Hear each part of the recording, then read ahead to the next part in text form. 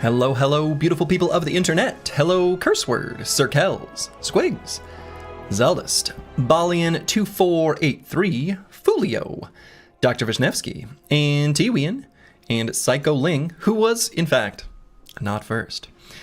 All right. Ooh. Finally had some breakfast. I spent several hours this morning just pushing snow around. It is, it's probably all washed out behind me, but it's a whiteout with snow, and it's still falling. So I'm going to give myself a break, a little reward, and play some Slay the Spire too. Thinking I'm going to spend a little more time here today with Mrs. Skellington and her giant fist. Had some fun runs with her yesterday. I did one this morning with my coffee before I started pushing snow, and claimed a morning W. So far today, undefeated. Haven't really started, but here we are. JSFMBGH, hello, hello. I think the Necrobinder is pretty fun. I think this is a good way for me to sort of sort out the late game fights a little better before working on the other characters. I think my approach for Defect was probably quite incorrect based on a little bit of information I've seen from from the good players at this game. And, I watched saw a Japanese exports tier list and thought, my evaluation of cards was very different and probably very incorrect. So I'm going to revisit the Defect at some point, though I still need to properly play the Regent. This is fun.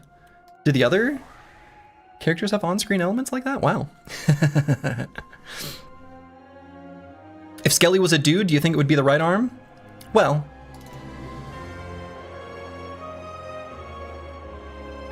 the right arm might be busy. Snow situation doing better? I mean, there's a lot of snow out there, and it's heavy. Ugh. And I'm moving it by hand. All I'm doing, I've just got shovels. I'm not using a snowblower or anything like that because I'm an idiot. You can take the boy out of poverty, but you can't take the poverty out of the man. I've been removing snow by hand like a fool. And continue to do so. It's 90s here and going to break 100 next week. Good lord. Yeah, we've got quite a lot of very thick snow. Okay. I'm curious, so Arcane Scroll, let's take a look at what this even could be to determine how good or bad that might be. Right, a random rare. I don't even know what this one is. Apparently I've never seen it. So which would be bricks and which would be awesome? And which would be okay? Right, I think this would be awesome early, awesome, acceptable. I feel bad that I don't feel more highly about this, given this is exactly the type of card you would want to get right at the beginning. Now, this would be pretty bad. This would be fine. This would be kind of bad. Good. I don't know. Probably pretty good early card. Okay. Kind of bad. Good. Okay. Excellent. Good. Okay. Okay. Okay. Okay. Hard to evaluate because of how good it is late, but not so good right at the start. And then Reperform, I think, is okay. So let's see, who's the end of act boss? I think that's another question we should ask. The Waterfall Giant. Okay, I think that's a pretty good final foe for the Necrobinder. I might try doing a random rare card. I think based on the quick glance value of all the cards in the compendium, sure. All right, that's a pretty good one to start with, right? Have to be a little careful about playing this. You don't obviously want to turn your entire discard pile into Undeath. I think as a you know, comparing this to, say, Anger from Slay the Spire 1 is kind of interesting, because Anger has an endpoint of like, you're drawing all angers, but you're killing the enemy. Undeath is like, the more undeaths you make, the more undeaths you play, and the more the enemy doesn't die. So you could get into a undeath death spiral of sorts. Anyway, that's a pretty excellent one to start with. So let's see. Would I be interested in going to a shop right at the start? Kind of not.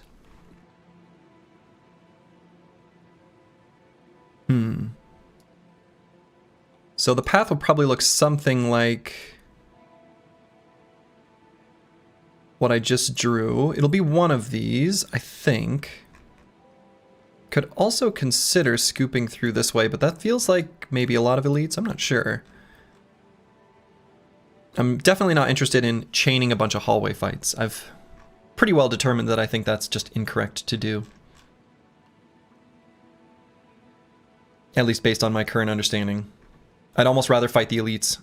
At least get better card rewards and a rare card, instead of the late hallway fights, which are like almost as hard as the elite fights. Like, they're insane. And I think that's true in all 3 acts. Do you prefer question marks? Yeah, I think I do. I mean, one of the big differences too is that, like, in Slay the Spire 1, I feel like the Act 1 events are mostly terrible, right? No, I do not want to put greed in my deck. I do not want to put greed in my deck for a pittance of gold. Get out of here, snake. Whereas I feel like in Slay the Spire 2, the events are just almost all positive. And maybe there will be an ascension later on that changes the events from being positive to not as positive. But for right now, damn. I guess we'll go to this first one. I don't know that I want to go to a shop this early. I think a card remove is like fine. But going to a shop when you can't do too much else. I mean, I don't know. Maybe I should be more highly prioritizing going to shops just because of how, you know, how good the card pool can be. Right, just finding a better early card. Yeah, there's a lot of events to add quality to your deck in Slay the Spire 2. Yeah, and there's a bunch of them that... And would I want to play this on Death? Probably not. There's also a bunch of events that thin your deck out, which is like exactly what you want to do as Necrobinder. So, I don't know. Card removal and early card on sale is pretty nice. It is. It is. That's true.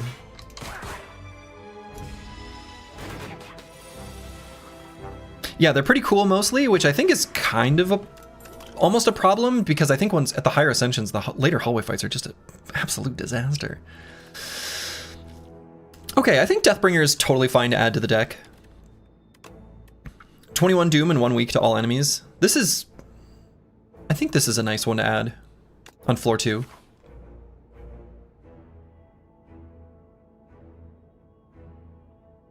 Yeah, let's hit the shop with 113. Haunt is here. Haunt is very good. Haunt is very good.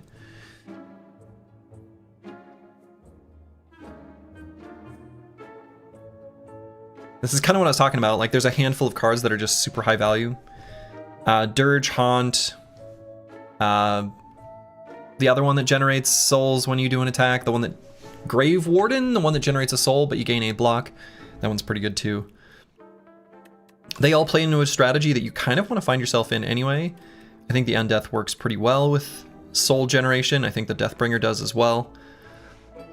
I'm not sure if I want to add an Afterlife or not. I think it's okay. I don't know that it's worth even spending the 24 gold. It definitely makes the deck better. But I might hang on to just a little more gold. There are ways to spend gold in some of the events too. So even though I was just talking about how highly I value card remove, I could take a dead card for now in Haunt, and I think feel fine about it. A very well lit shop with a lantern and a chandelier. The first time you played Necrobinder, you got Doom cards and thought it worked like poison, ticks at the end of the turn. Oh, yeah, so...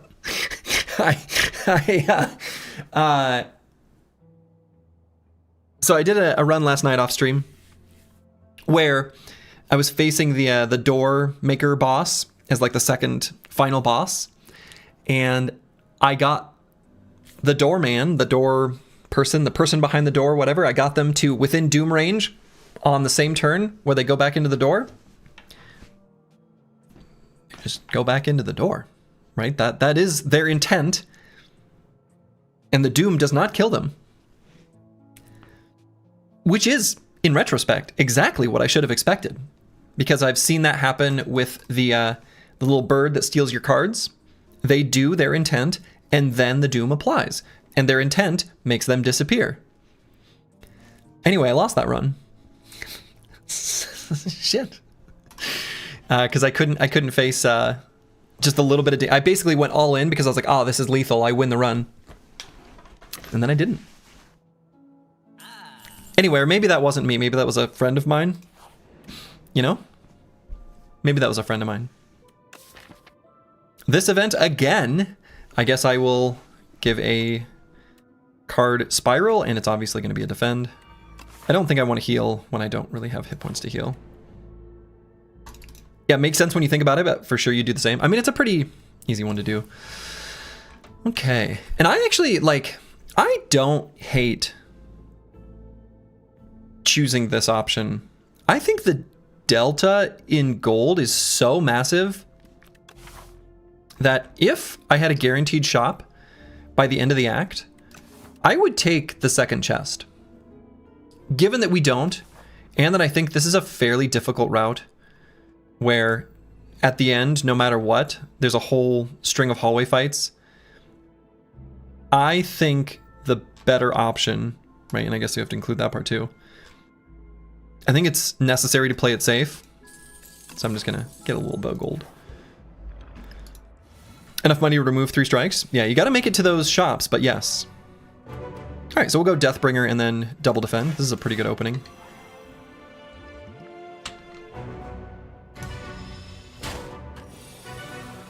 Yeah, you can't remove the Greed though. The Greed has Eternal. Greed is eternal. What a statement. Also, this fight might end up being a little bit of a disaster. Just throwing that out there.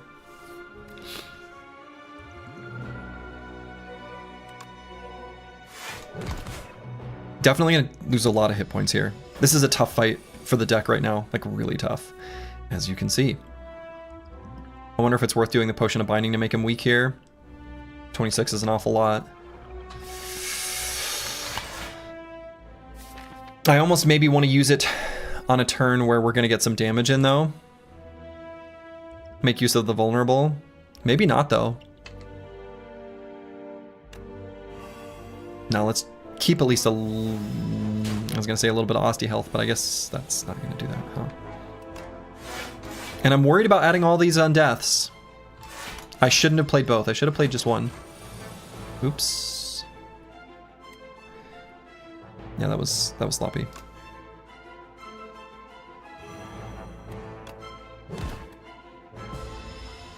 I don't know, maybe it's okay. Maybe I'm okay with a bunch of undeaths in the draw pile. So definitely gonna play it to be able to full block. Yeah, this fight is a damage check, absolutely. So I'm okay with doing the Deathbringer, Undeath, double defend. If we can just get him below the 75, then the Doom should be able to finish him off really quite quickly from that point.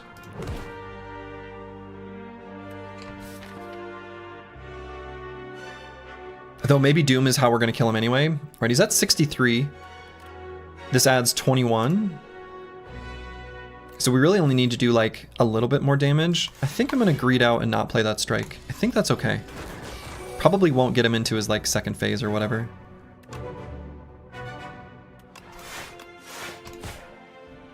Almost full blocking this one. Okay, we got there. We just need to find the Deathbringer, and then he's gonna die. So here it kind of doesn't matter what we play. Actually, I might even just play all of the Undeaths. Because again, he's gonna die, so who cares? We play whatever we want. Okay, so I have to do that. And then he'll damage us and then die.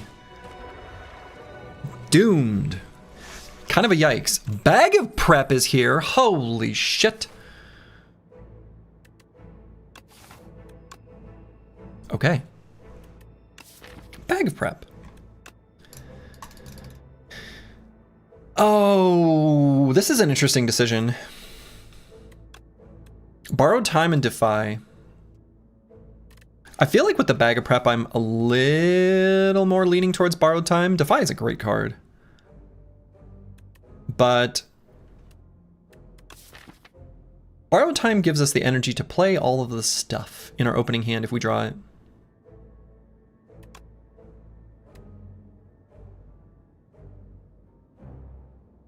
Undead saves energy, that's true. It absolutely does. Undeath saves energy. Borrowed Time seems like the clear winner to you. I don't know, Defies, this card is absolutely gross. Yeah, I think Defy is solid always. I think the mechanism you use to kill the enemy, I don't think it changed the valuation of these cards that much. I guess you can't, you have to be able to block the final turn when Doom ticks down. Maybe making it higher value? I guess I'm not sure. I think this is a tough call. I'm gonna go with the Borrowed Time, but keeping in mind this decision is like a pivotal moment. If the run falls apart, think about what an alternative timeline might have looked like.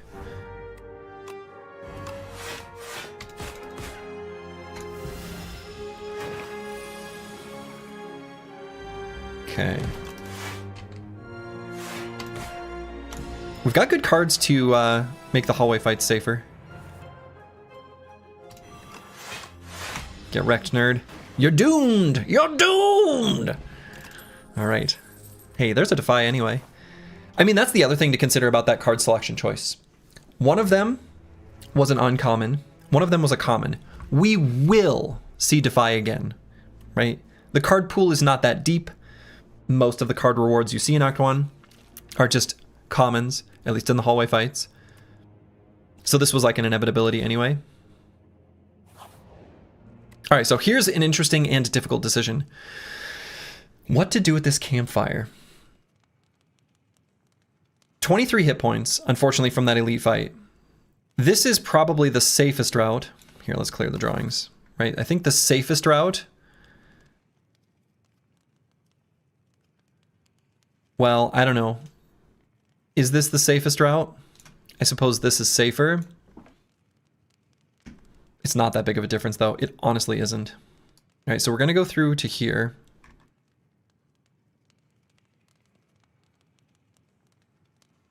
No, I think this left path is actually safer. Only 3 hallway fights, even if one is an elite compared to 4. I know that sounds insane, but I feel like the hallway fights are so much more difficult. Like, they're equivalent to the elite fights. They really are. Rest and do both elites? Nah. That's not happening. Might have to rest anyway, though. I'm not sure, right? I mean, I think that the health savings from upgrading probably Defy.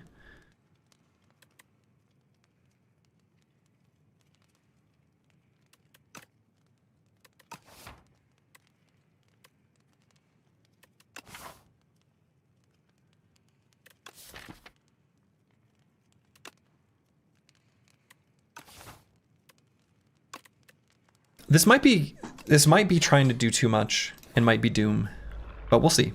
We'll see.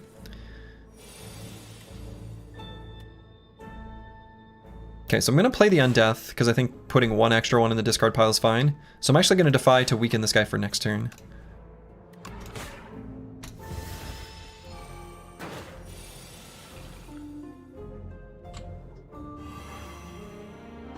Problem solved.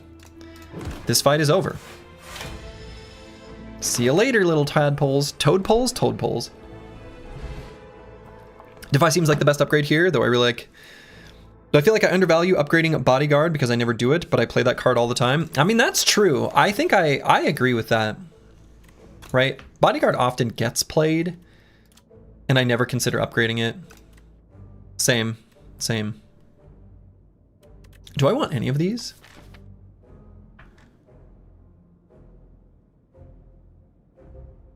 Not really. Sculpting Strike can be okay to add to the deck for later. Like, I feel like there's a lot of reasons making things ethereal can be good. Things you want to play and things you don't want to play. Lethality is good, but I feel like right now with what the deck has, we're either going to get damage primarily from playing souls, which we still haven't found any soul generation, and or some combination of those with Doom.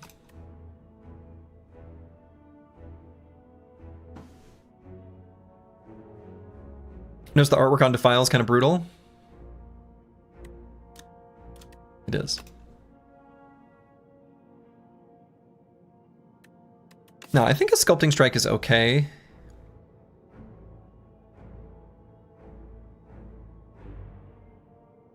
I'm gonna skip though.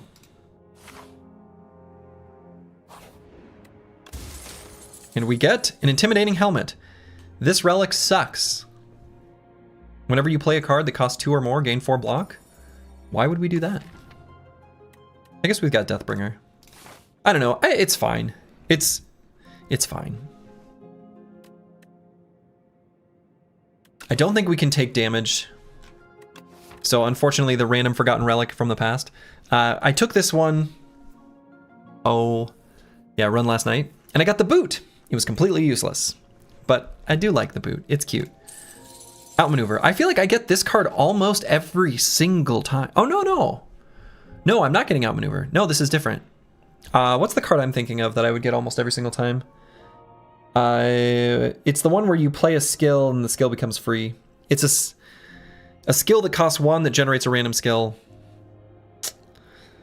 I can't remember the name of that card. Distraction, that's it. Distraction. I think there's a few of them like Darkstone Periapt that are pretty bad. Yeah, Darkstone Periapt is pretty bad. All right, so I'm gonna play the Undeath. And is it necessary to... No, I think I'm gonna do all 3 strikes on the Calcified Cultist. We need to get him dead faster. Not taking any damage. No reason to keep the tiny bit of Asti health. So we can Deathbringer and Defy. Pretty good. Thank you, Intimidating Helmet. Doesn't this character have a summon card that is Outmaneuver but with summon attached? Yes. It's just better. Yep. It's just a better version. It does indeed have that card.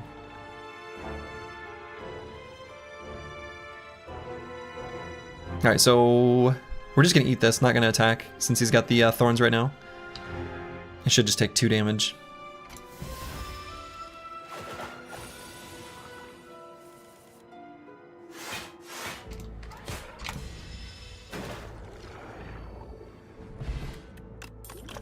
And yes, the card is called Invoke. A second Haunt is here. I don't know. I don't think I can justify taking the second Haunt without seeing any soul generation. The value of souls isn't from a card like Haunt. The value from souls is in what they let your deck do. Controlling when you shuffle. Being able to, you know, play whatever you want out of your deck. So I don't think I would take a second one. Negative Pulse is pretty all right.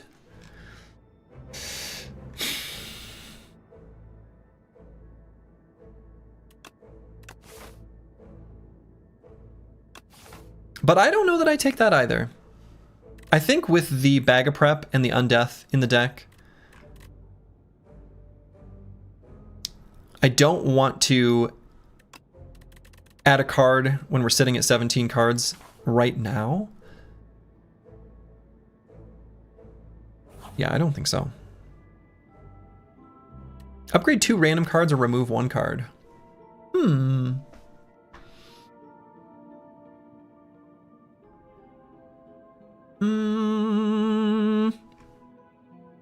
So the chance of a good hit is basically...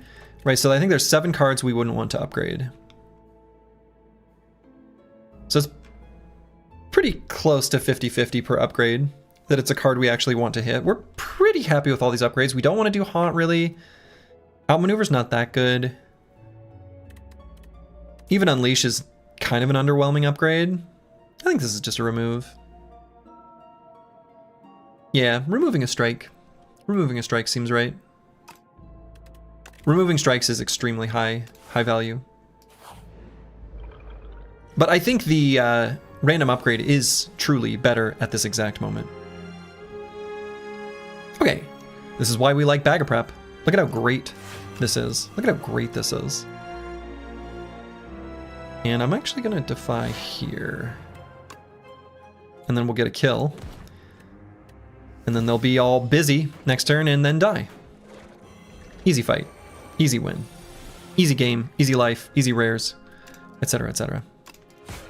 If you've played Dota, you know the kind of person I'm talking about. Should have played the Bodyguard, it doesn't matter. He's gonna be restunned. This is all irrelevant.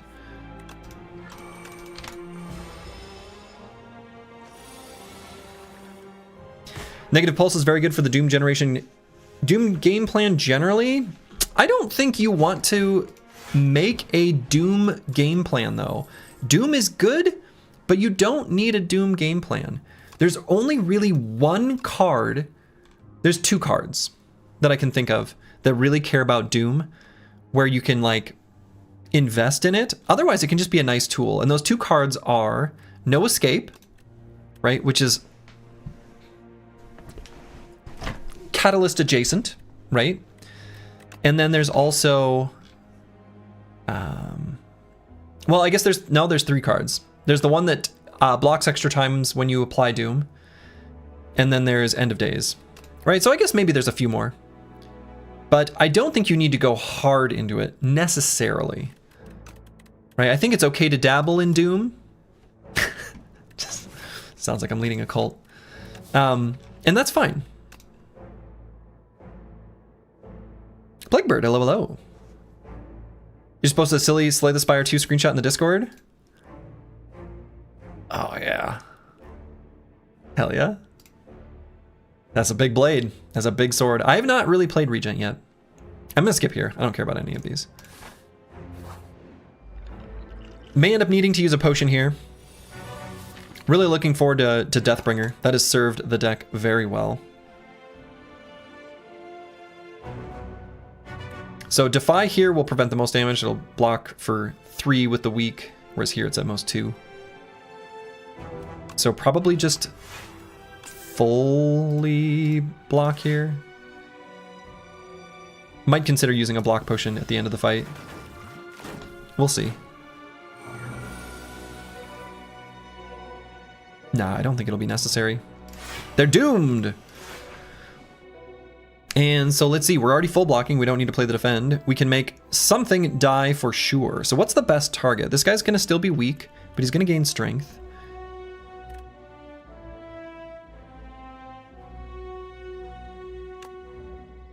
Let's maybe choose this guy.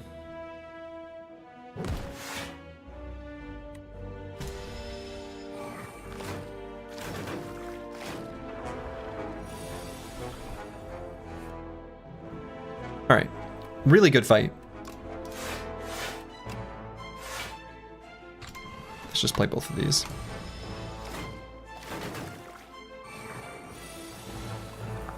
Play it all. And we're gonna play it all again. Not quite able to get any of them within lethal range, right? It's so close, but yet so far.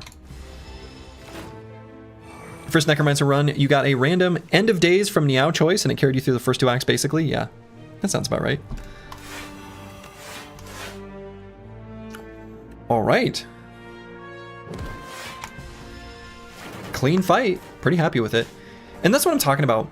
Like, the elites aren't that bad, but the hallway fights are. I don't know. Something about that seems off to me still. Ooh, Invoke and Friendship are here.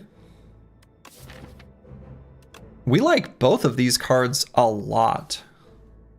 I think Friendship is just going to be better. But I think Invoke is super strong. But not quite as good as Friendship. Is it possible to upgrade here and still win this fight? Have 2 potions.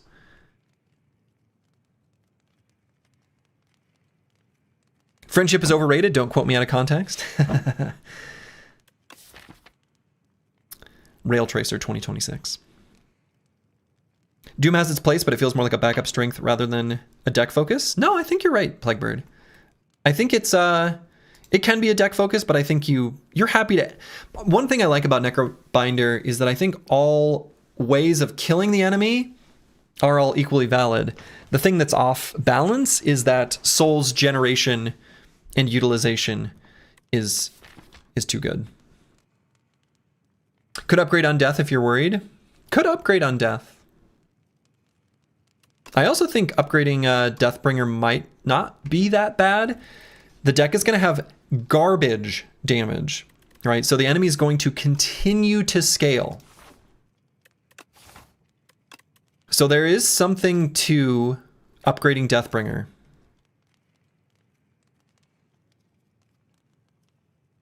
Slay the Spire 1 was quite similar. Some hard hallway fights are basically the same expected damage output as elites. The main difference is that the elites sometimes hose specific decks, but that's much less the case in Slay the Spire 2. Is that true?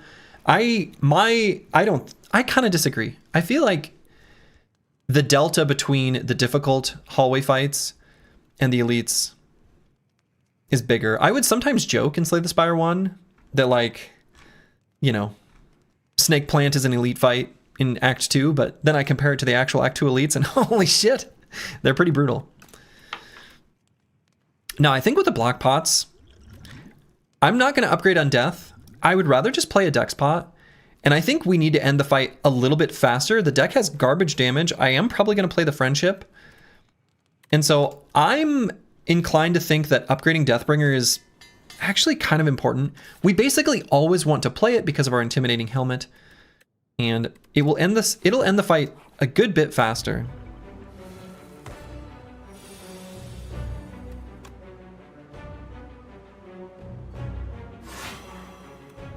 So I want to keep Defy in the deck. That's the one downside to the ethereal cards. And the weak will carry over. And I'm not going to play the Undeath in the first shuffle. We're going to end up with a lot of Undeaths, right? Thinking about the amount of damage we're able to do per shuffle, it's basically going to be like, not quite 10 shuffles, but we're going to play Deathbringer every time. And the damage is otherwise going to be super low. So, yeah.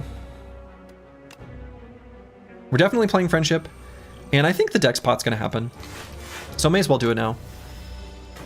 Noob question, but is there a visual rarity indicator on the card itself? There is! So it's the color. Right, so these ones with the gray border are commons. The ones with the blue border around them are uncommon, and the ones with the red border are rare.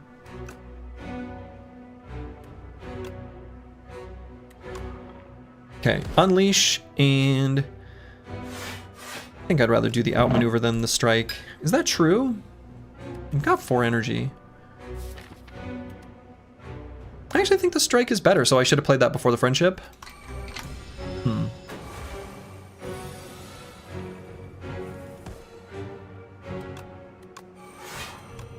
And I'm not going to play the Undeath. Still going to avoid it if I don't need it for the block actively. Right, because he's going to be scaling up. And let's keep our Asti health nice and high. We want the Unleashes to do a good bit of damage.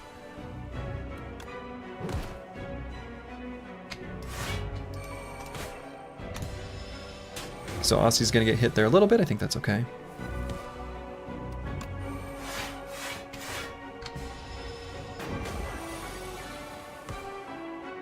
Okay, so here I'm going to play the Undeath, of course. No, I'm feeling pretty good about this.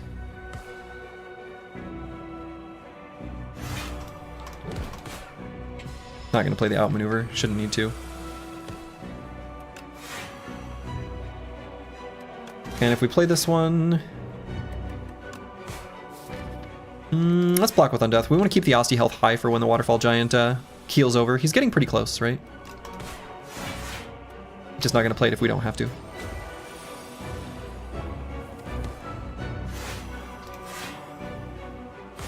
Yeah, this fight's over. We've won. We are victorious. The waterfall giant shall fall. And what's nice about when he dies with death is you get like an extra turn to prep. Right, so we're happy with all the undeaths to be duplicated in the draw pile, because the only thing we need to do this next turn is block. And here's the deal, he's hitting for 56. Asti himself can nearly take that. Of course, we had a pretty garbage draw here. So, gonna take a bunch of damage. Not really that much, actually, right? 36 from Asti, 7 from the armor. 13. That was a pretty bad draw.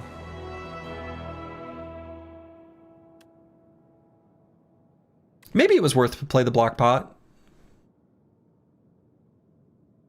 I guess it was full value from it, so probably should have. Considering we're not going to heal to full. Call of the Void is a pretty good card. I think we are able to use the extra energy that it, you know, from the cards that it generates. Banshee's Cry is actually kind of an okay card, but considering we have no ethereal at all right now, well, we've got one with Defy. It's a good card, but I think it might be just a little bit too slow. At least with the deck as is. And I don't know how many ethereal cards will be added.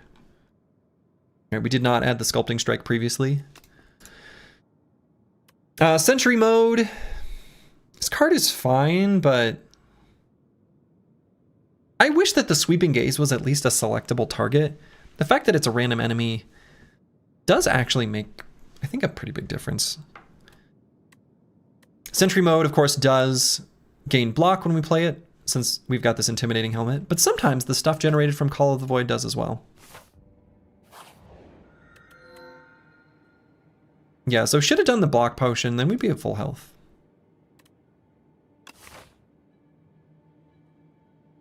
Sentry Mode is really there for the Asti attack deck. Oh yeah, I guess. The Asti attack deck. The mythical, legendary, I don't feel like it's very good right now, Asti attack deck. So I see a decent route here at the end. And an early shop with 402 gold seems pretty good. Kind of greedy with elites, but that might be okay. We can skip over that one and heal if we need. Now, here's what's interesting is I think that the deck should be perfect for very hot cocoa, because we've got the bag of prep. As soon as you got bag of prep, the very hot cocoa becomes very, very good. However, Brightest Flame is insane. And I'm okay sacrificing max HP. I think the rewards that you get from being able to just do harder fights, to be able to upgrade at campfires, etc., more than makes up for the pittance of lost hit points.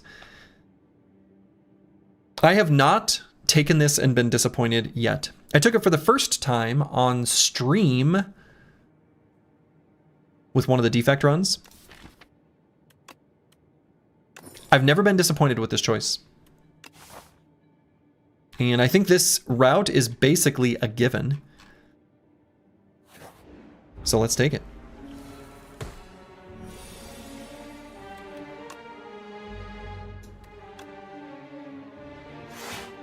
So let's see. Probably using the borrowed time and then playing everything except for Haunt. And I think let's attack this little nectar boy in the back. He's gonna buff and then start doing a lot of damage later. Just kidding.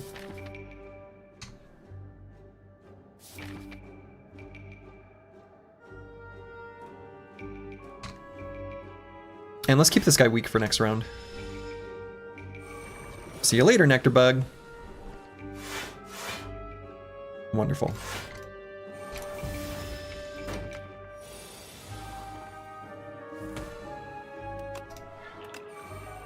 can. No need to play the Brightest Flame if we don't have to. Shouldn't need to. Brightest Flame doesn't have a big downside. You would think that it punishes your late game because you'll have low max HP, but it doesn't really, since at the very last fights you can basically play it endlessly without downside. Yes. I think that's nicely stated. It really doesn't have that much downside. But I suppose most of those rewards don't. Okay, I think Debilitate's pretty good. Being able to amplify the effects of Weak is very strong. Since we have the Deathbringer and the Defy in the deck, we're able to pretty reliably keep enemies weak throughout a shuffle. And I think Debilitate, making that weak stronger, is totally worth taking the card.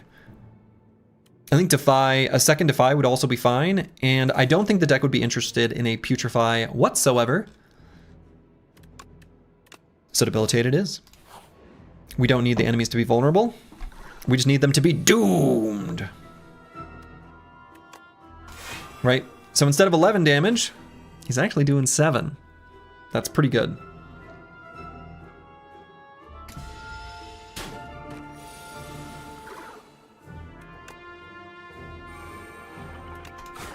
Okay, and I'm going to play the Undeath. I think we want that in the shuffle. He may be able to do some real damage to us in this turn. We'll see. Nah, he's not going to be able to. Just kidding.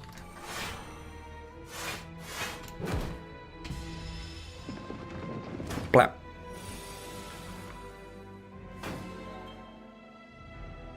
Okay. Might play the Brightest Flame here. Can't quite full block.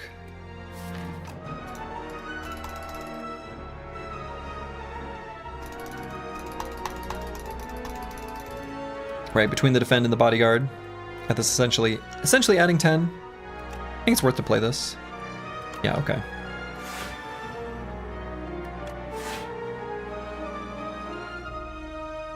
And I'm gonna play the Sentry mode, maybe? Actually, maybe not. No, I think so. Sentry mode and Friendship. This will add another 4 block. Yeah, I think so.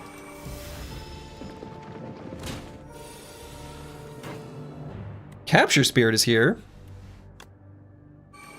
Okay. So unfortunately that does direct HP damage. So he is unfortunately gonna do a little bit of damage to us because he's got just a tiny bit. Time's up, my friend. Oh man, time's up. Blap. You're doomed. Time's Up as a randomly generated card is really great. Touch of Insanity. Choose a card in your hand. It's free to play this combat. Pretty nice. I think this is a skip. Grave Blast Plus is like okay. I think it's a little bit better with the Brightest Flame in the deck. Right? I think the Grave Blast Plus, once you've got Brightest Flame in your deck, is a lot more reasonable.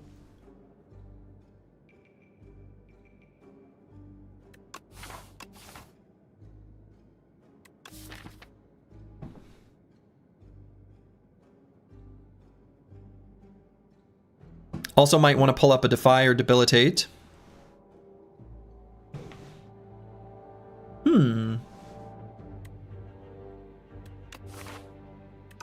Not normally something I'd consider taking.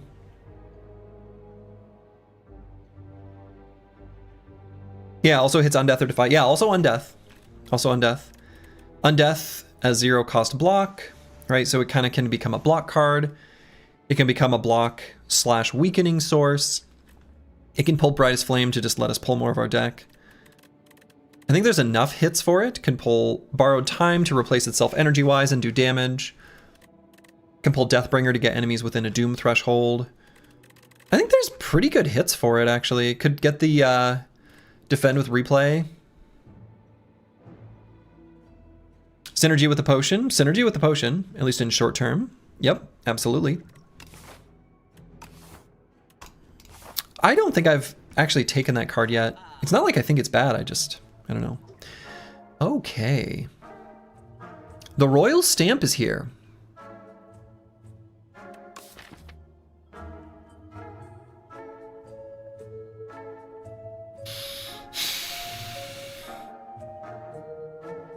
The royal stamp is here. What else is here?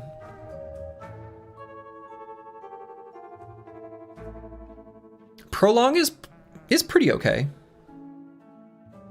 Centennial also very good. Yeah, Centennial Puzzle is excellent.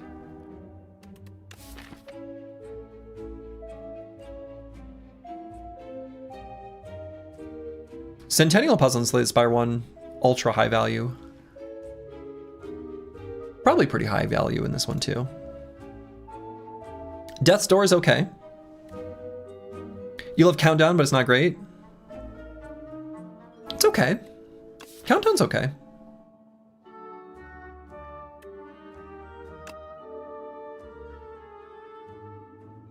We are facing the Insatiable. We don't really have good damage sources yet. I was hoping to see at least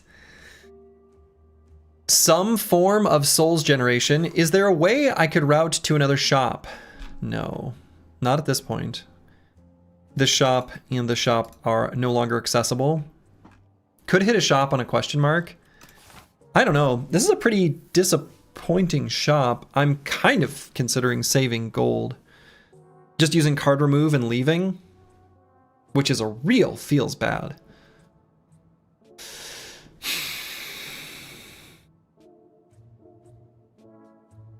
Yeah, Countdown is okay for the worm, but are we really looking to just add cards that are okay? I don't think so. You're less reliant on souls with the Brightest Flame. Yeah, but I feel like, although that is true, given that the deck has a haunt, I want to find those sources to turn them into damage as well.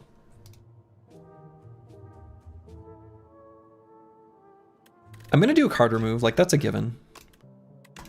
And honestly, might just save the gold. I don't know, is it worth grabbing Centennial Puzzle?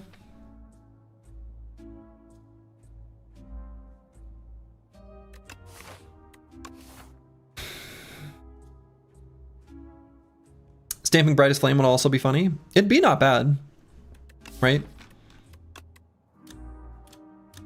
Especially if we upgrade it. I think Stamping Brightest Flame is not a bad call.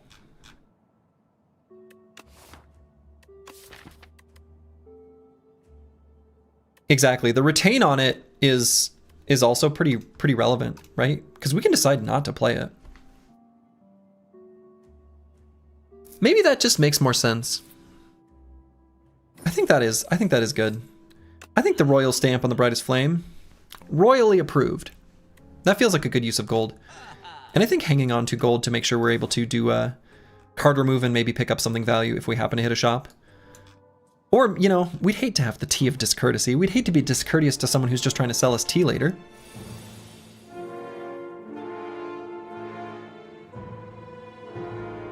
Yeah, so I might even do the Brightest Flame here. I think that feels reasonable. We can full block. I don't know, maybe we just try to full block.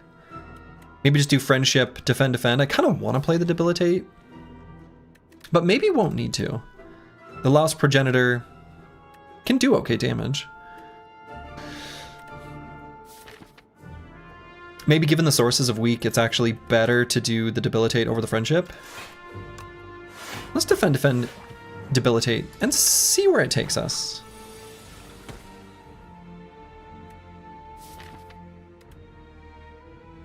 Can Grave Blast Friendship, I guess?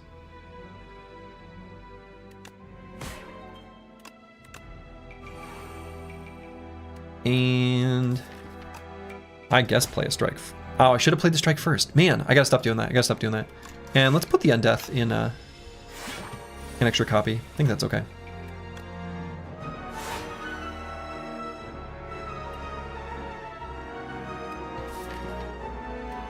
Yeah, let's see if we can find our Defy.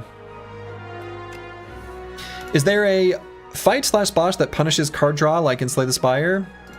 You're talking about... Now, what do you mean by one that punishes card draw?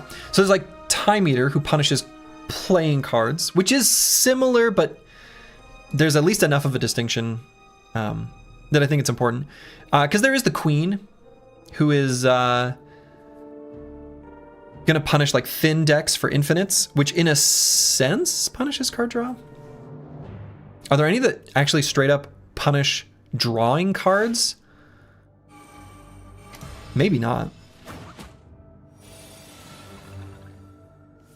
There's one that applies weak and brittle every time you play a card. Is there?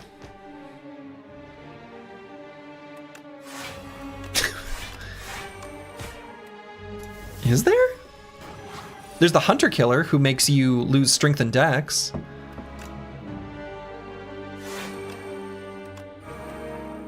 Which is, I guess, similar. Is Eidolon one of the worst cards ever? Or are you missing something? I think it's okay. Like, I don't think it's that bad.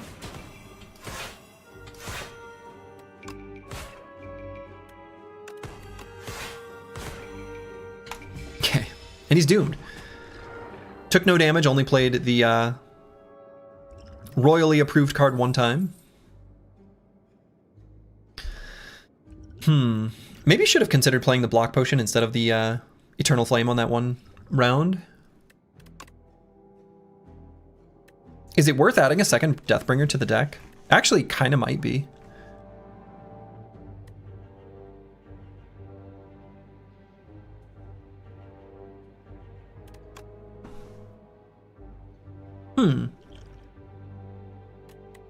Also, Shackling Potion instead of Block Potion feels correct.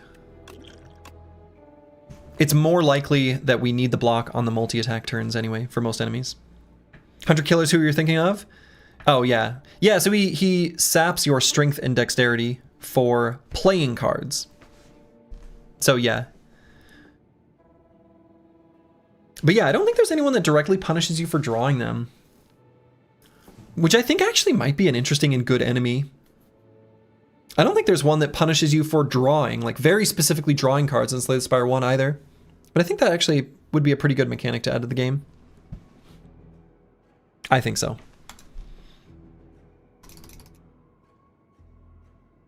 Negative Pulse could be nice still. I'm more thinking Deathbringer. I don't think I want the Negative Pulse. If anything, I would grab another Deathbringer. Think of it this way. With the Intimidating Helmet, which I know I just like was making fun of earlier, but with this plus the ability to generate energy from like Brightest Flame and the fact that it generates way more doom and 1 week is practically 5 block, if not better, especially later, especially with Debilitate. And, you know, we're happy to add more sources of weak into the deck. I think another Deathbringer is actually pretty okay. I'm going to do it. Hunter Killer. Speak of the devil. Okay. So I'm going to do Debilitate, Grave Blast to play the Debilitate again. And I think this should be a pretty easy fight for us.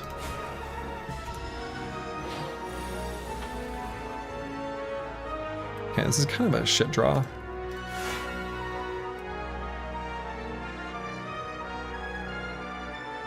So we can do this to full block. With Bodyguard Unleash.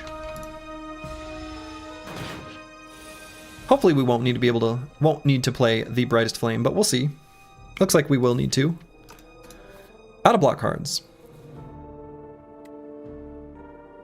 Could play the Shackling Potion. So we're going to be able to block for 8. Is 8 enough? I mean, not enough to full block. Obviously, Osti's going to take a little heat. That's probably okay. I think just Deathbringer, and Friendship? Guess we could borrow time to also play Call of the Void. Or even potentially outmaneuver. If I think he's not going to die, maybe instead of Friendship, maybe it's outmaneuver and Call of the Void, actually. I think so. He's not going to live much longer. Pull from below. Hits once.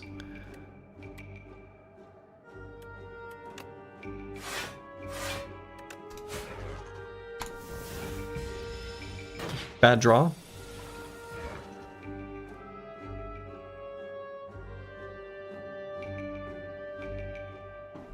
Damn, not able to full block here either. So we can play this one, which will make it so that we'll only take 2. That doesn't seem too bad. Yeah, Capture Spirit's an awfully good card.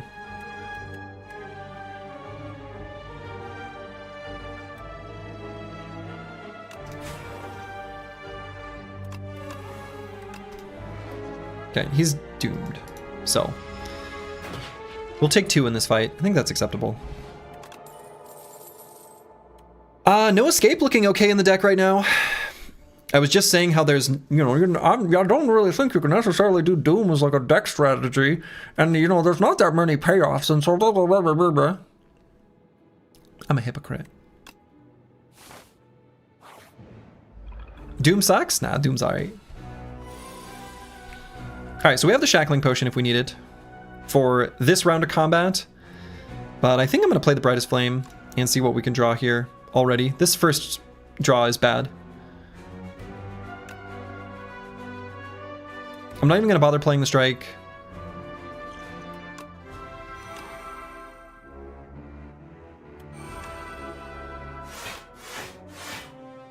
So we're not quite full blocking, but I'm okay with taking just a little tickle. I'm okay with a little tickle here. The best Doom card is Neurosurge? Okay, I actually agree with that. I agree with that. Oof. Oofda. So Defy and Deathbringer need to find our Debilitate. Get us close. Got us there. Ready to play the Shackling Potion on the turn after this one when he does his big attack. So could do No Escape, Grave Blast, the No Escape. How much does it apply right now? 20. So 10 Doom, and what does this do when it's upgraded? I think it's just more flat, right? Yeah, 15 plus 5.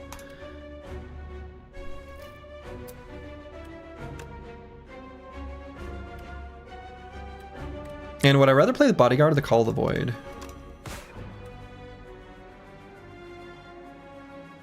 And he will be weak next turn. Okay, yeah.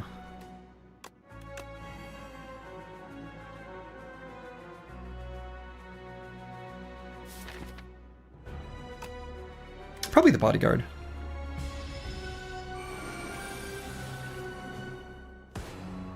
Right, so let's see where this puts us.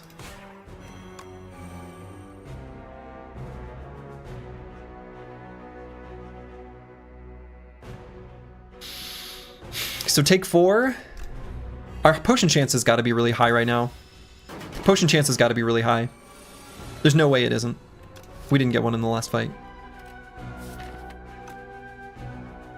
Okay, Grave Blast. The Debilitate's going to wear off next turn. I think I'll go with the Deathbringer, though. The Weak's going to wear off as well.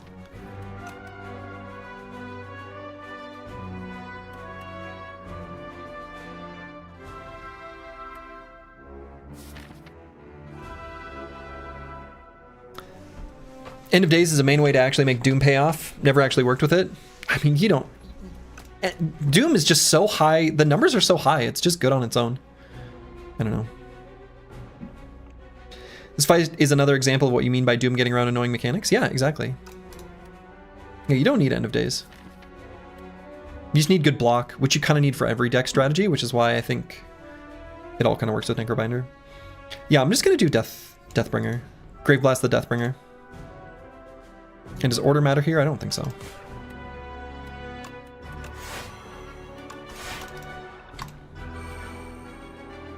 And I'm not going to play that strike.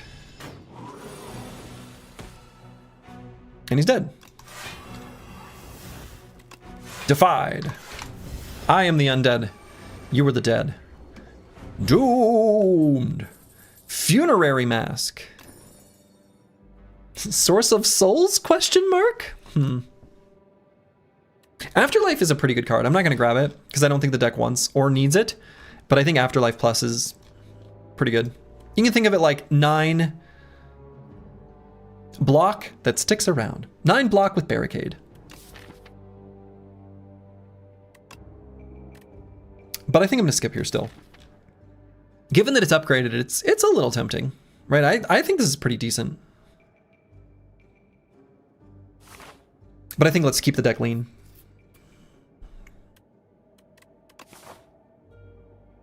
All right, we'll just grab the uncommon potion. Duplicator. Okay. Gorget.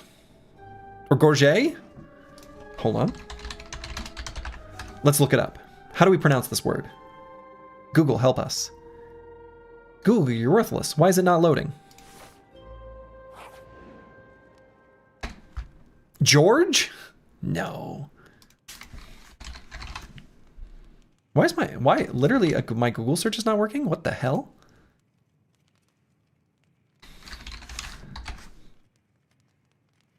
What?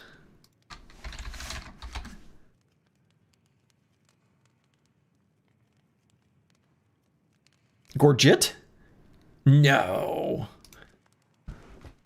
I refuse to pronounce it, by the way. Enshittification, yeah. All right, let's upgrade our Brightest Flame. Extra energy, extra cards. When we play it, we want it to be good.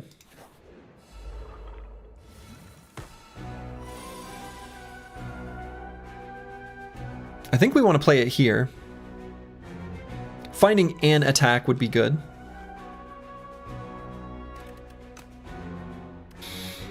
And we want to end this fight faster. May end up using the duplicator pot. Probably not on the Brightest Flame. But, you know, I think if we're able to play both of these Deathbringers, a duplicate pot on the No Escape might not be a bad idea. But if we find any attack card, that becomes free. So we're going to play this Undeath, probably. Maybe we're going to play this one, guaranteed.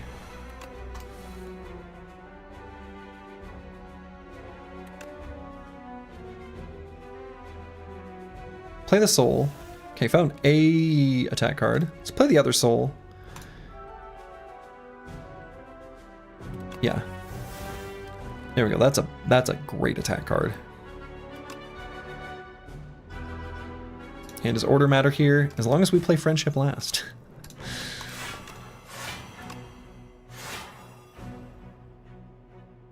Pretty good. Strike, and then I might still play the Undeath. I think I'm okay with drawing it at this point. I think so.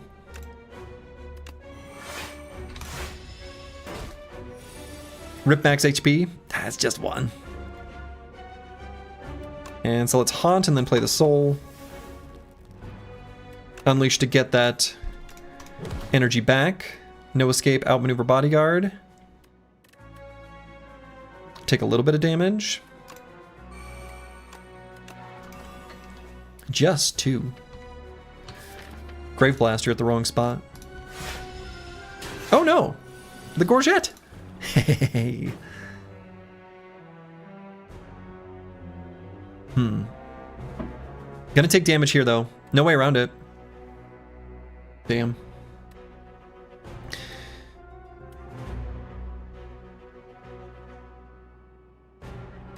So we can bring the defend back from Grave Blast. I guess no, there is a way around it. We're not going to take any. Block 2, block 4. No, we're good. We're good. In fact, could Grave Blast the Deathbringer. That'll be better. Instead of playing the defend twice. I don't know. Is that true?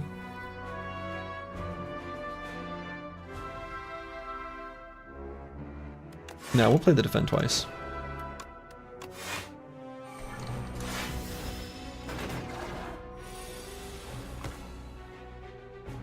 Anything we want to cleanse here? Probably.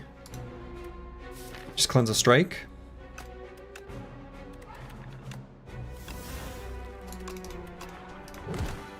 And we'll put an Undeath in the draw pile.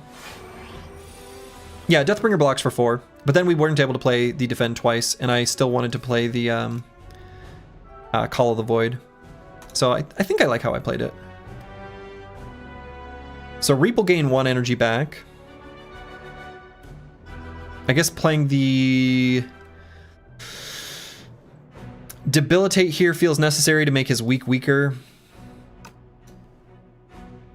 And then we'll be able to keep the weak next turn with Defy. So I guess Reap is just going to go away.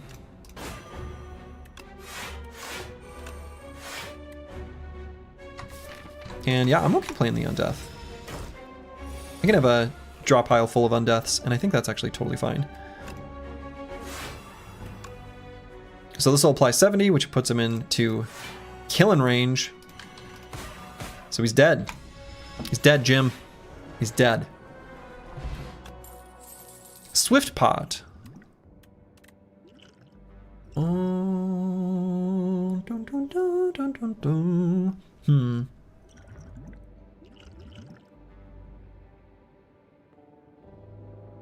I'm gonna keep the potions right now.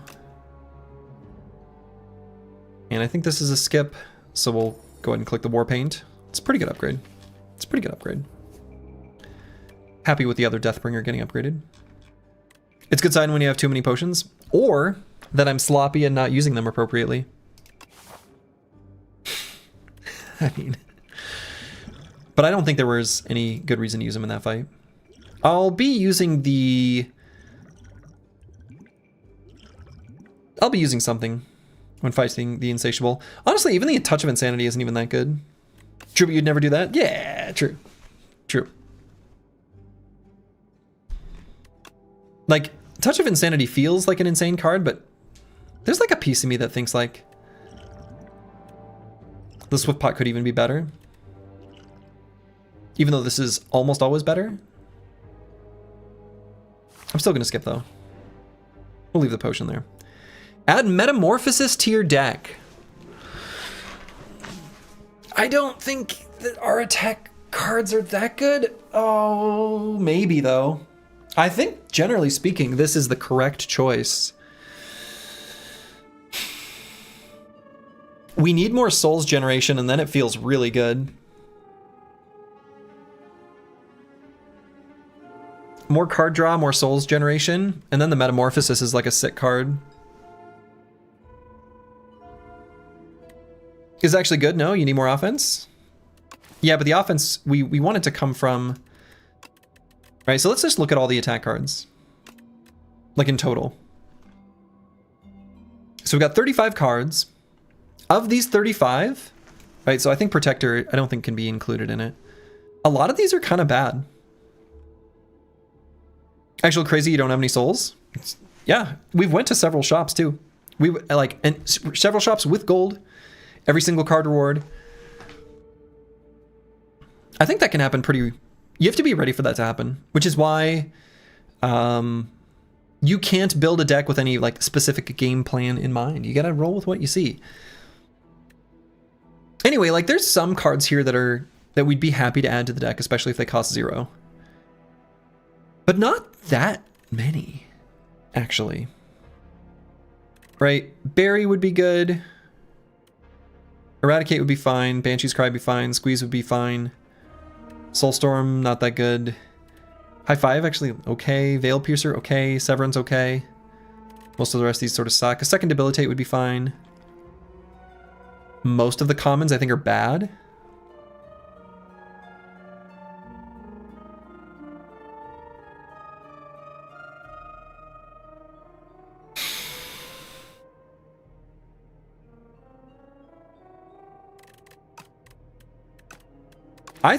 I think generally speaking, most characters, most of the time, this option is by far the best. I think with this character, in this moment, it is not. I think I would rather choose Rejection, lose HP, and remove a strike. Think about how much damage we've taken in the fights so far in this act. Almost none. And that is because we were able to get to like Debilitate, Defy, the Deathbringers to apply Weak, right? All of these things that give us block. Metamorphosis does not give us block. The cards it generates do not give us block. We are able to, more or less, fully block with all of our energy generation and card draw, especially with the royally approved Brightest Flame. And adding more stuff to the deck, I think, gets in the way. So I feel pretty good about this choice.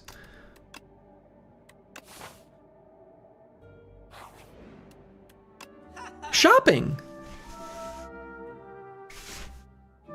Hello, souls. Souls, hello. Souls. Where's my souls? No souls.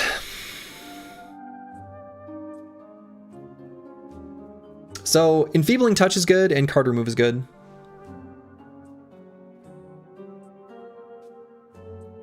Enfeebling Touch is sick. This card is so good.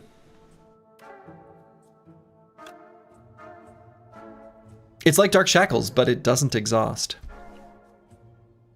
It's crazy.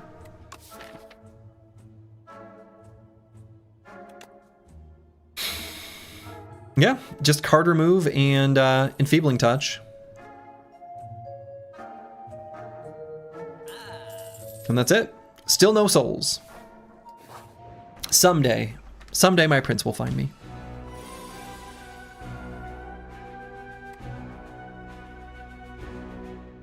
Ugh.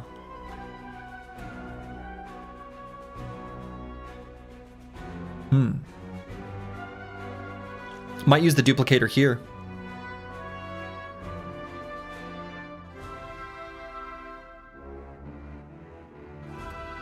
Thinking about duplicating the Brightest Flame. Losing 2 max HP. I would love to do an upgrade at the campfire. Instead of resting.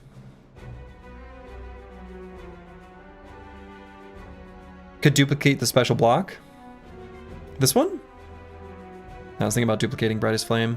I think I'm okay with losing a couple max HP. So we would need to get down to 5 cards in hand.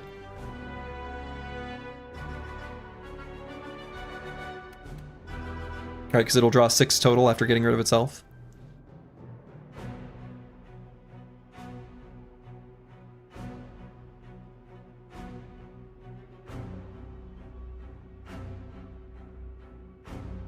Let's see if we can get away with playing the Brightest Flame just once. I mean, the reason I'm thinking about playing the Brightest Flame twice is honestly just to get through the deck faster, just to end this fight, because they're not just going to hit us big on this turn.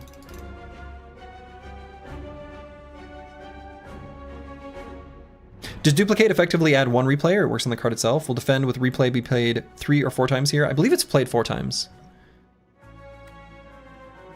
Pretty sure. I've done that before.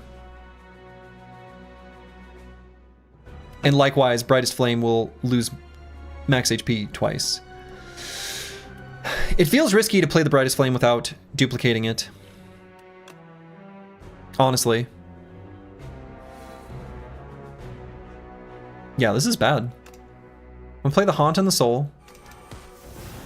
Okay, Enfeebling Touch good. Enfeebling Touch Defy. And... what all am I going to want to play? I'm going to want to play the Outmaneuver, Call of the Void. And I guess the Defend twice. So then we can use Defy on this guy. Since he's buffing himself, he's going to attack big for next turn. So Call of the Void, Outmaneuver, Defend, Defend. Okay. I don't know. I don't love this.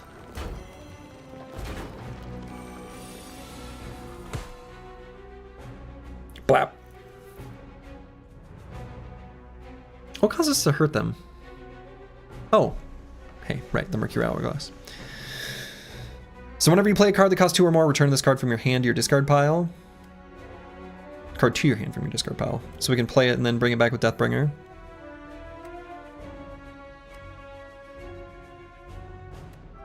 Let's see what the soul finds us. Let's see what this soul finds us. Okay, I have both Deathbringers, so we can doom enough to kill them all. That seems good. Have pretty close to enough block, too. Any reason to play this? It doesn't do anything for us, positive or negative.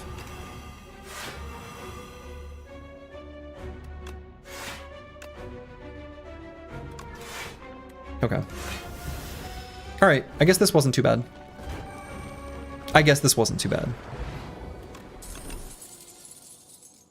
Another Defy. Dredge is kind of interesting too. Dredge with the Brightest Flame.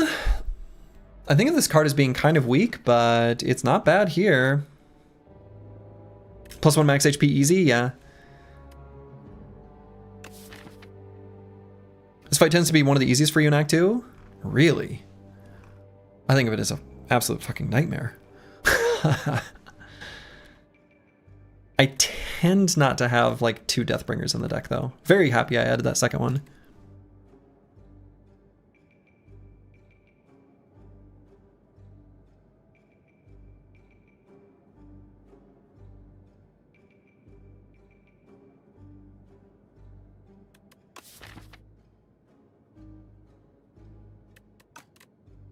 I think one of the things is like one of my heuristics that I've carried over from Slay the Spire 1 incorrectly is to, generally speaking, not want to take AoE damage cards. I think that's mostly true. And so other than like a few, you know, big W cards that can help you with Reptomancer, Corpse Explode, etc., a lot of them aren't that good. Dredge is pretty interesting. I think Dredge with the innate Brightest Flame becomes quite a bit better. We can draw it on the redraw, which can be bad, but I kind of like this. I also like adding another Defy Plus. So right now, in our 21 card deck, we have 4 weak in total that we can apply.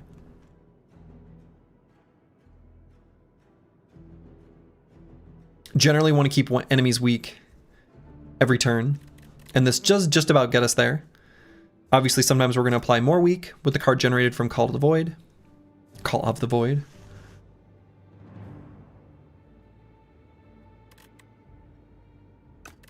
I'm going to grab the Dredge. It can also grab us Sources of Weak. I think it's pretty good. Loving the Slay the Spire 2 content, but yet a Battle Brothers run idea for the future. Towns allowed, everything allowed, but you got to clear Monolith with only 6 to 8 bros. Not sure best number. I don't mind that. That seems like a pretty interesting challenge. You know, a lot of the proposed challenge ideas people have had are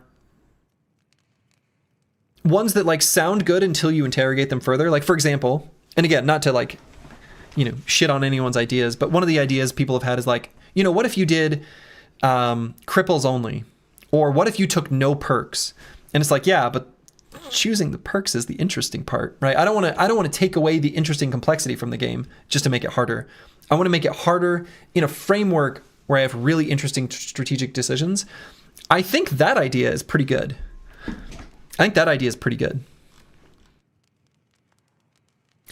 Limiting yourself to just 6 to 8 bros or something like that, that's kind of an interesting one.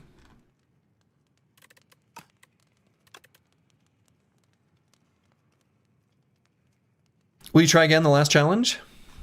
Like do the one that I just did? No, I would do something new.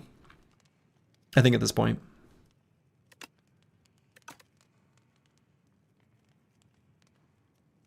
Yeah, your goal is to build 6 to 8 gods. It would probably be fun. I think so. Reforge Hardened, but you're limited to only bros with promised potential? Maybe. What card do I want to upgrade? I think I do want to upgrade instead of resting. There's a lot of good upgrades here. I guess I don't even hate upgrading Debilitate, even though this is like a really marginal upgrade. Again, deck size is 22. We want the enemy to remain debilitated so that the weak is extra powerful during the full shuffle, right? 22 with our Bag of Prep at the moment is exactly 4 turns. Although we've got, you know, obviously the souls that we're generating through Funerary Mask and Brightest Flame. So I suppose in practice it's always going to be 3 till we shuffle. Yeah, you can click view upgrades. I mean, that's true. But I like to compare the A/B test.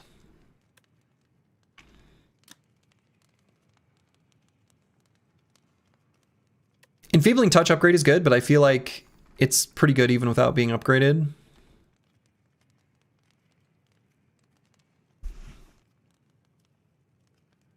Dredge gaining Retain is probably pretty good too. It's exactly what we want it to have.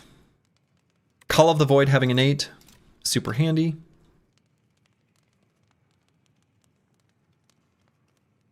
I'm going to upgrade Debilitate. I think keeping the enemy debilitated so that the weak is extra powerful is quite good. So this is where we would want Dredge to have Retain. So let's see. I'm going to Brightest Flame here, because this hand sucks. Or am I?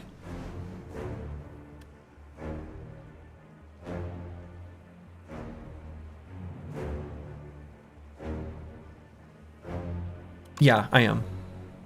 We want to find our gas. Alright, let's play the outmaneuver. We can Grave Blast something.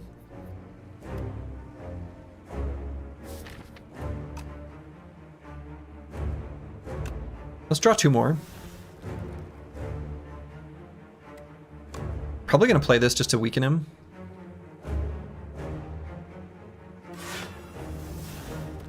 Okay, Friendship good.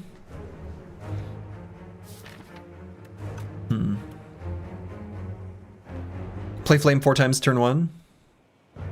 I might. I guess we'll pull back the outmaneuver with Grave Blast and just have a ton of energy. I guess we don't even need that much. Kind of wish we had just a source of just card draw that didn't cost our max HP. We'll leave Dredge in the draw pile, I suppose.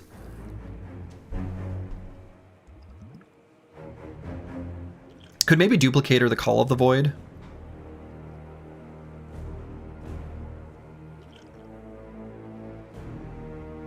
Give us options of things to do with our energy. Other than, of course, running away from a giant sand monster. Let's do that. Let's do this for more energy. And then I'm going to Grave Blast an outmaneuver. Oh, I should have played the Grave Blast first.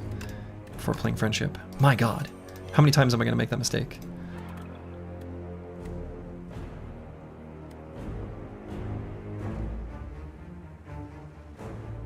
And I'm going to play the Undeath. Dredge plus Grave Blast plus Flame goes infinite as long as you have max HP? Yeah. Yes. No, because Dredge exhausts. Dredge exhausts. So actually, no.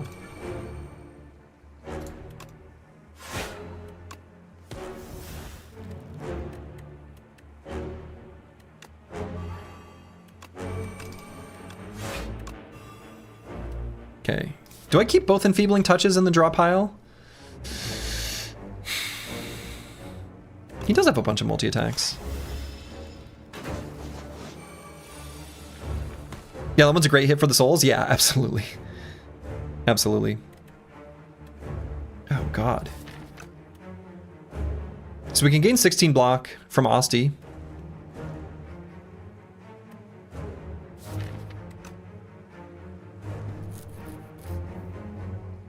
This is a lot of damage.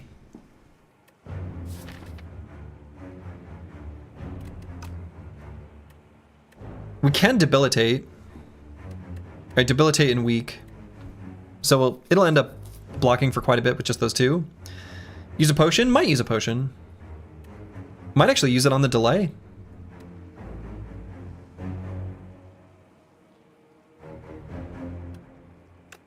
Right, because if we do debilitate and Deathbringer, it brings him down to only 15 damage. So if we play Sacrifice, we're actually already full blocking.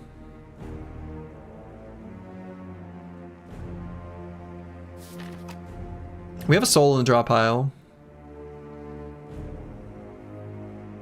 I'm okay leaving the Frantic Escapes on one for now. And if we don't play this, we're blocking for 8 plus 6. So actually, we don't need to use Sacrifice at all. We can just use Defend or Frantic Escape. But let's keep the Asti HP, I guess.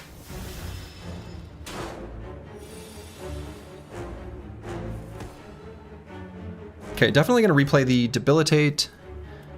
It's a lot of Severance. Let's see what we draw first. Okay. So we're definitely going to play the Borrowed Time. So we want to play more Severance. Play both Severance and then Debilitate. How many of the Frantic Escapes are in the draw pile? 4, but 2 of them cost 2 already. So maybe I let one of the Severances fall off? Or is that a mistake? Could do Severance, Debilitate, and then 2 Frantic Escapes.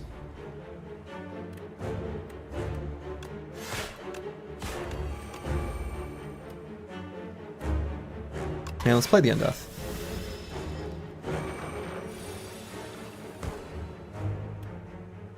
How do I pronounce this word? Hold on. Domain.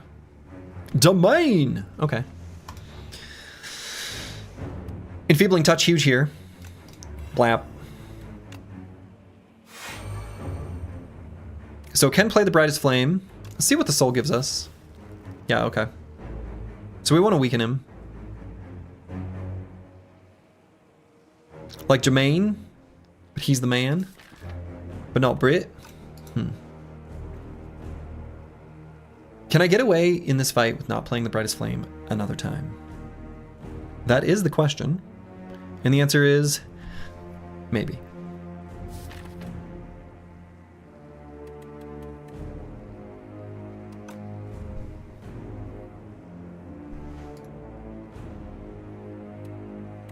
Our Defy is going to fall off if I don't play it.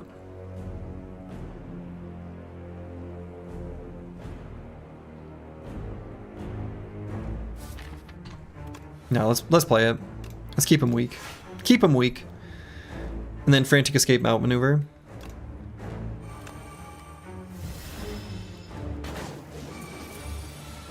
But I'm not playing it anymore. Page Storm. Dredge. Oh my goodness. Look at all this energy. The Deathbringers. Everything great is here. We can play the Veil Piercer to make the Page Storm free. Oh boy. Alright. We're good.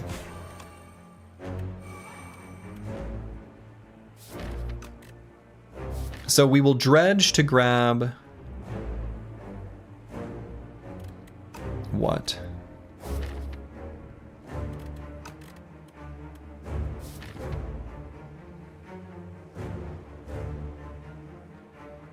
Where is our...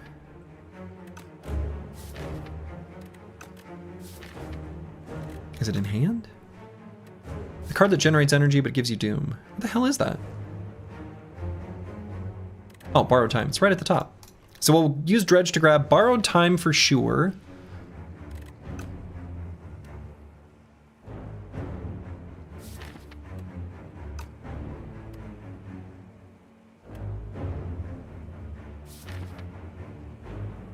Let's see if we can find the Enfeebling Touch with a soul.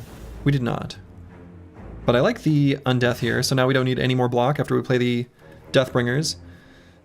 So could even make Deathbringers one of the cards we bring up. Alright, so we're doing 2 energy. This costs 1, so that'll put us at 2. This will bring us up to 3. So we can bring back 3 energy worth of stuff.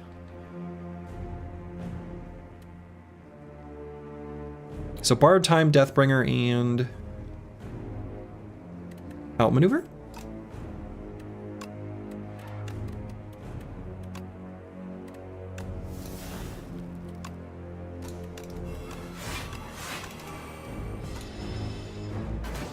Blop, blop.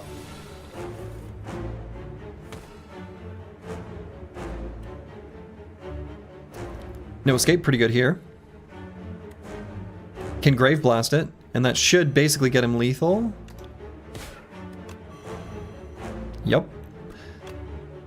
Cool. Good fight. Good fight, sir.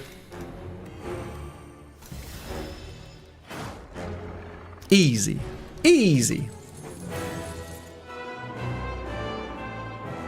Transfigure. Add replay to a card in your hand. It costs an extra energy.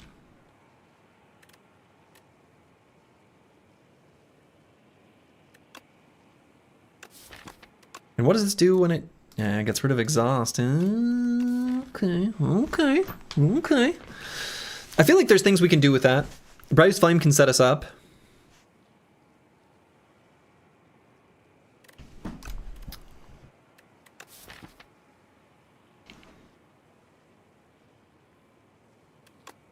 So I feel like Transfigure is pretty good. Being able to transfigure the Brightest Flame could be good too, once we reach the Act 3 bosses. As long as we got the max HP to spend. HP is a resource. Sometimes even your maximum HP.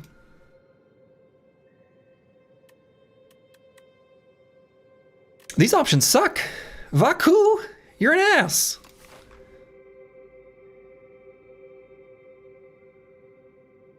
I don't like the options here. At the start of your turn, draw 2 additional cards. You may not draw cards during your turn.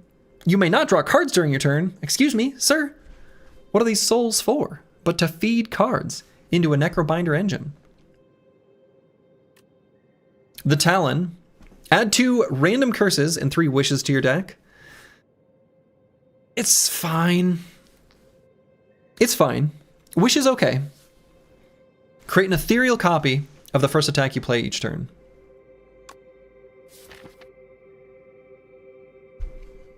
We don't play that many attacks, and mostly when we play attacks, it's for the secondary effects. Confused why you don't like the Talon? Wishes are so strong? Because we don't need them.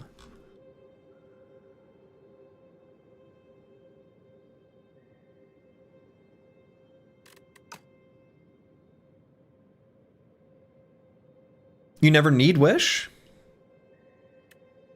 Some decks do. This deck doesn't.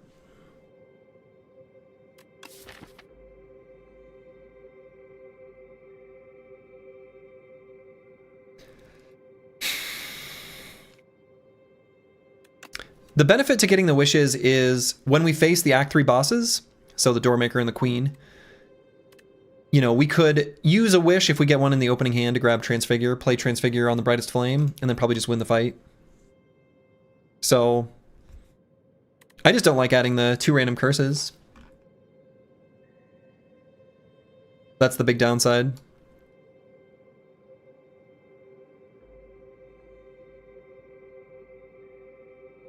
So I see a route this way that I'm pretty keen to take. Also kind of intrigued by this one. Fewer hallway fights, which I like. Does Brightest Flame kill you if you're at 1 max HP, or is it like inside the Spire 1 where you stay at 1 HP? I actually do not know. I have no idea. I have no idea. Sare. Did I get enough of them? But yeah, like I kind of want to take not the Seer Talon and then head through these question marks. Dear Slurgy, your snow has made it down to Nebraska. Please take it back. Oh, I know. This shit sucks. It's absolutely miserable. And it's heavy and it's thick. And I don't like it. I'm going to have to do another round of snow removal tonight. And then another one tomorrow morning. Not looking forward to it.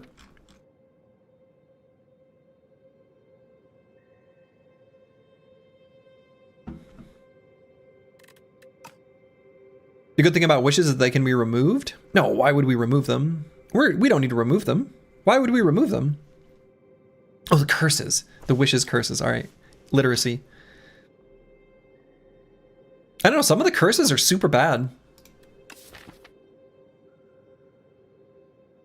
I think the downside there is super real. Right? We could get a normality, put the normality in our opening hand, and then we're fucked. Right? It's just random curses, and there's a lot of really bad curses. I think this is terrible. I'm not interested in this. The music box is also bad.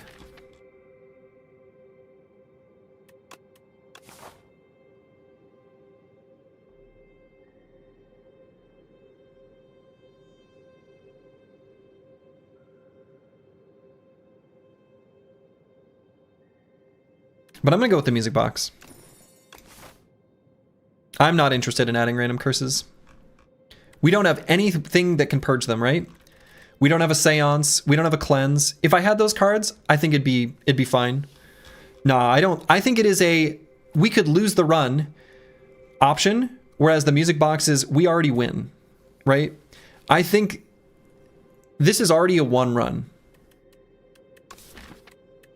I think with Brightest Flame being innate, I'm not worried about these Act 3 bosses. And this run is already a W. Almost certainly. Adding random curses could turn it into a loss, like really easily. Again, normality in our opening hand.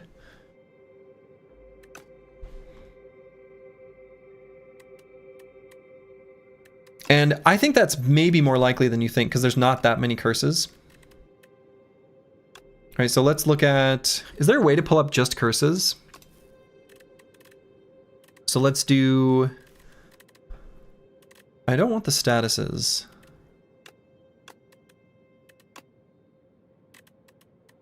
But yeah, looking at just the curses, I mean, I don't know if it's limited to, like, could we end up with bad luck? I'm not sure. Like, I don't know what the pool, if it pulls from every single one. But like, normality, enthralled, regret, shame, these are terrible. There's no reason to risk that. There's just no reason to risk it. No, there's tons of hallway fights before the shop. There's 4 guaranteed. Nah. There's no reason to take that risk. There's absolutely no reason to take that risk. All right, so we're going to save some max HP by transfiguring our Brightest Flame and playing it twice. I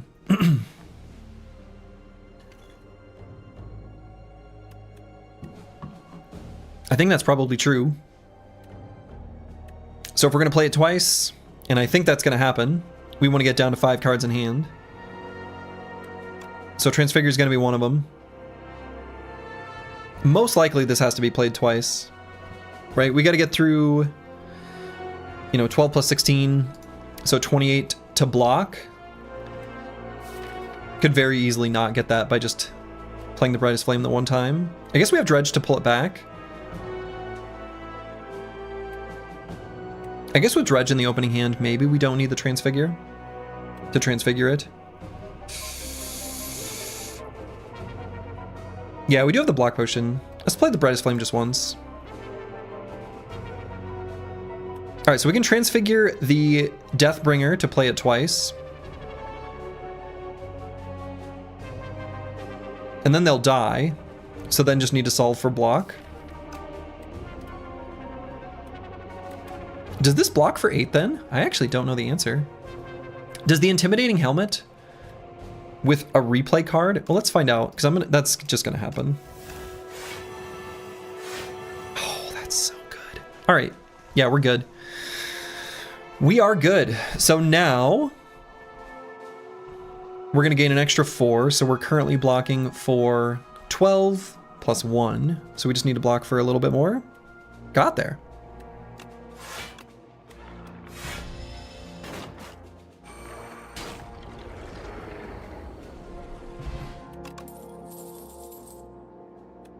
I don't think the deck needs another No Escape. I think given the ways of pulling it back if we need it, with Grave Blast and Dredge, just the 1 is okay.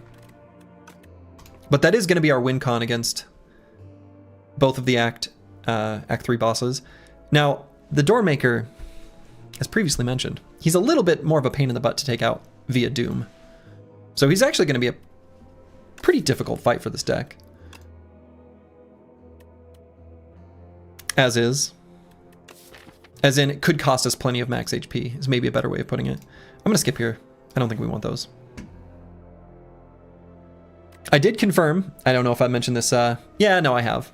But if you haven't heard it, it's true. You're not allowed to reject. You will just lose the run. And it does ask you. It's like, are you sure?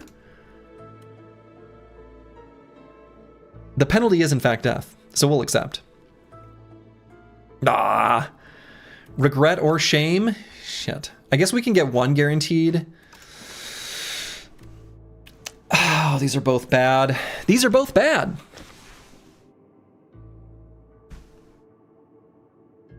So 2 random relics is better. But regret is worse than shame. But shame could be really bad, right? Being frail is not great for the deck. From what you've been told, not even fairy in a bottle will save you from that death. Yeah, that sounds right. You're not allowed to reject. So we only have the 1 guaranteed shop. I don't want to carry the regret all the way to that point. The random upgrades are not too interesting, though.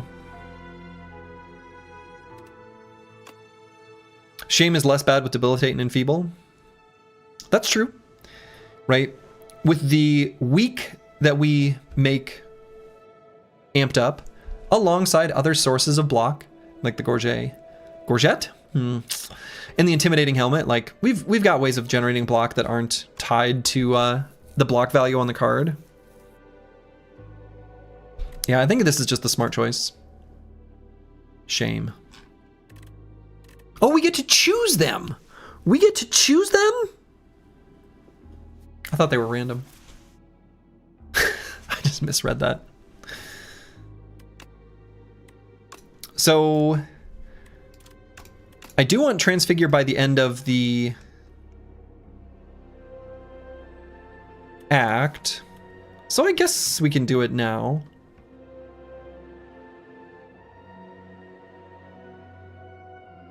And what else? Putting Call of the Void in the opening hand is kind of good too.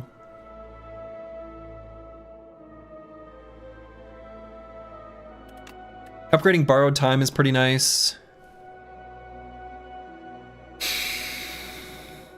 Honestly, upgrading Dredge to give it Retain is pretty good. Bodyguard? No, I think other things are going to be higher value.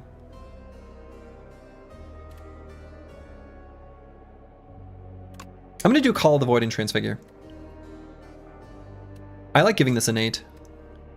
It is decided. All right. Despite the boos and accusations of being a paid-off judge, you feel like you did the right thing.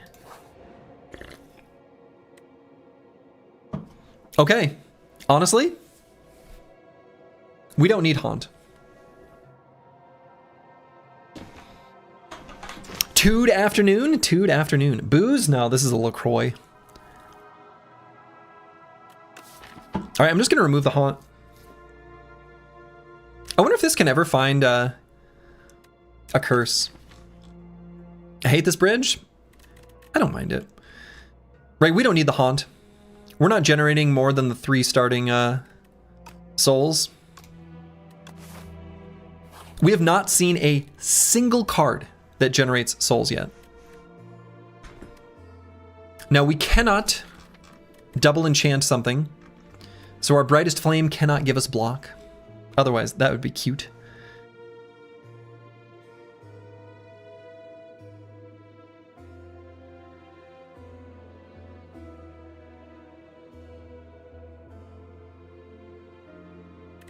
So what's the play here? Could give Call of the Void, Swift 2. Drawn Call's an easy choice. It's a pretty good choice. It's basically Bag of Prep plus. But I think you're right, Rail Tracer. Usually this is what I go with anyway. Of these 3 options, I feel like I choose Swift 90% of the time when it is valid. And this is a pretty good time to choose it. So let's smith something, upgrade another card.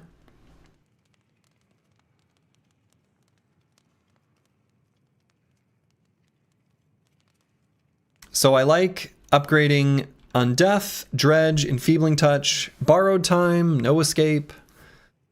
Given that the deck is really leaning into the Doom as the win con,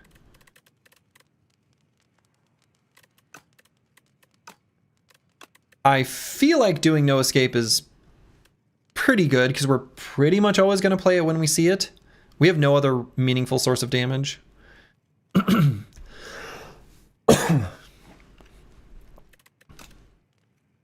And maybe ending fights faster saves us more max HP. Let's go with that one. And let's make our way towards the shop. We can fight a couple elites. All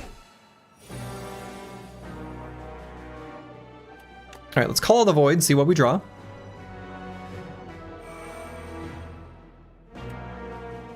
Shame.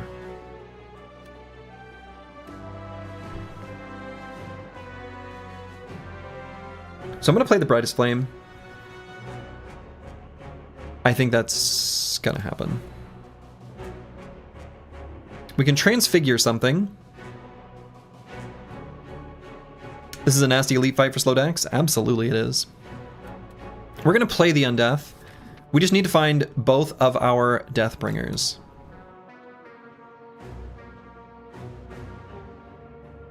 So I'm gonna play the Undeath so we can play the Soul.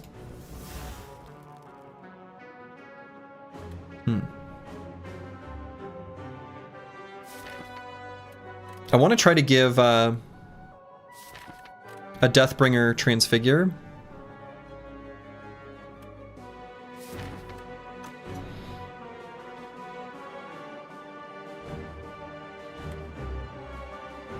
So I might do Bodyguard, Defend Plus, and then dredge up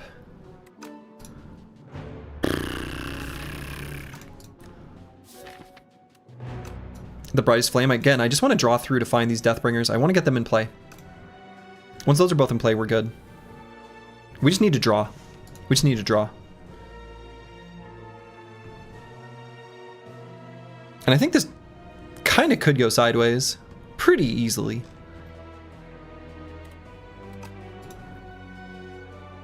If we don't get those in play. On this turn where we've got a bunch of damage and energy. Or like potential for damage, I should say. We're already full blocking. So Bodyguard, and maybe we let the Enfeebling Touch disappear.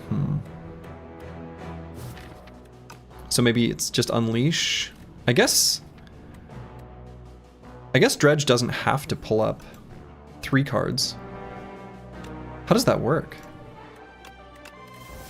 Okay, so it works like that. All right, that's good actually. So we'll play this one for free. So I need to play one more.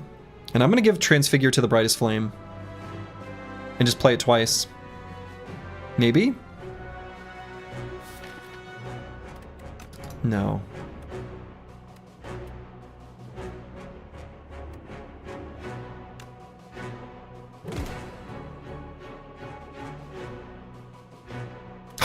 Gotta know. No! Music box! Music box! You asshole! That was the one card. Oh no, we got an ethereal copy. It's clogging up our deck. Ah!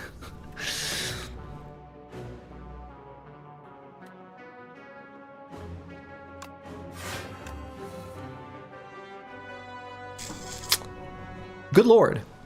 Damn. Deathbringer's at the bottom. Well, shit.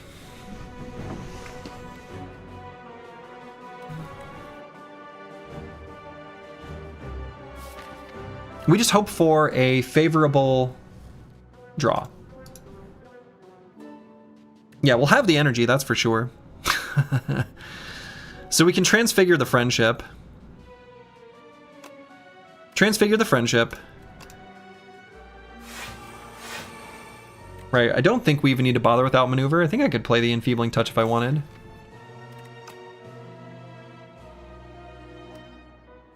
Yeah, let's play the Outmaneuver. But we feel shame.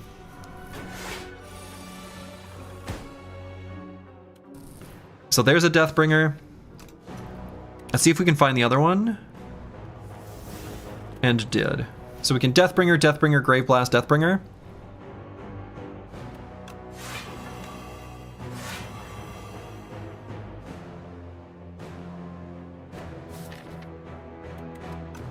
So with 26 more Doom, this guy dies. These two are getting closer.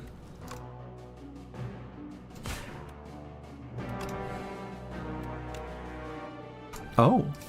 Ethereal copy.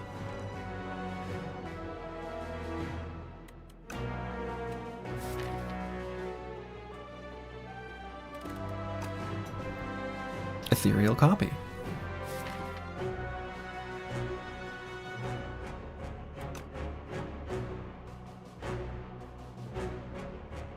So after playing this Grave Blast, we'll be at 12 plus 3 plus 7.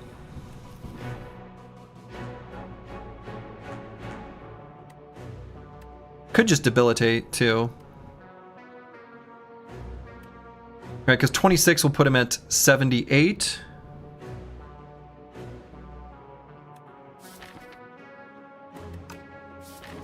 Borrowed Time is still in our draw pile, so we can't Grave Blast that.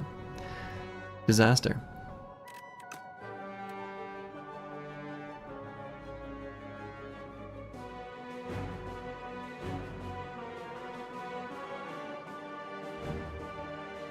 Taking a little bit of damage in this fight is fine, and we maybe could just use a potion.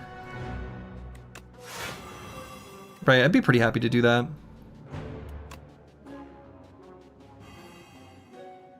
I guess we take 2. Who cares about taking 2, right?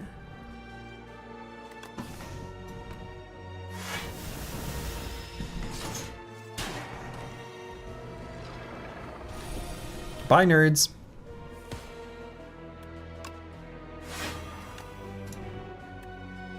All right.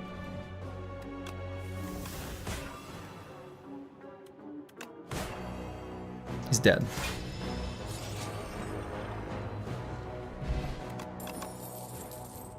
Cleanse. Happy to add a cleanse to the deck.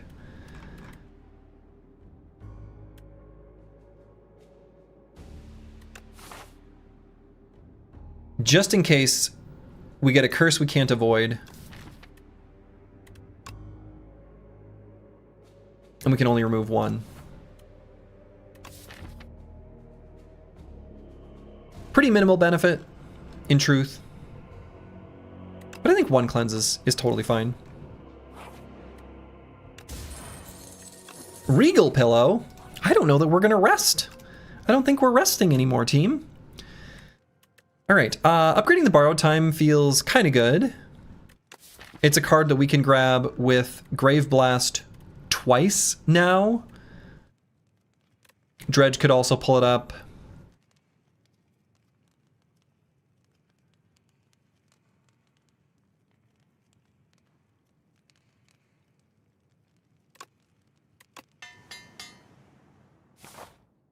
Yes, the innate swift power also increases the value of it. Absolutely, Trash Comps. 100%.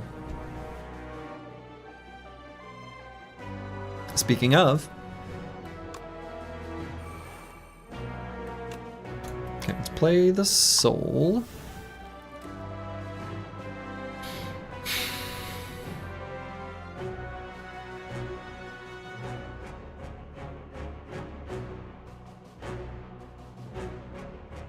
Can just use a block potion here if we want.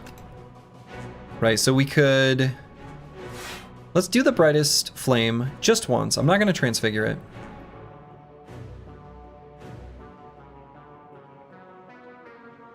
So we could transfigure Deathbringer and then play Debilitate.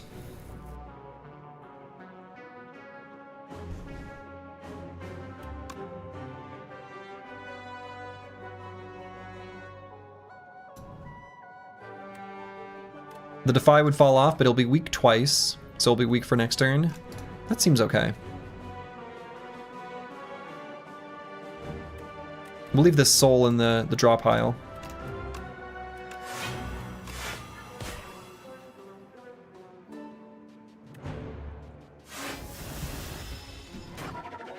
We just need to make them doomed. Excuse me?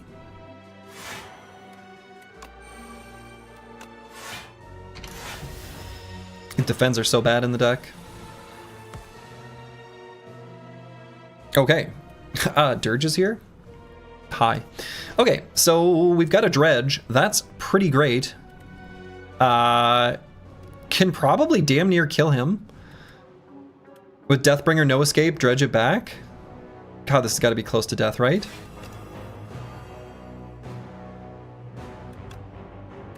So let's grab the no escape, the 3-cost Deathbringer, and borrowed time.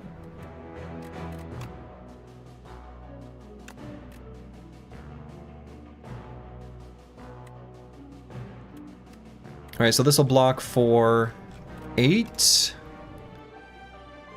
And then, yeah, that's fine.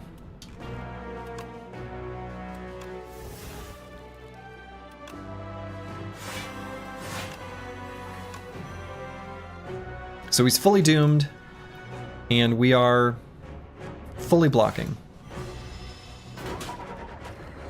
Bye. Venerable Tea Set.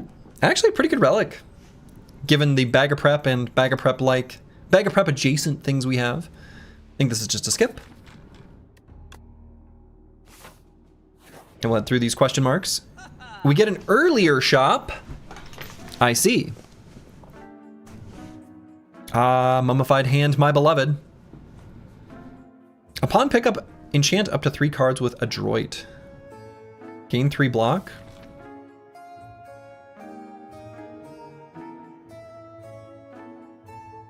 Kind of cute.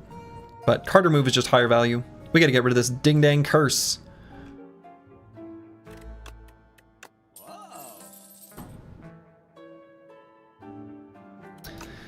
Could go to the next shop still.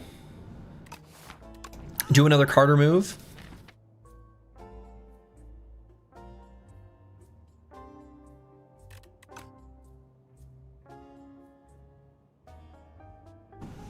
I think I like that. Nothing else here is too appealing.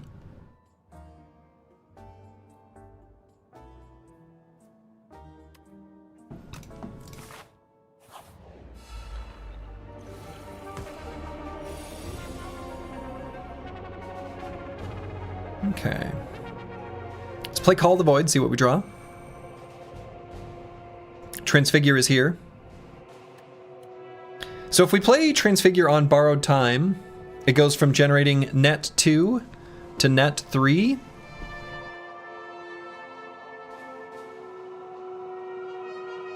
I don't think it's a thing I would do, but it's a thing we could do.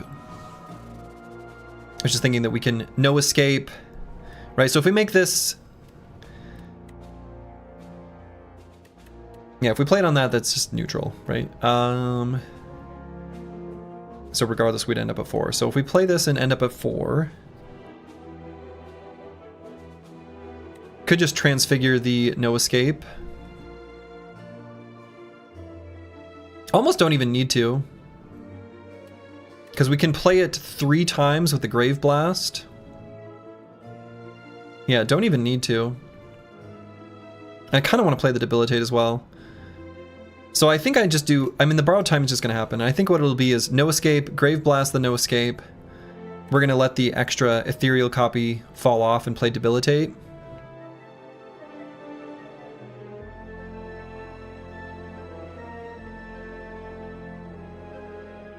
I don't think we need to play Brightest Flame.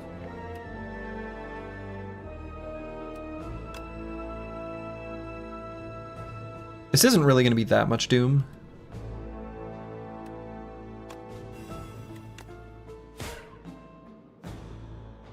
So actually, let's do this.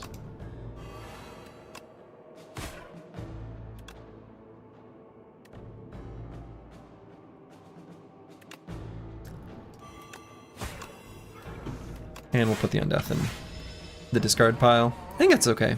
That's an okay line. And let's play a Soul, see what we find. Okay, so we can dredge some stuff back up. I'm keen to do that. So let's play one of these Deathbringers. Blap. Honestly, Debilitate is so strong. So we're going to grab Borrowed Time.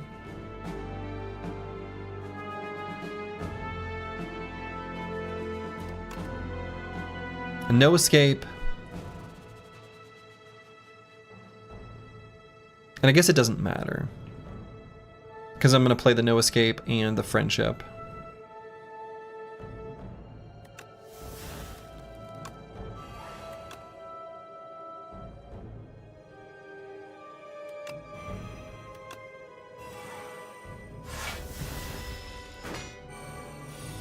Hopefully we can kill him this turn. Well, here was hoping. Alright, Defy is here, we like that. We can cleanse a Defend, because we don't want to draw that. That sucks. Unleash is actually pretty good damage here. Let's at least make sure we fully block for Asti.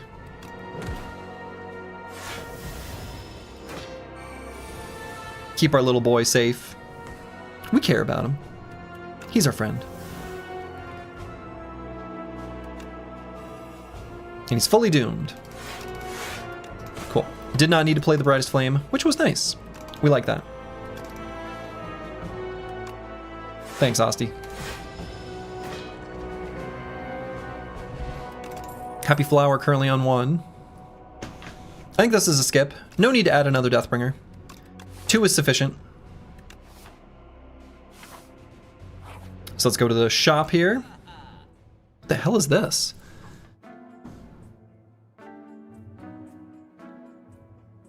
Oh, I've never seen this. Enemies with at least as much doom as HP deal 50% less damage.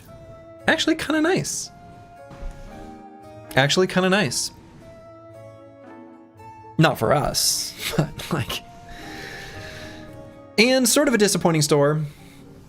Page Storm isn't terrible for, you know, once we've generated cards via our Call of the Void, right? When we redraw them, they're like a pass-through, which is like kind of cute. But I think getting there is more relevant, and so I think removing a card is better. If we remove a card, we can't do anything else in the shop, including potion changeouts. But I think I like the potions as they are. Nostalgia. Any reason I would consider this? The first attack or skill you play each turn is placed on top of your draw pile.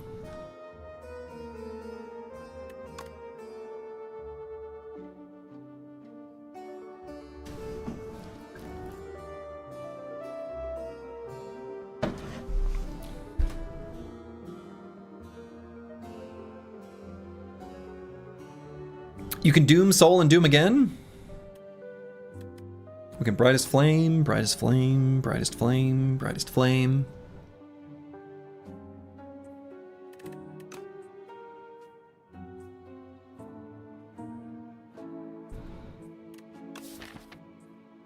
So the downside to putting things on top of your draw pile is the way the Queen works is it's literally the first 3 cards you draw are bound.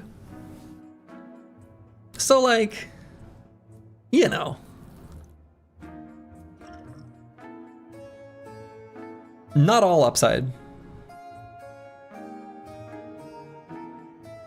But still, just playing it twice is sufficient.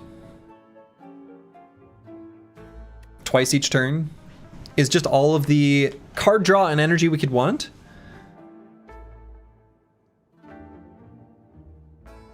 Easy enough to solve, just don't kill the minion. Yeah, I think we would want to just not kill the minion, just go directly for her. But I don't think the... I'm referring to the... She puts you in the bound cards from the beginning. No, I think... I've never played with this, so it's like kind of cute with the deck as is. So I'm a little bit tempted to do it.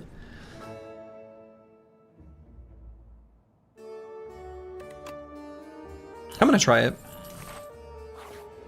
I'm curious about it. What does it upgrade to? 0?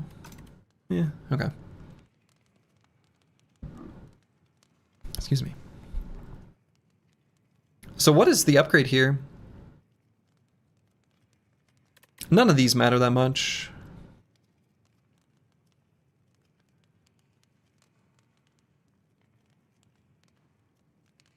Maybe just Enfeebling Touch.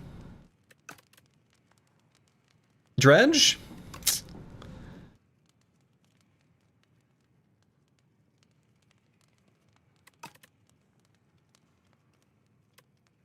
Nah, I'm gonna upgrade Enfeebling Touch. Again, because of the Queen, the little Queen's minion has some pretty nasty multi-attack attacks. Those will be tough for us to block, even under ideal conditions. Okay. So if we transfigure Brightest Flame, then Nostalgia, then play it, I think that just works, right?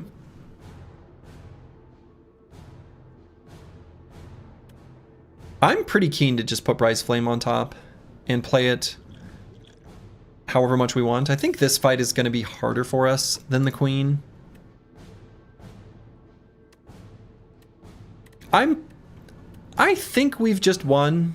I just haven't, I don't have the experience in these kind of fights to like know for sure, but feels pretty won. Alright, so let's cleanse out a defend. Play the Borrowed Time. Transfigure the Brightest Flame. Then play Nostalgia, and then the Brightest Flame. What I'm curious about mechanically is, will this... Well, let's just see.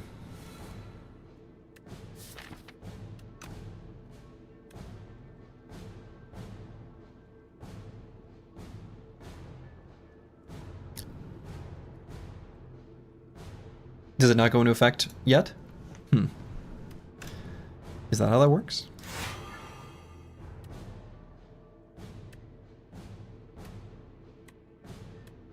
So let's no escape, Grave Blast, no escape, Grave Blast, blah blah blah. I think that's the shenanigans I want to do.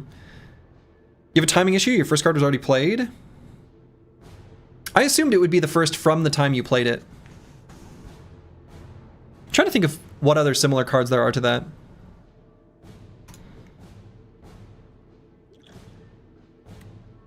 But yeah, I think this is just going to be a no escape, Grave Blast, no escape, Grave Blast, no escape. I guess that's all 5 energy, so I would use the block potion. Don't think I really need to do it that fast, though. So we can full block here still. Let's just play that. So might just do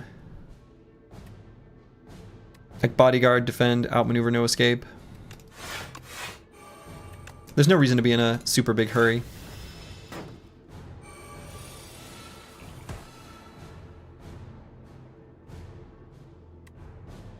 So it's the first skill attack or skill you play. Alright, so if we do Deathbringer, does Deathbringer go on top of the draw pile? Sure does. Okay. So then we can Debilitate. Okay, so we're obviously playing Domain. Gonna play Debilitate. Gonna play the Defy. Probably? I don't know. Maybe I just play the Deathbringer again.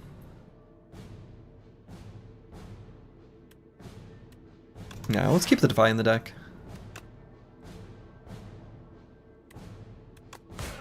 Let's make him extra debilitated. No need to play the Undeath. We don't need to create the extra copies. Okay, let's see what we draw with the Soul.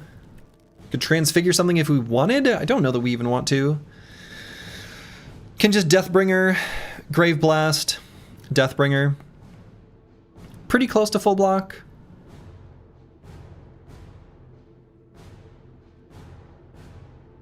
But might just Deathbringer, Bodyguard, Enfeebling Touch. And then it kind of doesn't matter. The Debilitate effect is so good, I think I'd play it if it was a 1-cost power that did nothing else. It's really good, right? It's so good. I want to make sure we don't lose our Enfeebling Touch. I want to keep that in the draw pile. Should be able to do this fight pretty cleanly without too much concern. So maybe just transfigure the Deathbringer. Gives him extra weak too.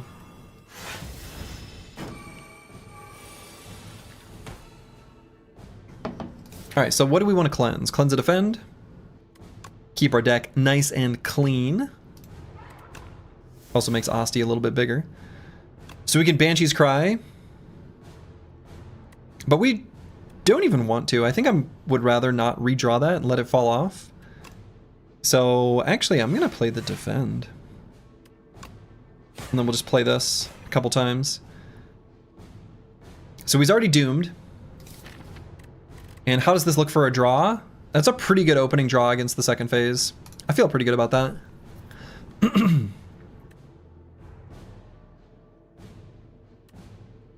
And let's play the Undeath. Let's keep our Aussie nice and... Oh. Like I said, yeah, okay. That's fine. Reaper form. A Reaper form is here.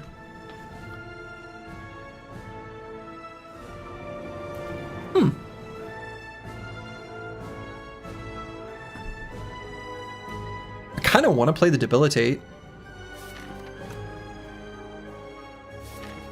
Brightest Flame, hello? Yeah, I don't know. I think Reaper form is pretty good. So Reaper form, Debilitate. Debilitate, Defy. Make sure he's weak next turn. His attacks hit pretty hard.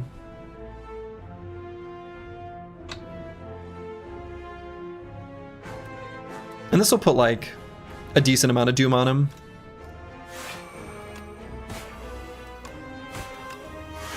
And make sure he's weak for next turn. Because he hits hard, right? He hits real hard.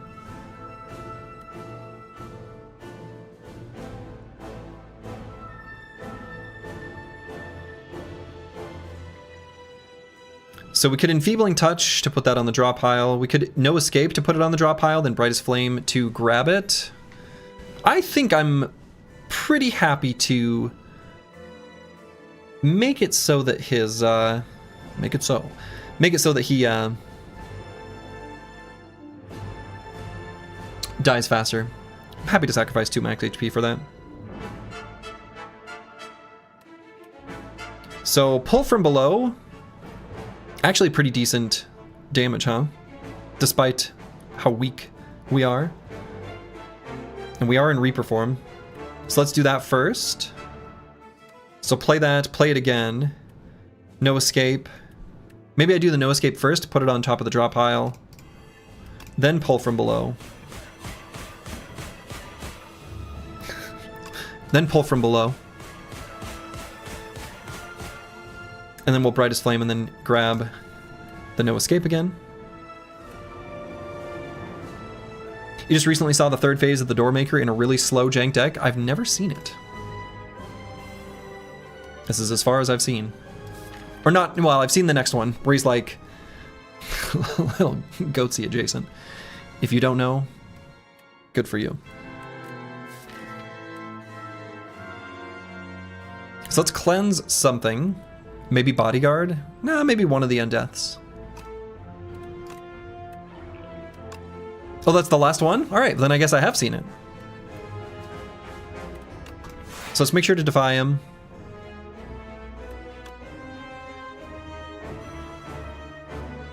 Get us close to full block.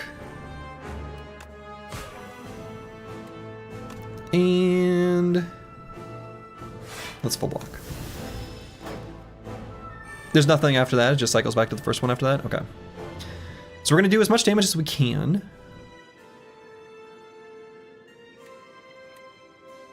So let's dredge some stuff. The pull from belows are pretty good.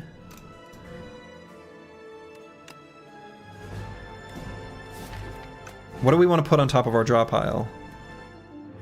Maybe we want the Debilitate on top of our draw pile? For the... when the door comes back?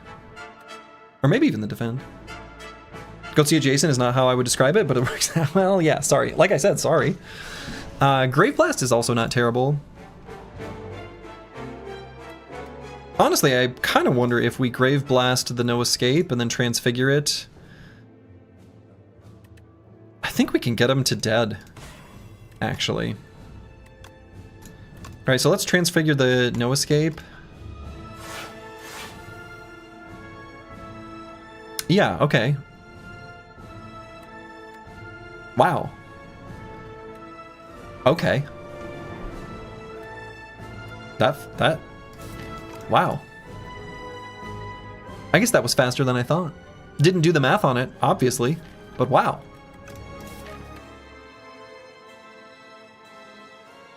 Well. So let's just... I guess we got him. We got him. So let's cleanse something. I mean, I guess I need to do a tiny bit more damage. A hint, just a smidge. Let's cleanse the Grave Blast.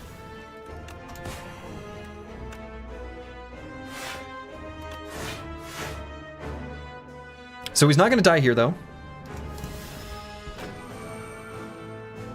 We've got to get through this, and then he will be doomed on the other end.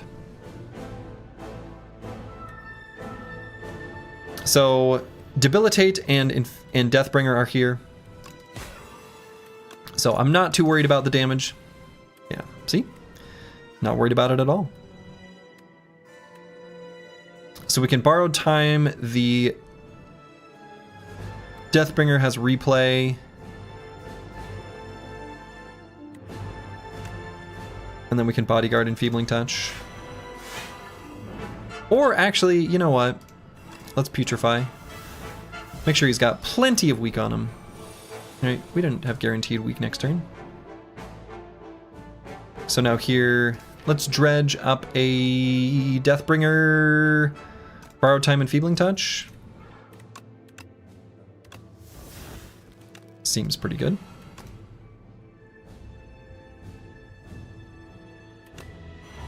And in fact, if you're gonna replay, you may as well really replay, right?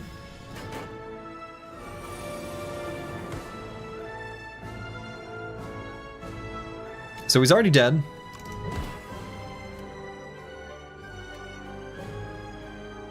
Let's just cleanse to make sure we have a good draw next time. Let's get rid of the pull from below, and that'll be a perfect draw. A sufficiently good draw. So is there any way to add block this turn? I guess just that. So he is doomed. Oh yeah, I guess he starts out stunned, right? So he's dead. What are you still doing here? Exactly! That's what I'm asking you, Mr. Door.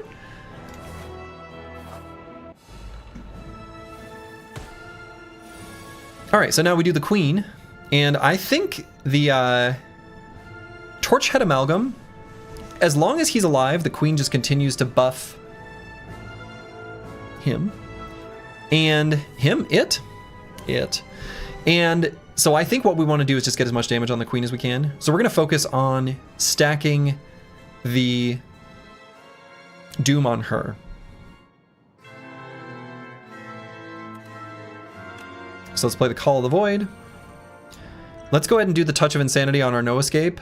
That feels like the one card that's going to be the highest value for us. And we're going to play it again and again. So let's make it free.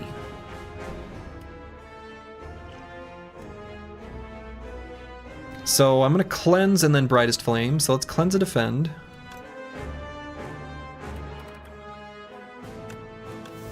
See what we draw. Cool. Very happy with that.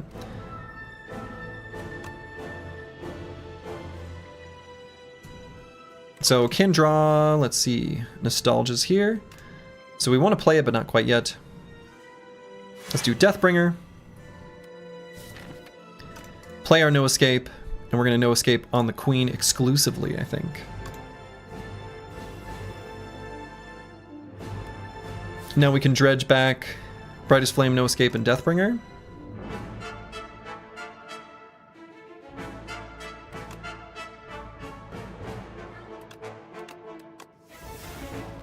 Bone Doggy equals fun days. Bone Doggy equals fun days. Bone Doggy equals fun days. So let's do this one, because I'm going to Grave Blast it. I don't even think I Deathbringer here. I think I'm just going to Grave Blast twice. So I guess I can still Deathbringer. Okay, actually, yeah, I can still Deathbringer. But maybe don't want to. Maybe would rather have the Power of Friendship. I feel pretty good about the Power of Friendship.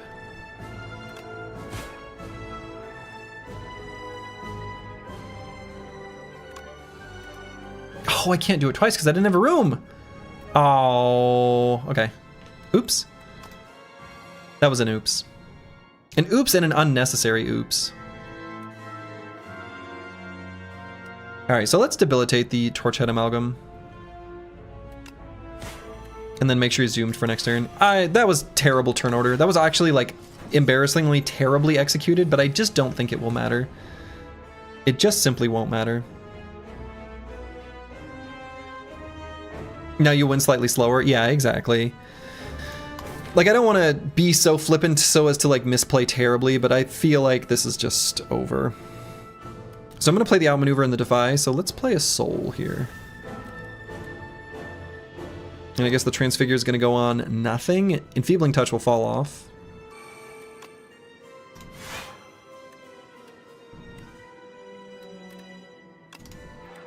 Let's heal Osty. Yeah, I mean this is over. So let's put no escape on top of the draw. Oh no, we didn't play it yet. Didn't play our nostalgia. Well. So this is a turn where we're gonna play our block potion.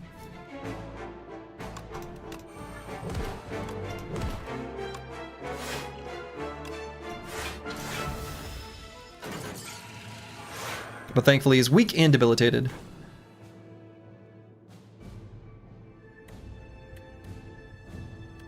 So just simply Deathbringer. We want him weak next turn.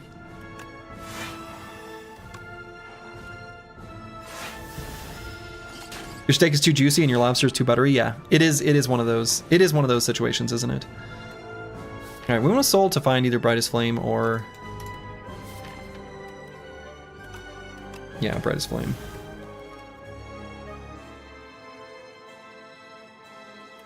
So it could transfigure this defend,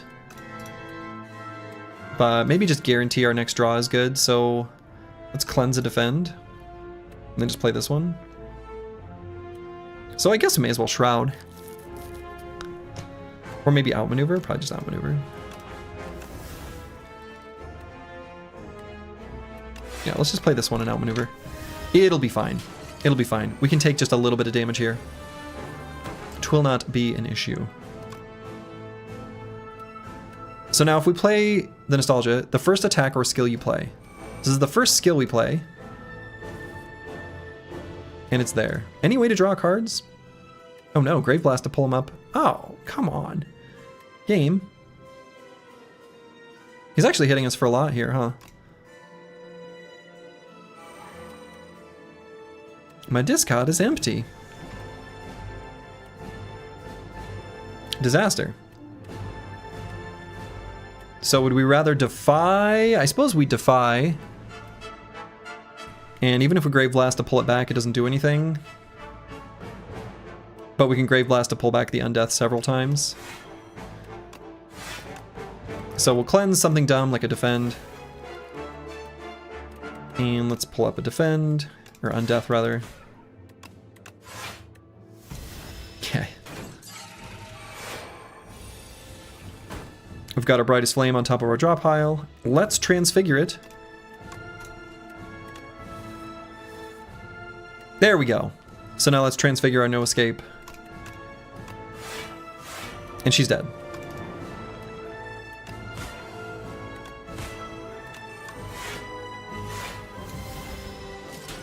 Good run. Adios. Adios.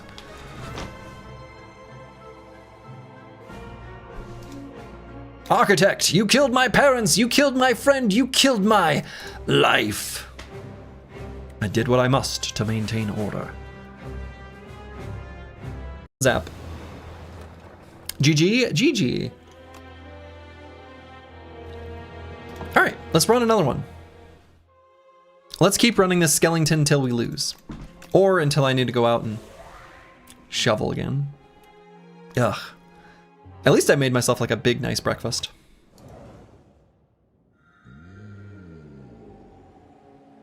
Okay, not the most exciting options here. I don't think I've even seen this one yet. At least if I have, I don't. Stone Humidifier. Whenever you rest at a rest site, raise your max HP by 5. Huh. So there's only 10 Ascension now? Yeah, only 10 Ascensions.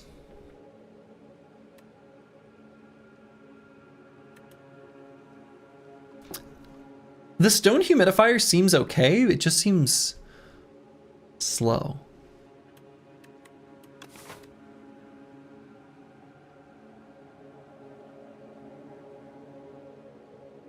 I don't mind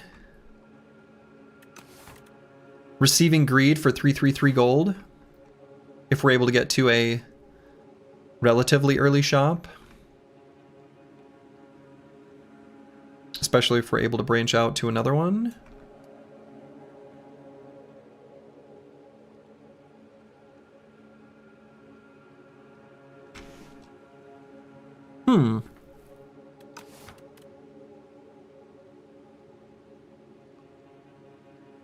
Because I don't think this is like that bad.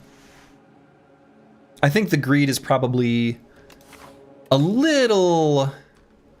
I think people are probably more afraid of it than they need to be.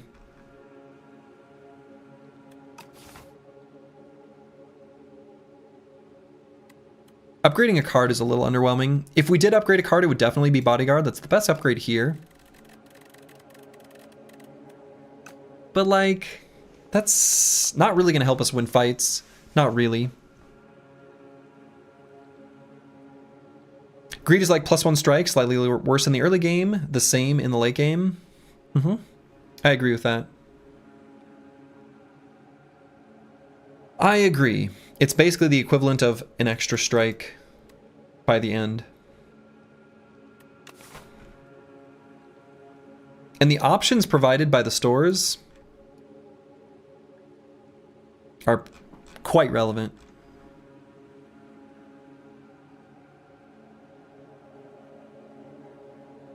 Could even consider this one, but I just don't like this path. I'm gonna cross it out. Path sucks. Yeah, let's go with greed. I'm happy to be a greedy boy.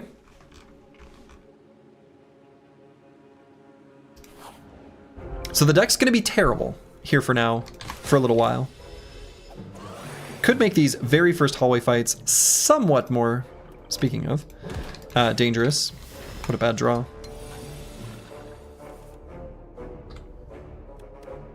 Damn! Gonna take 5 damage in this fight?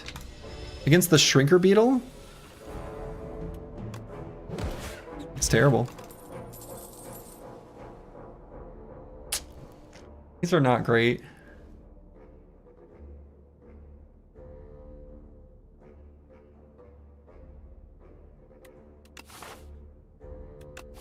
I might add a drain power just to make things a little bit smoother for now.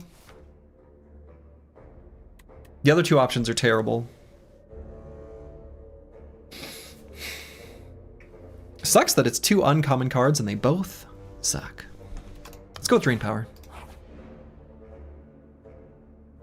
Okay. I think we're just going to choose one starter card to transform into Toric Toughness. I don't mind doing that. Transform a strike into Toric Toughness. We're never going to choose Bird with the Necrobinder. Snake, I think, can be a cool and interesting option if you've got an expensive card that's pretty high value. But we don't. So this is a pretty obvious choice. Strike into Toric Toughness.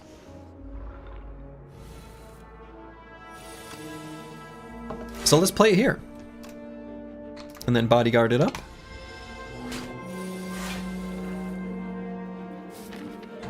What a draw. Oh no, Drain Power was there. That was an oops. You saw nothing? It probably still won't matter.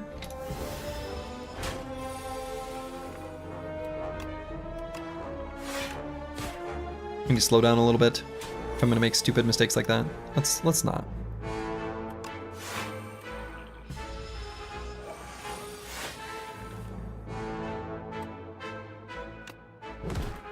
Never punished.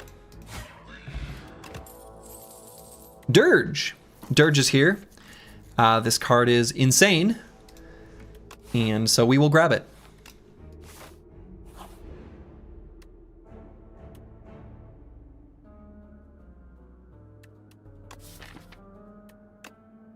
Heal 9 HP and upgrade a card in your deck or enchant a card with Zone. probably we just consume. I do think that enchanting a card with Sown is kind of interesting on an X cost card because you gain the energy afterwards. There are some situations where ordering matters, and so getting the energy after an X cost card could be cool. But I think we just simply upgrade a card in our deck. And it's either the Toric Toughness or the Dirge.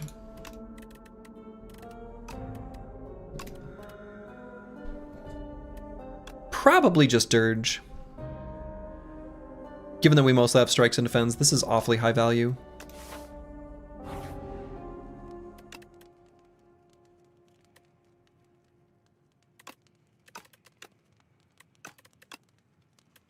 So could upgrade Toric Toughness. Either Toric Toughness or maybe even Drain Power.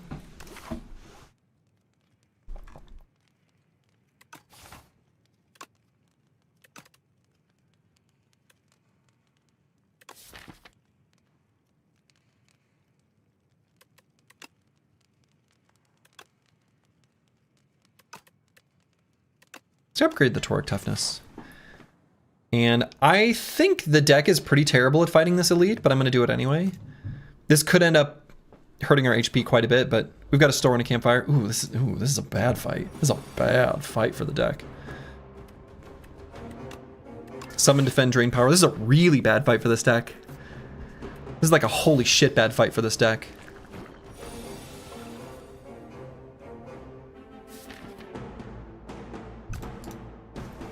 And about the worst draw possible. Oof. Oof. Can't help but think about Toric as a slightly worse Glacier. Similar to Glacier, yeah. One of the things you could do with the Sown on Dirge is play Dirge, then Unleash. It's an example of that interaction I was talking about.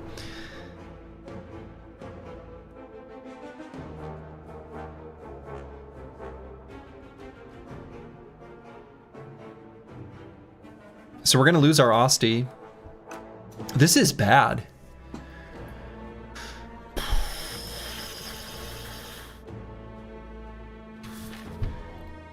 I think I still play 2 defends here, but the deck is so bad at this fight. We're going to take so much damage.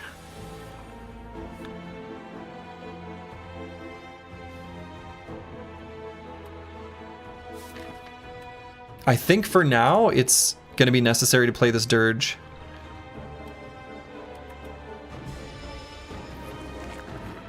And we're going to try to prevent too much damage. And be careful with our soul playing.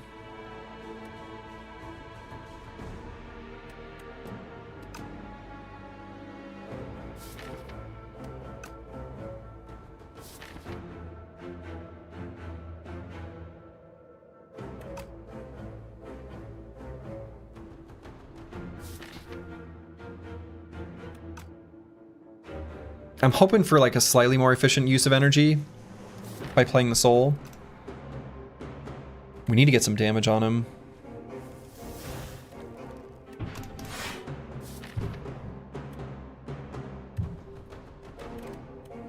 Okay.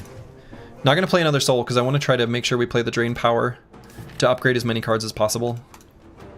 Because the cards being stronger is super important.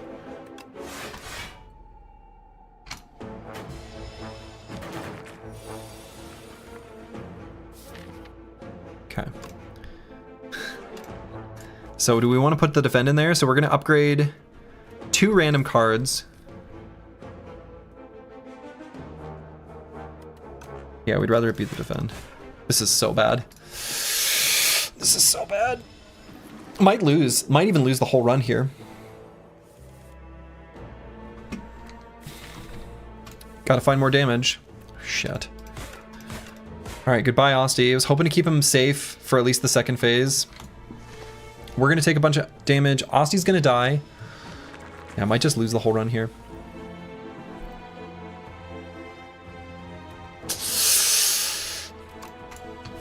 Gonna get 3 more infections? Yeah, this is bad. This is so bad. This is so bad. Unleash, just shy of enough damage? Holy shit.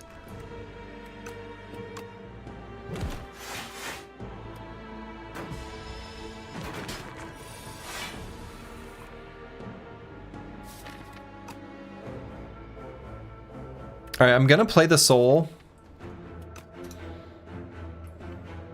I don't want to shuffle with 3 more infections in the deck.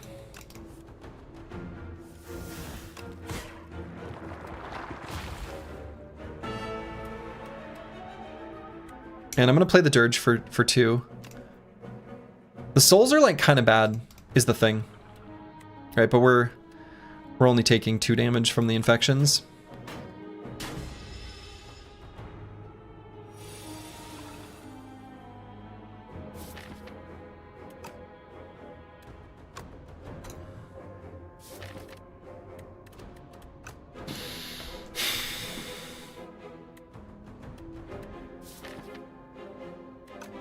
So the Drain Power is not going to upgrade anything.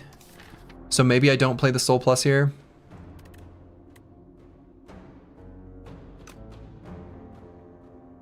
If we found Asti, he could one-shot one of these guys. Or, excuse me, found Unleash.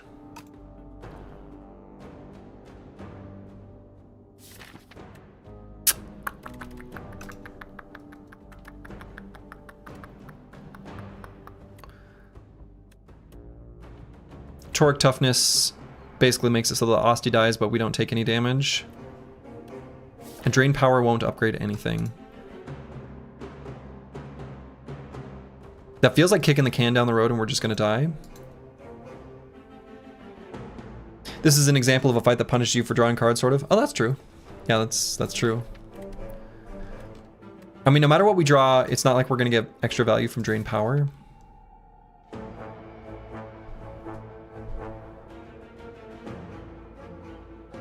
It's just a matter of finding Unleash and preventing some damage that way. Still would rather play Drain Power than a Defend, probably.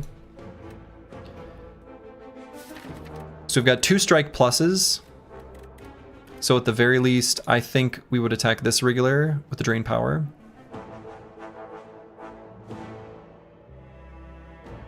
Drain gets the 19 into strike range. Well, that's true too. And then maybe don't play Toric Toughness. So even if we drew a strike, that could be good.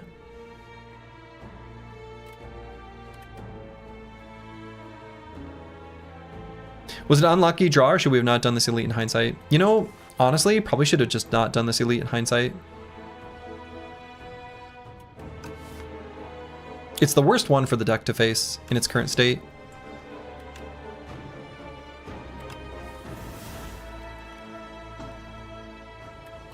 Shit. So let's put this guy in strike range. I guess we'll go with this guy. That's so bad. That is so bad. And our little Asti boy is gonna die.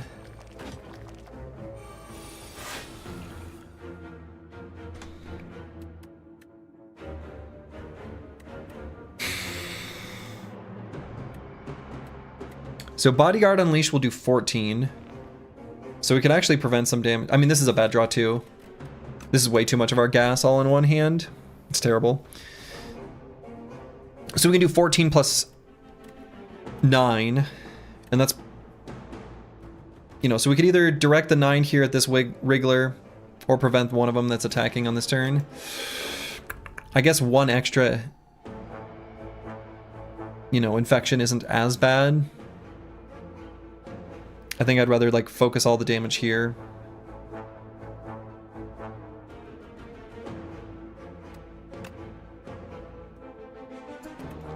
Unless... No, I think there's no other better way to distribute the damage, I don't think.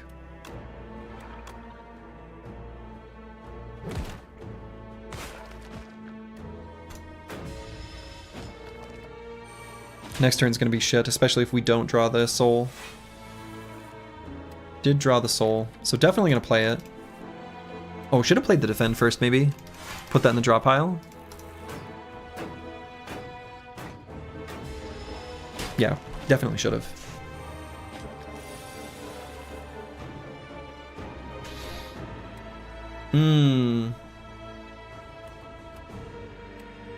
So can kill this guy.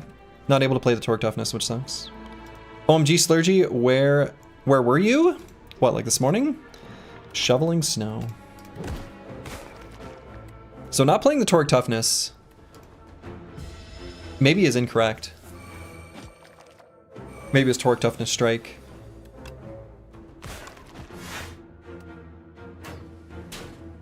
Still alive for now. Snow, but it's spring? It's not spring yet. Not in Minnesota. Or anywhere, actually. I shoveled a lot of snow. And I'm going to shovel even more snow. So, have to play the defend. Cannot simply play the dirge. We can't take these infection attacks because... Actually, we're going to... maybe die next turn anyway.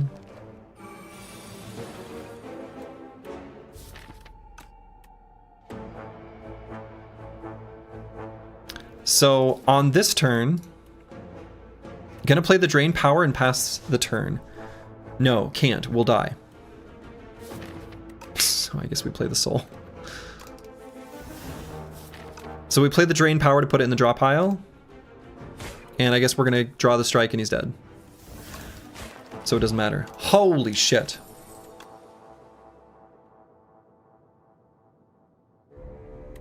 It sucked. We don't want these cards. Sergio, I've started playing Slay the Spire 2 and did a few successful runs with the Necro. One was full lethality build, another one was soul spamming. Just like in Battle Brothers, I don't like the word build.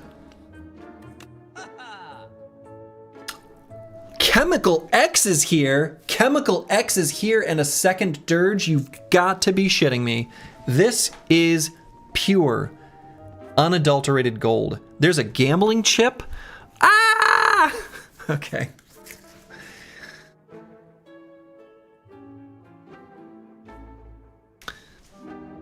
The European mind cannot comprehend shoveling snow this time of year. Exactly. Maybe in northern Finland. They may still have snow. I don't know. I have no conception for what the weather is like in Europe this time of year. Absolutely no idea.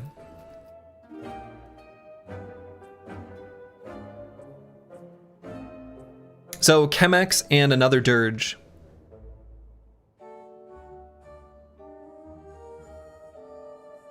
Chemex with dirge is also, I mean, it's just insane.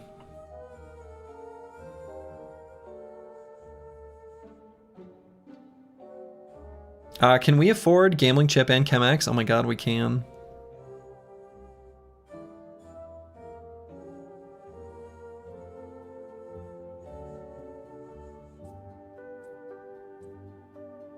Man, Gambling Chip Chemex is awfully strong too, because we can just guarantee to find the dirge.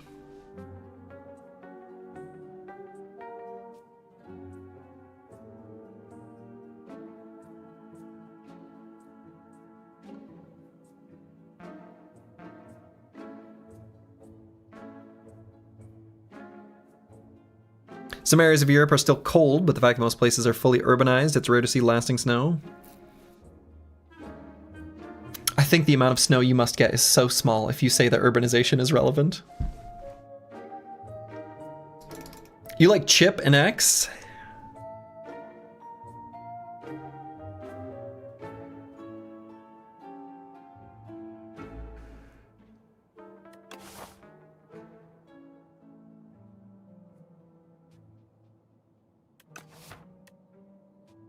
Man.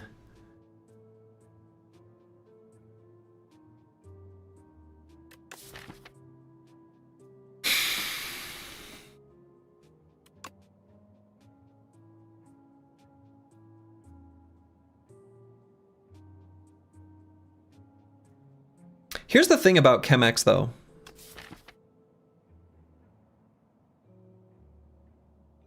Let's think for a minute.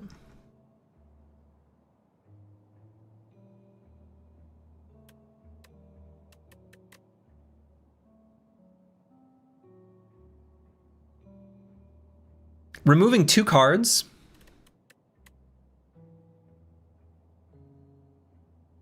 Three cards, because agreed. Removing 3 cards, and we're infinite.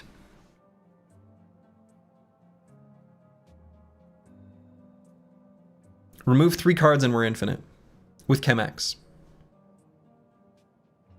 Because we can always dirge, draw, dirge, draw, dirge, draw, dirge, draw, dirge, draw. So we've already won Act 3 if we just remove 3 cards and do nothing else.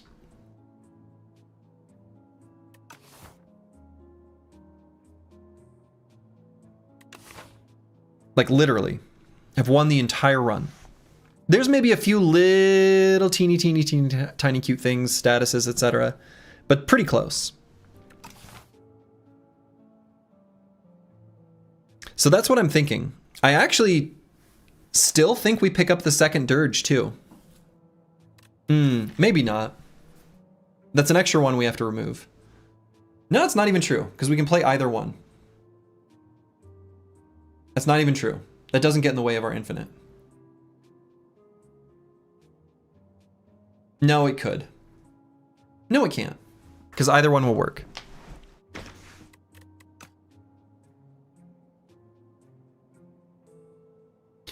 So I think the extra dirge, Chemex, card remove. For sure it's these. Chemex, card remove. And I think this also smoothed us out on the way there. Let's just do that.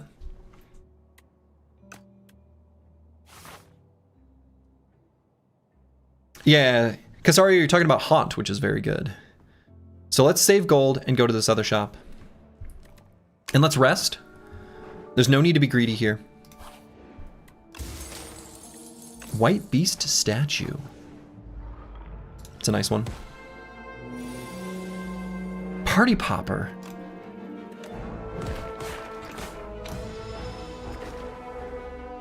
All right, so slimes get in the way of the infinite. Okay, okay. There's a few things. It's okay.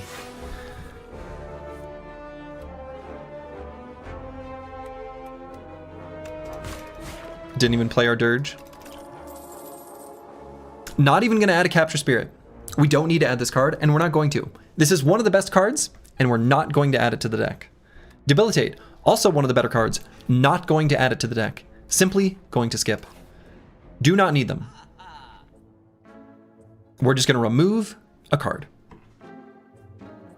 Almost happy that we don't like anything here.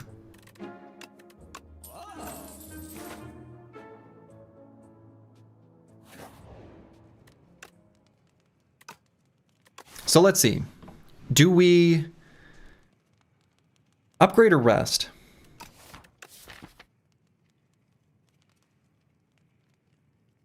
Let's upgrade one of the dirges. I think we upgrade the other dirge. And let's just go through the question marks.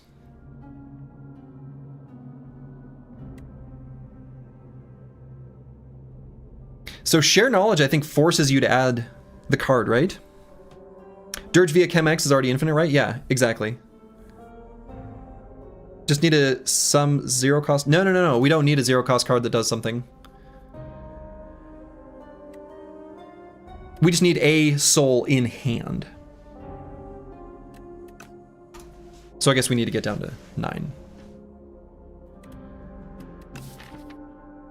Yeah, I guess we just need to get... Yeah.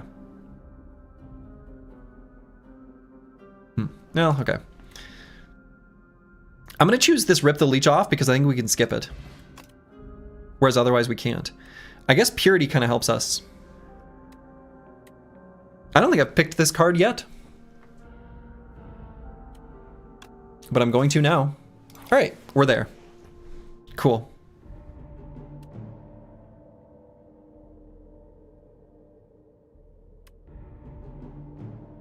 Technically it makes Osti bigger, but that would take forever. I mean, it would take forever, but that's okay. It takes forever, but then we just unleash. It's only one attack and we win. I guess we lose 8 max HP and receive a random relic. Given the block potion, I don't think we need to... What does this do? Exhaust up to 5?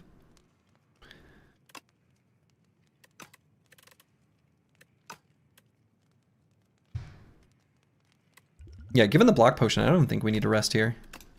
Let's just upgrade Bodyguard. It's like the last card we would remove. So let's Purity everything.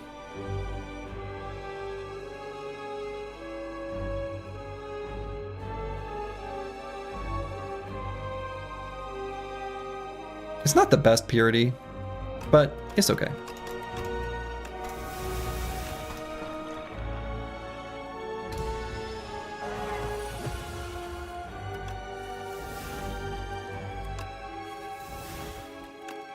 And then just Dirge.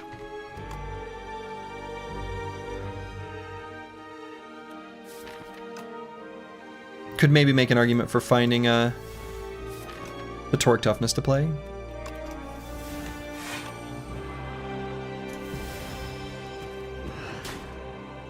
Let's just do it.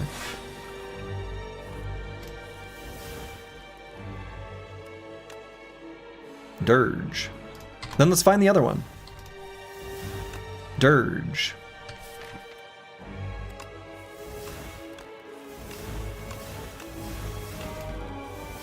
Dirge. Dirge.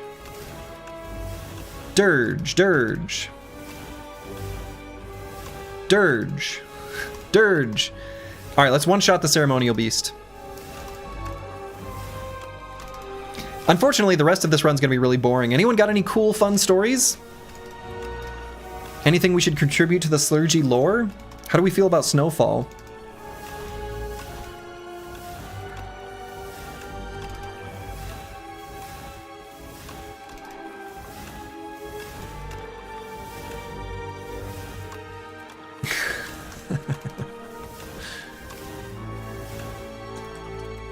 We'll just make sure the Dirge is the last thing we play, so we've got souls in the draw pile.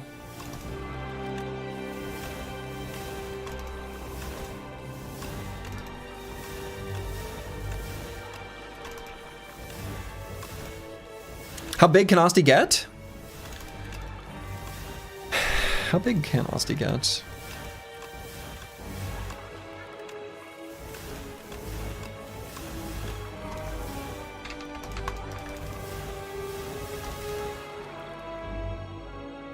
Oh, I clicked too fast on the number 8. Well. 100 million? How big is that? When does the scaling stop?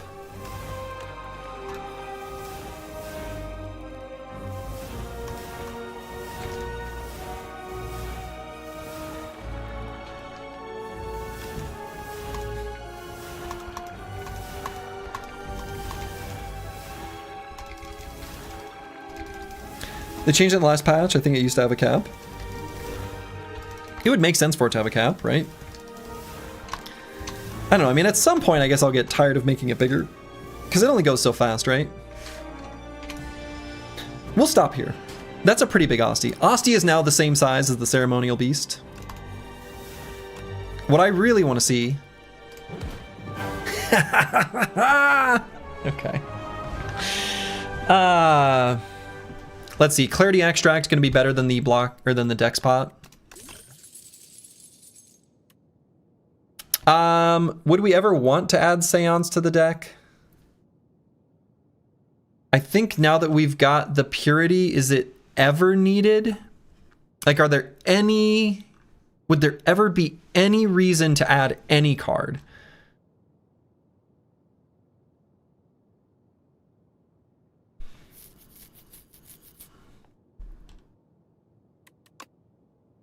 Sacrifice to throw the run. Seance has Ethereal.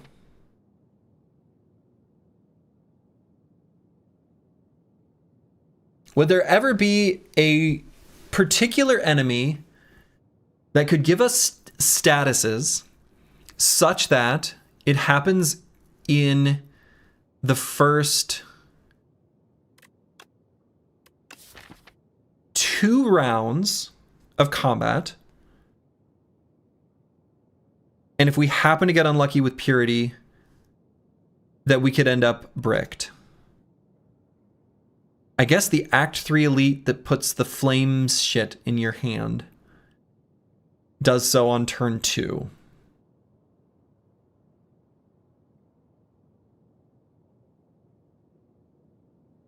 Are there any other fights where this would help us or be relevant? I think if it solves that one fight, it might be worth taking. Like, that might be enough.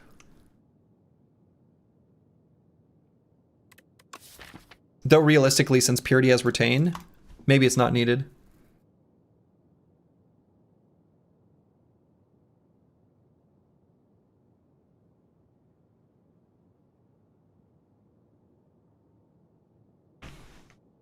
Yeah, I think Purity already solves, right? I'm pretty sure that's true.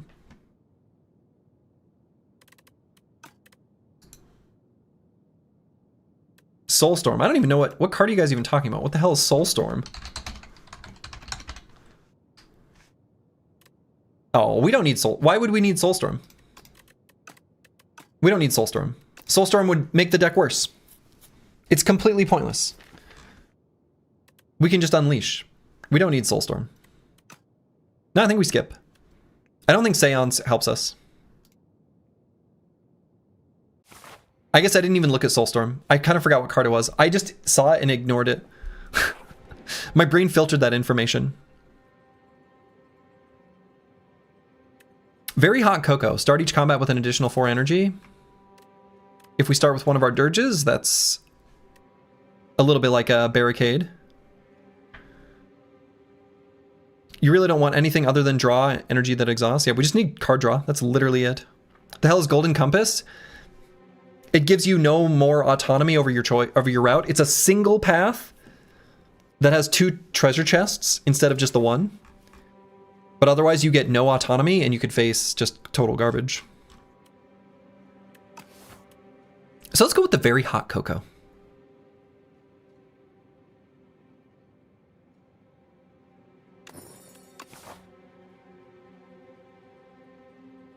And let's just hit up a card remove. And then hit up a couple more card removes. And fight elites along the way. Great. So we'll dirge and then we'll dirge. Yo, dog.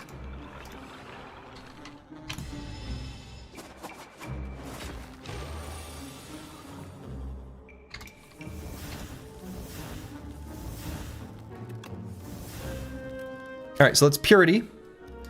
We're gonna exhaust this one, and this one, and this one. Boy, just have to be really careful. Never to exhaust, unleash. Right? That could be bad.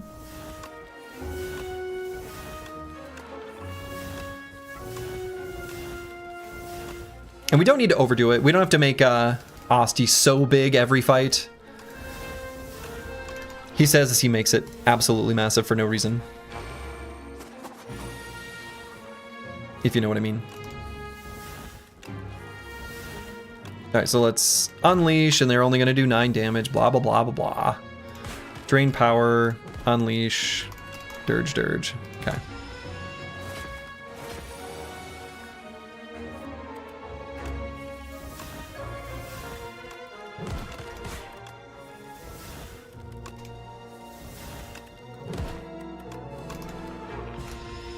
Okay. So I mean, this run is over. Like, Chemex plus the, I think, seeing the infinite was all we needed. Nope.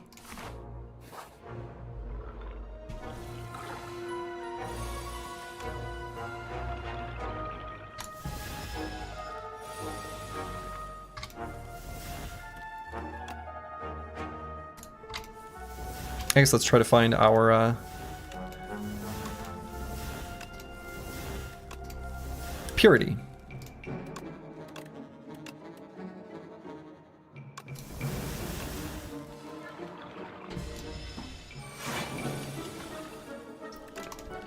Oh no, the tunneler went underground. Oh no, what are we ever gonna do? Blap. Slam. Pop. No. I mean, I guess technically it doesn't... We could add infinite dirges, right? Those never get in the way. Because we can always pass through them for 0.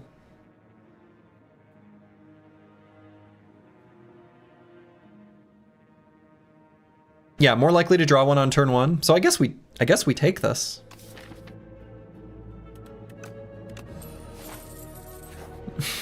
silly. There's honestly no reason to add Haunt to this deck. We do not need to do this. This is completely irrelevant. Completely unneeded. The other option instead of card remove would be Master of Strategy. This one is actually fine.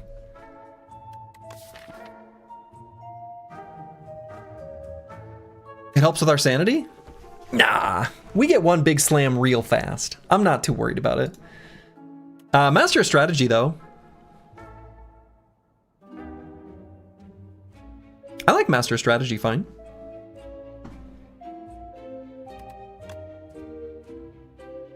I think that's actually safer than the card remove. Now our chance of bricking is basically 0. Oh no, I don't want these. I mean, I guess I can skip. Yeah, we skip. We don't want this crap.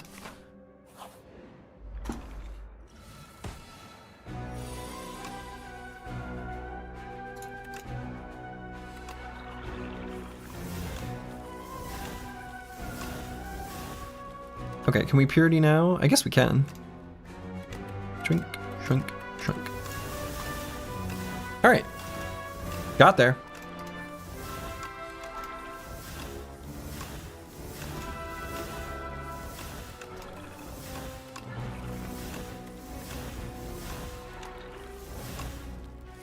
I guess there's a chance of too many dirges makes it so that you could draw only dirge during this stage. Right, so there's a possibility of, for example, no, I guess because you always put them in the, I guess one's in the discard, 2 are in the drop pot. Yeah. Maybe there's not a way of that being bad. All right, so let's just get to where we can one-shot him.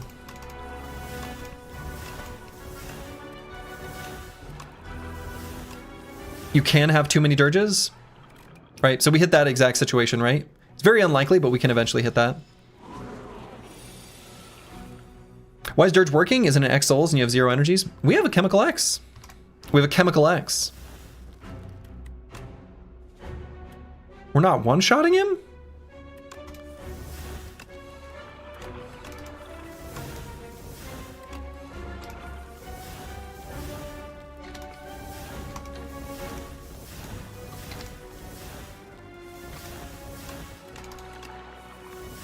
I know.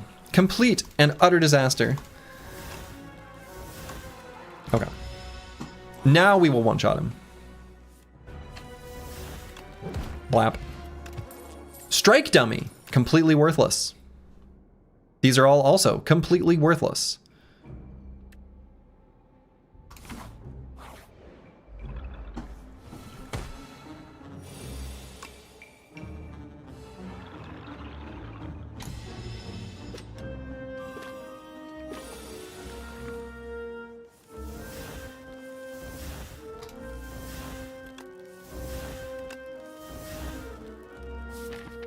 And I guess Purity is a 0 cost, so we can go ahead and play that.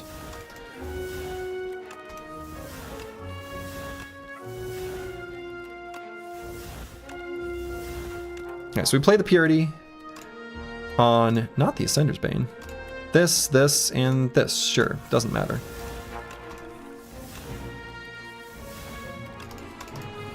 So we just play the dirges when we see them.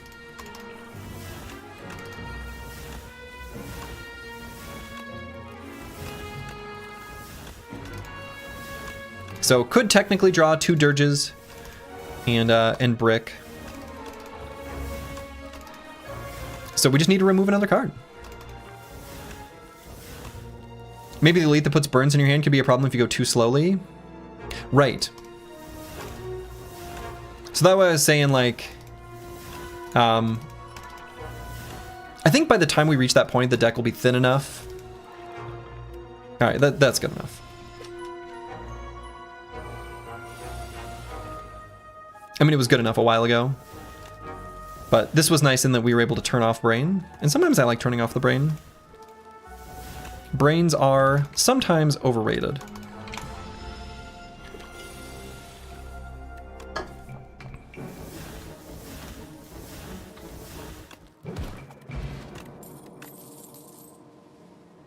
skip.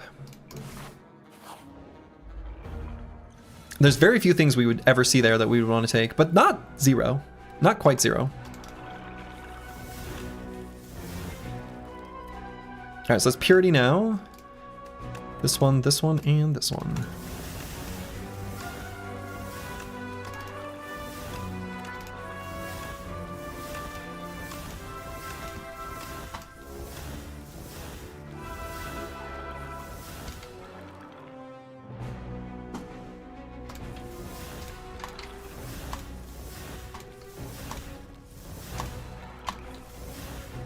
Hey, we hit the double dirge.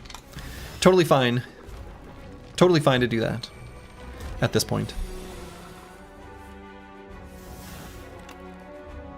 So let's try to kill them all.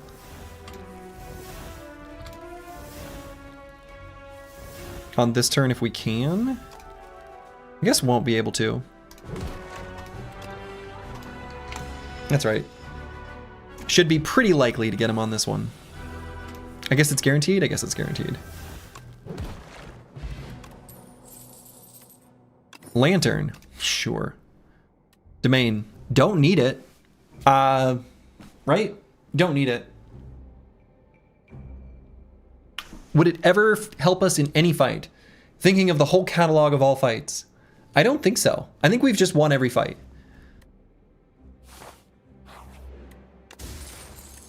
Potion belt. Okay.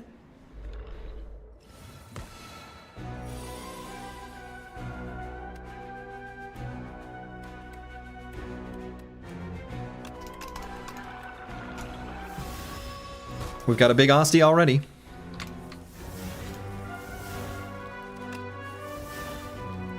This is just free energy. So we can actually attack him if we want. So that's Purity.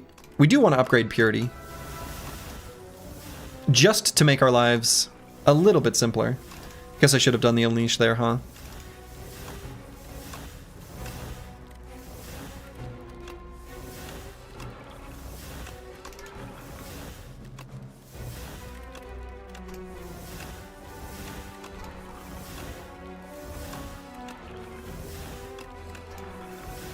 Alright, so we're just going to play some of these dirges, get ourselves up nice and big, and then we'll stop.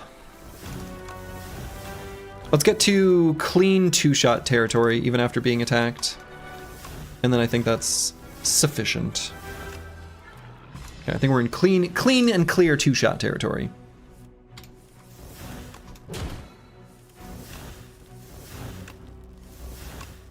There it is. Most exciting deck ever. I mean, I know. I realize. Good. Juicer Bracelet makes things faster. And we're just going to skip. I mean, I don't think we're going to add any of these. I'm going to choose Ironclad and then just like look at them and probably just not do any of them.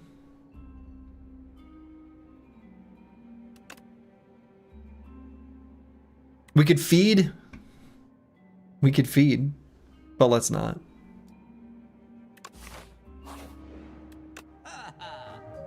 So this is just card remove.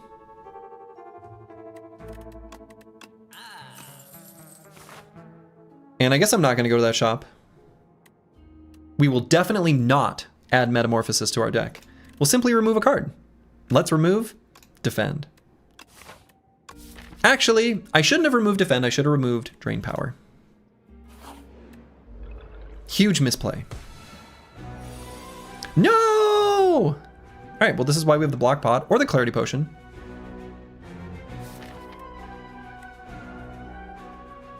All right, there is a brick hand. When I go to the shop instead? I don't know. I guess we hit the situation that could be bad.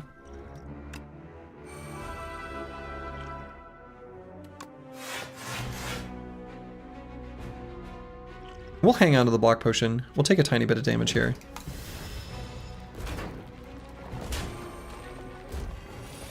I mean, 12. It's not nothing.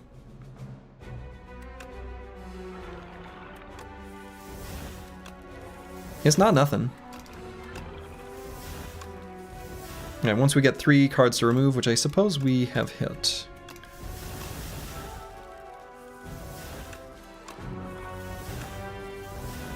Like every run, you could really use a bag of prep. Yeah, that's my problem with bag of prep. I feel like that is always true. Bag of prep being the best relic in Slay the Spire 1 feels like it is extra true here, right? Like, I feel like bag of prep being the most desirable card is extra true here.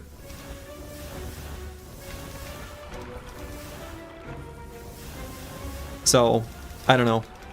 I don't like that.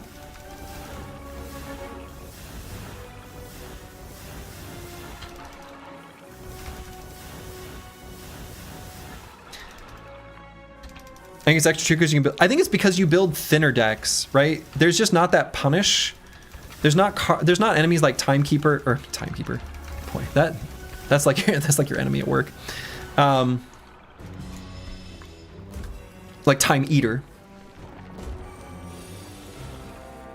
Boy, a deck like this against Time Eater.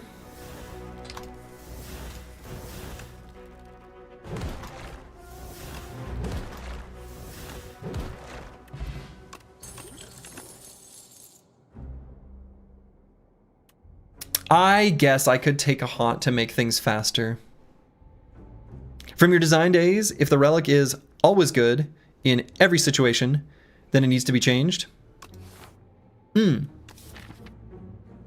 agree. Although I think with relics, it is generally true that they are all always good. Right? I think Festive Popper is always good. So I think that's... I don't think I necessarily agree with what you're saying, but I think if it is one of the most highly desired relics, regardless of your deck strategy, which is, I think, probably generally what you're really trying to say, then yes, I agree. Oh, let's do a haunt just to make it a little smoother. So then we may as well rest.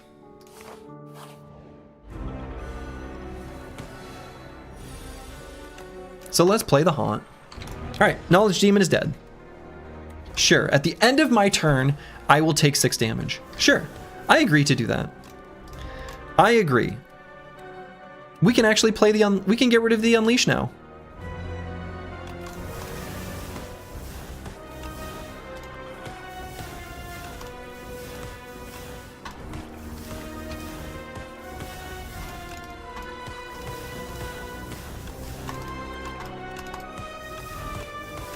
Okay.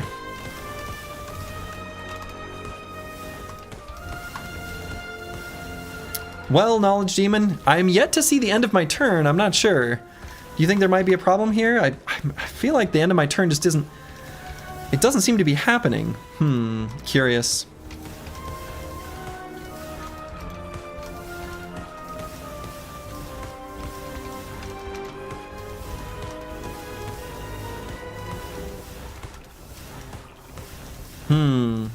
Well, Mr. Knowledge Demon, it seems you just weren't smart enough for this fight.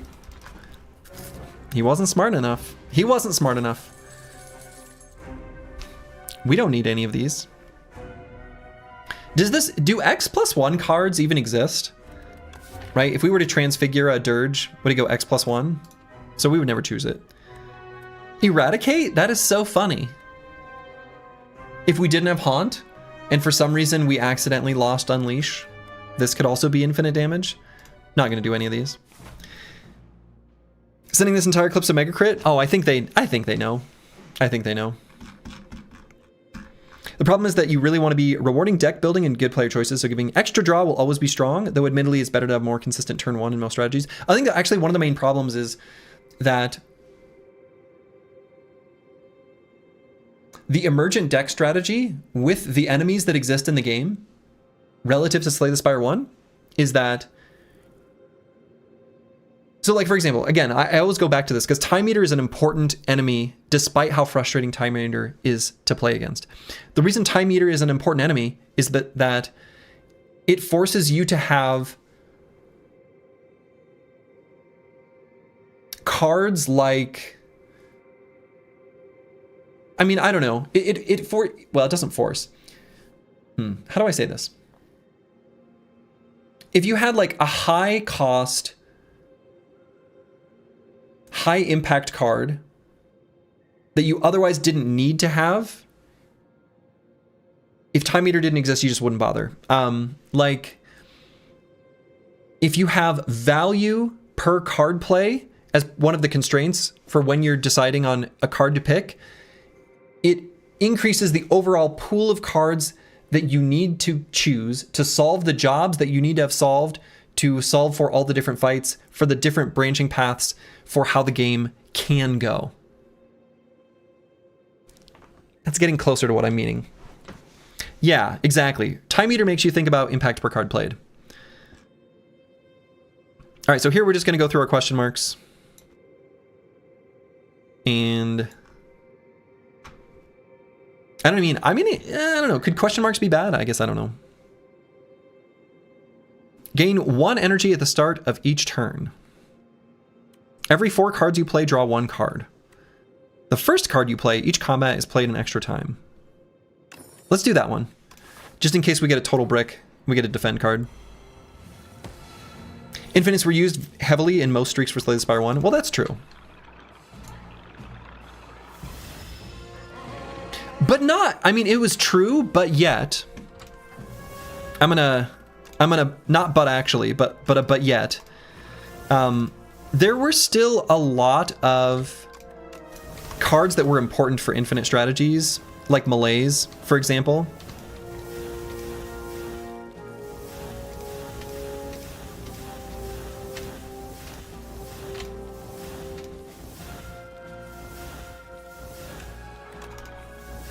Right, where you could get compensation for playing lots of cards, and choosing when to play Malaise against Time Eater was often a really interesting decision.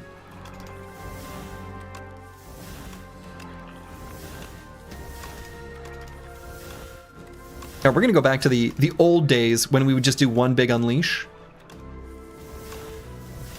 Let's make sure we're fully there. The good old days, back before we added the haunt. All right, that gets us there. We're gonna find one big ol' slam. There it is. Blap. Nope.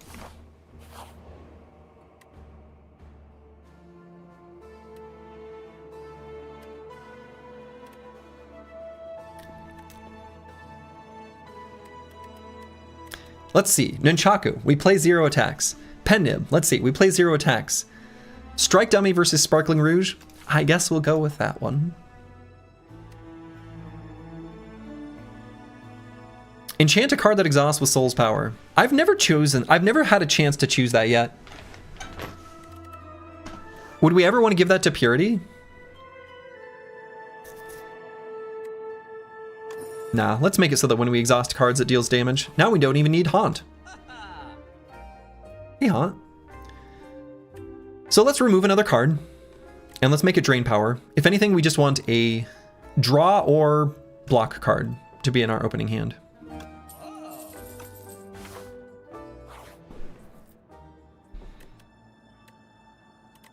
Choose a card to transform. Could that ever bite us? I don't think so.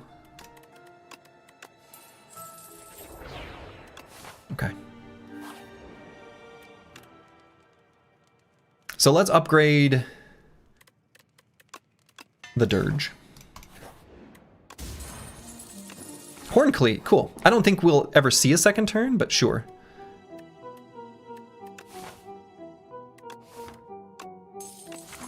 Lose 6 HP for gold. We're never gonna spend that gold. We're not gonna draw 2 fewer cards at the start of each combat. That would be bad.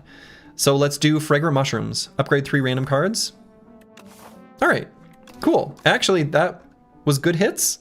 I guess there's not too many bad hits. A shop. I think my mouse is broken. All right, let's get rid of the Vulnerable Potion and replace it with a Weak Pot. In the incredibly unlikely chance or situation where we're unable to, like, I don't know.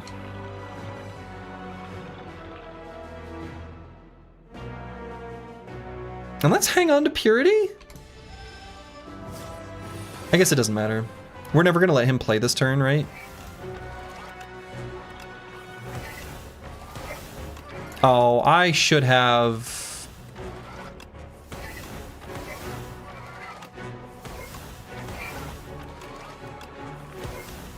I should have at least played the Haunt first, huh?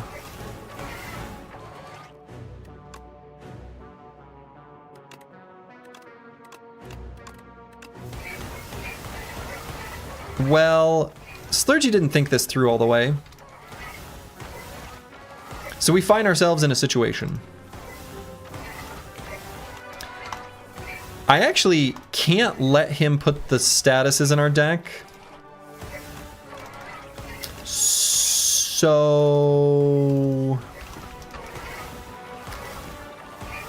Anyway, I've made an error.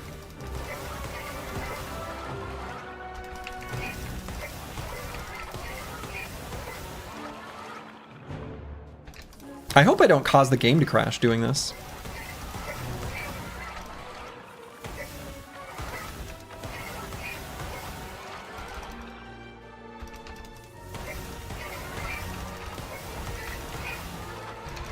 Strap in, lads. It's like I'm doing SCV micro or something. Mineral boosting at the start of a StarCraft match. Or something, I don't know. I'm doing something that involves clicking really fast. I guess we don't have to do this all the way to make him dead. Realistically, we just need to get to the point where Osti's big enough to one-shot him. We can just make it, yeah, once we get Osti to this size, like, he's fine, right? Play this like the sweatiest ZVZ Ling fight? Oh, God. Yeah, no, we're good. Oop, we don't need those. No, we don't want to. Can I decline? Hello? Let's make a power because we can get rid of it.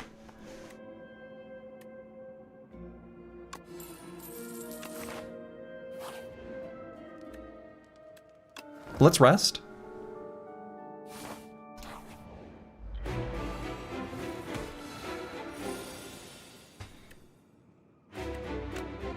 All right, let's play the Haunt. He's gained a little bit of strength, and that's okay. I'm gonna play the Mad Science just to get it out of the... Oh, I guess I could have. Let's find our Purity. There we go. There we go. And now we don't need the Unleash it all.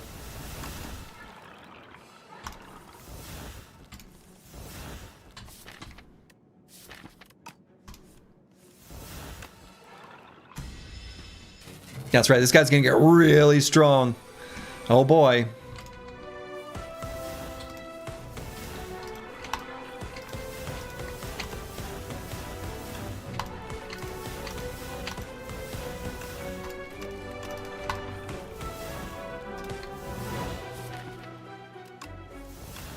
Okay, let's make sure we end with a Dirge. Put the Haunts in the draw pile. That's the only way this could get messed up, right? If we didn't have the Haunts in the draw pile, and we drew, like, the worst possible hand. Alright, so let's just put a couple Dirges in hand. And end turn. Yeah, this is GG. I mean, it's been GG.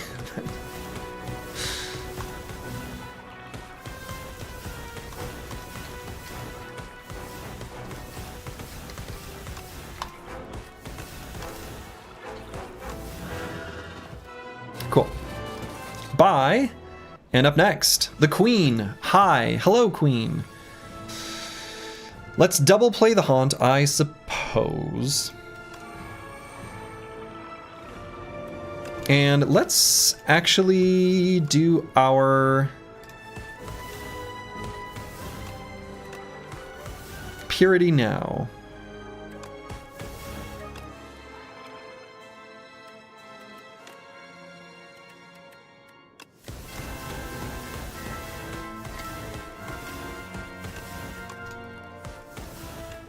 It was GG in Act 1. It was GG in Act 1. It's true.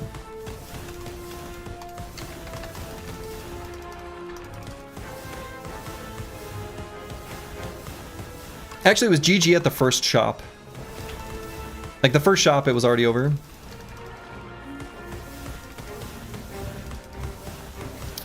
Which, you know... I'm trying to think if there's any... Is there any situation in Slay the Spire 1 where you would say it was GG, like definitive GG, with a confidence interval of like 99+%? Like, I guess let's not, you know, discount... Like, let's take out, like, complete absurd probabilities. Were there any situations in Slay the Spire 1 where that would even be true? I don't know that that's true.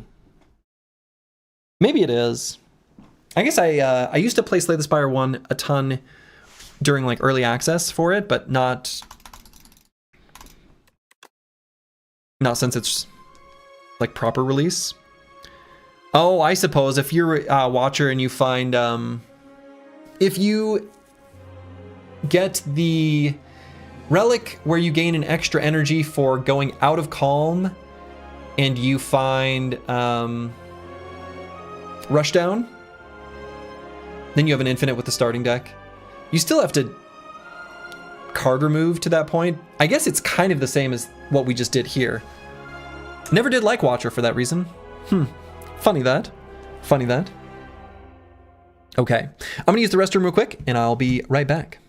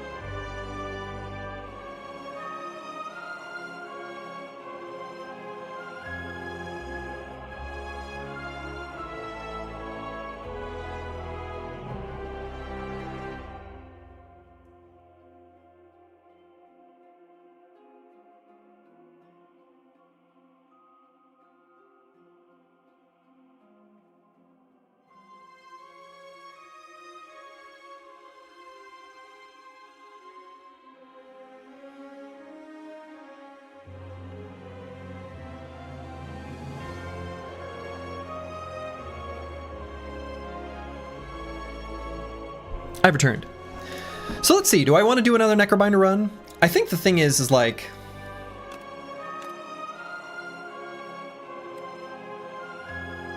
Looking at the last 3 runs, I did something a little bit different in each, which is at least nice. Like, this deck didn't have any haunt whatsoever.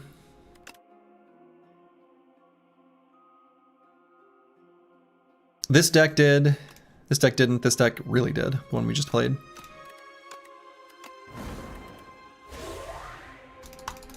Yeah, let's run it one more time.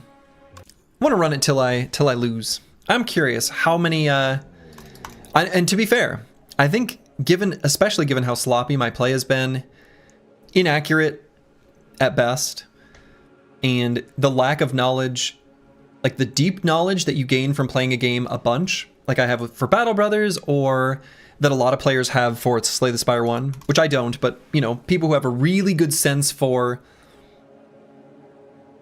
the tiniest little decision,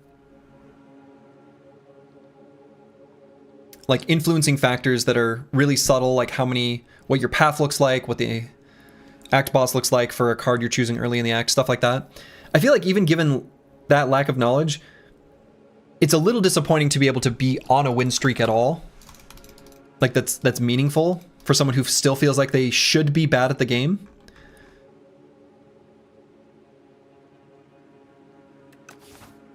I don't know.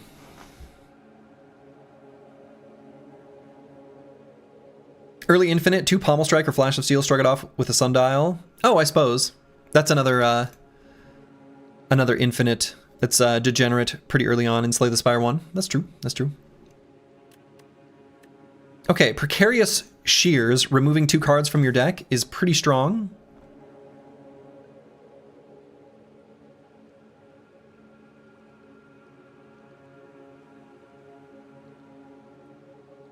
So we could go through this way, could also go through this way.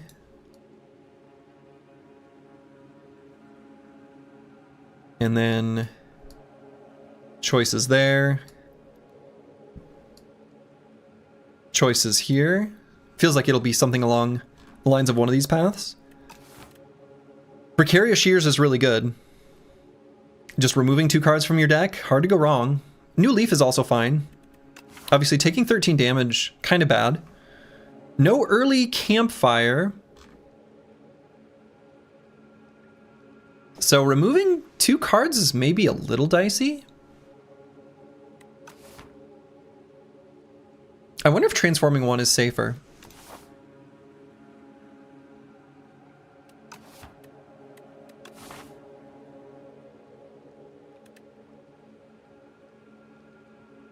There are a handful of things that the transform could hit that are bad.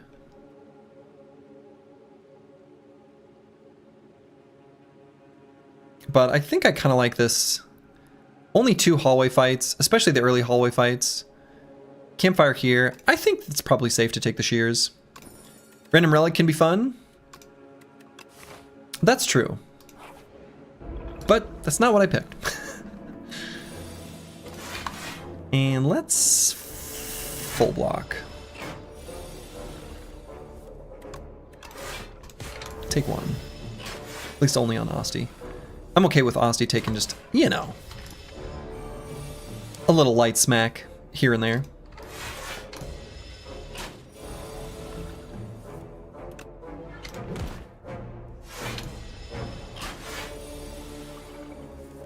Card removes are so good on Necrobinder. Because the more you can play Bodyguard and Unleash in the early fights, just the better.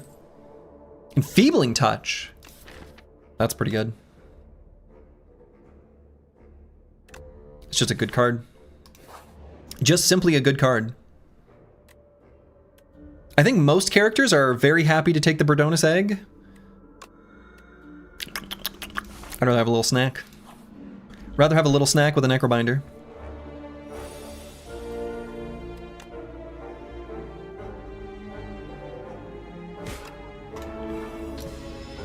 Let's keep the Enfeebling Touch in the deck.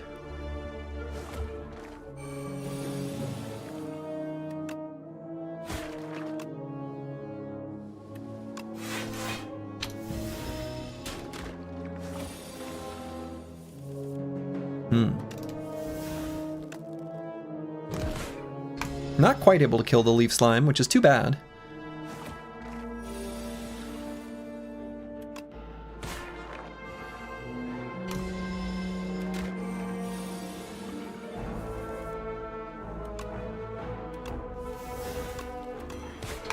Keep the Enfeebling Strike in the deck. Feels important. Okay. Defy. Very happy to add Defy to the deck. This is like a generic good opening, I feel. Right? So we were able to remove 2 cards, Enfeebling Touch, Defy. These are welcome no matter how the deck matures. So let's... So upgrading Defy feels pretty good. But let's transform. Both are ethereal as well for a potential infinite. Exactly. Yes. Melancholy. I don't think this card is terrible, but I don't think it's that good.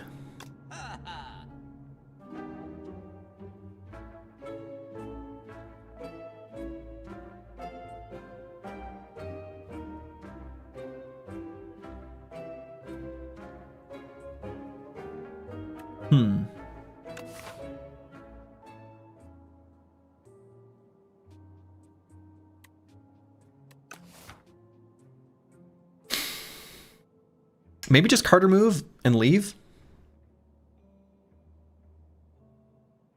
Feels a little bit boring. I suppose it is exactly enough for the Potion of Doom, which is kind of a nice early pickup.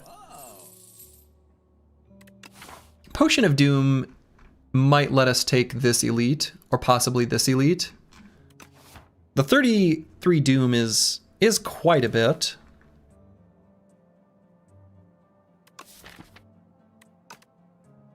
The deck still needs to find some tools to do little bits of damage for Vantum. Little pokey bits of damage. Or Doom. That's another way of killing him. I'm gonna grab the Potion of Doom.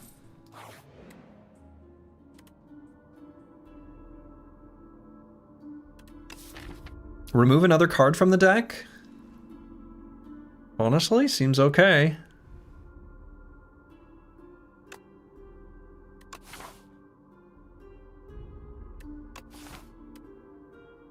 Lose 11 HP.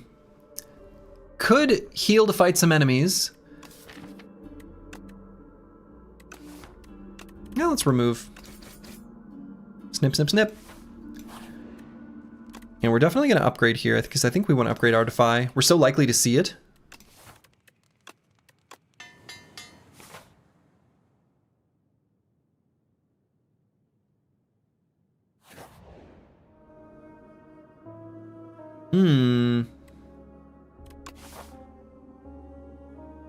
Production could be part of the Doom Pommel Strike Infinite. There was a production back at that store. Production could be part of the, I like how you're calling the Souls Pommel Strike. But we don't know that we're gonna see that. I don't know that, I wanted the production there. Maybe it was too narrow. There's a literal Doom Pommel Strike. Oh, I know which one you're talking about. The one that's at common. It can't draw itself though. So you need two of them, which I guess is true of Pommel Strike as well. Does it draw two when it upgrades? I think I know which one you're talking about. It does draw two cards when it upgrades.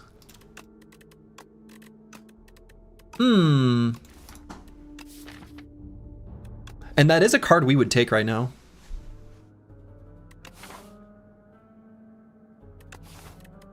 Anyway, I'm kind of thinking about procuring one potion. It's a lot of gold, but we're going to be able to get to a rest site. And I don't think we want this spoils map in the deck that's so thin right now. Bone Brew.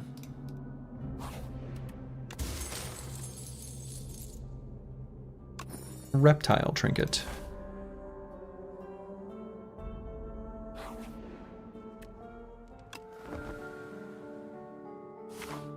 So I'm gonna maybe fight an elite here depending on how this fight goes.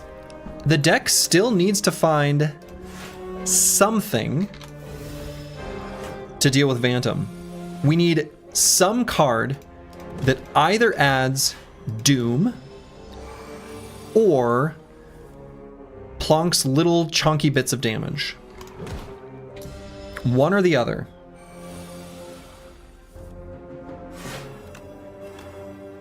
There's maybe other tools, but those are the things that are the most straightforward.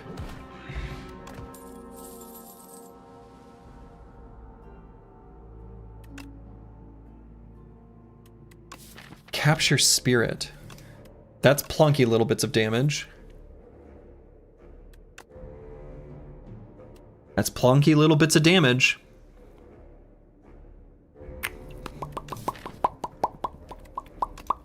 Okay. Gigantification Potion. I think we leave that behind. I don't know, maybe that's better than the Potion of Doom. I guess it is.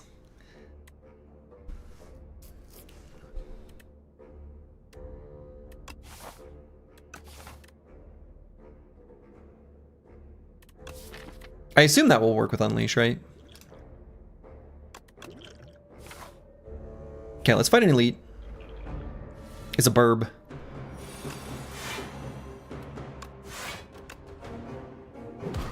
Alright, Asti gonna die. Melancholy value. Nice.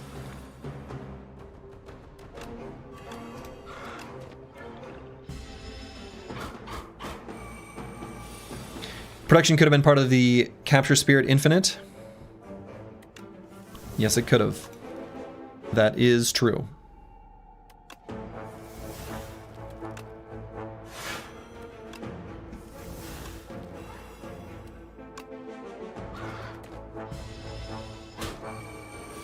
Yeah, it could have.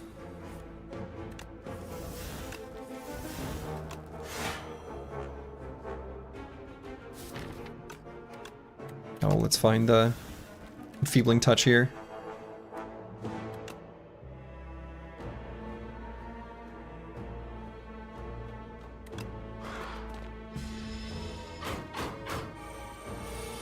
We're doing very little bits of damage. He is gaining strength.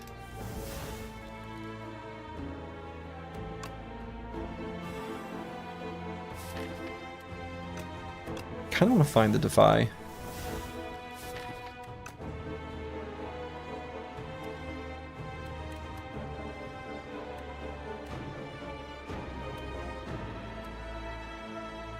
Could I get Asti to exactly die for Melancholy? Maybe I should just... No, let's do this. I think I might be misplaying this fight.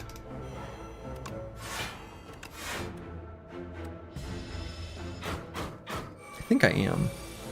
He's gaining strength. This is actually not infinitely sustainable. Maybe I Bone Brew here. And probably should have Bone Brewed previously. Like at a previous turn.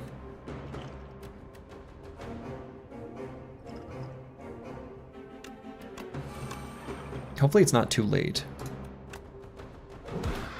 I don't think it's too late. Bone Brew Giant Potion. I don't think we need to use the Gigantification Potion.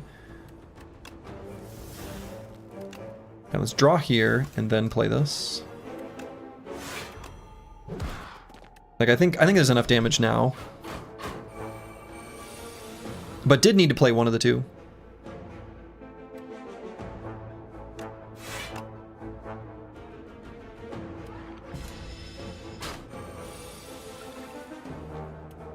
Okay, let's draw here. Maybe play the Unleash, then draw.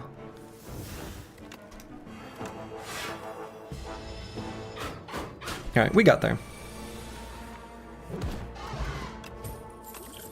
Gremlin Horn. Friendship. I guess friendship. But, yeah, I guess friendship.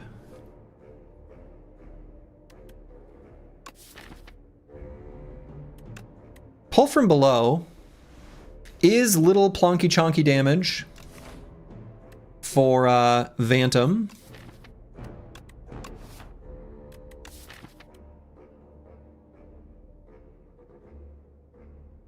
Because the most we can play Capture Spirit in one turn is 3.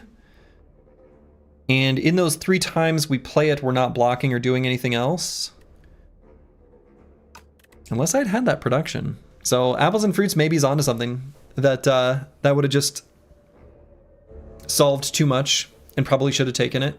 Would have had to upgrade it to get rid of exhaust, but pull from below does mean that if we stall, we have a big attack.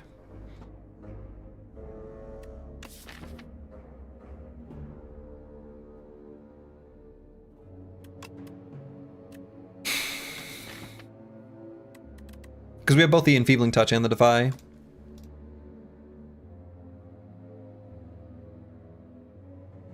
Friendship's pretty good, but not, like, necessary, right?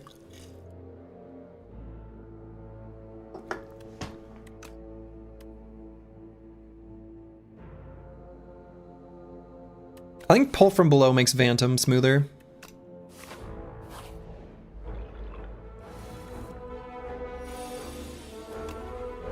This guy, the Cubex Construct,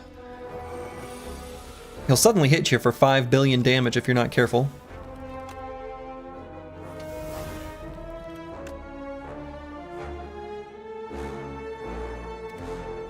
Let's play one of these. And then one soul. Yeah, want to make sure we didn't make it so we weren't able to play either.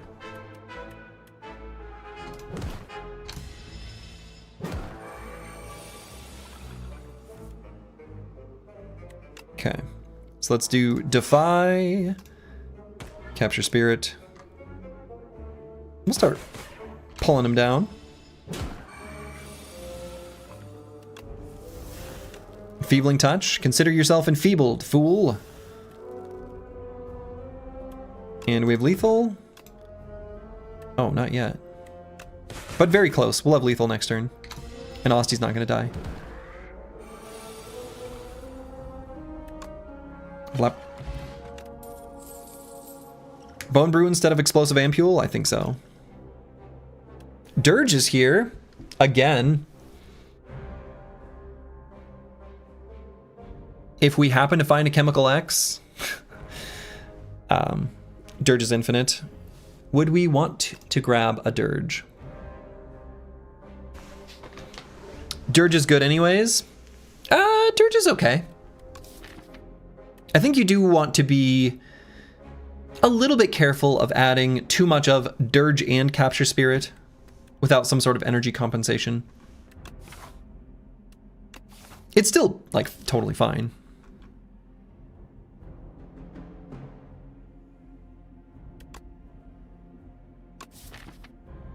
You like Capture Spirit more for soul generation?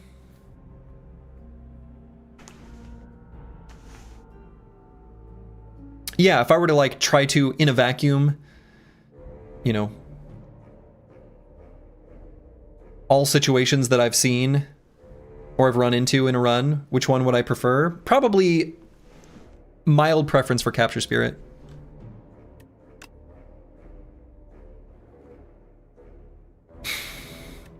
Honestly, also might just take that as second Defy. It's such a good card. It's such a good card. And if all we need to do is just stall out until we play Pull from Below,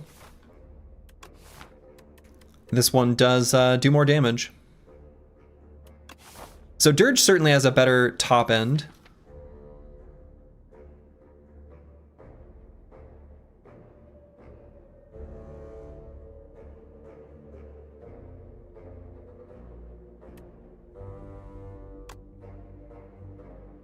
I think we have the tool we need to beat Phantom.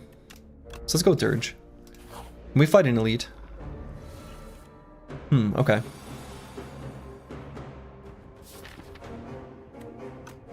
So the only meaningful damage cards we have are the Defy and the Enfeebling Touch, so unfortunately kind of have to play them.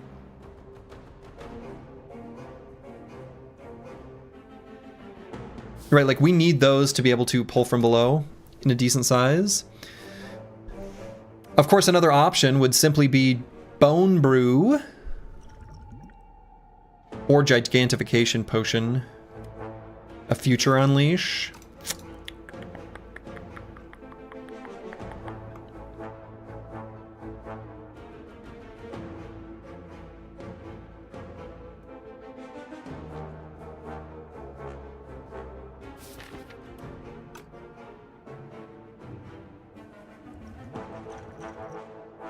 I'm gonna Bone Brew.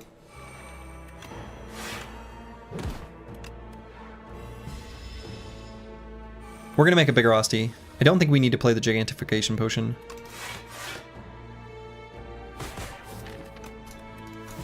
Not how we wanted to draw that. Shall we begin? I'm not ready.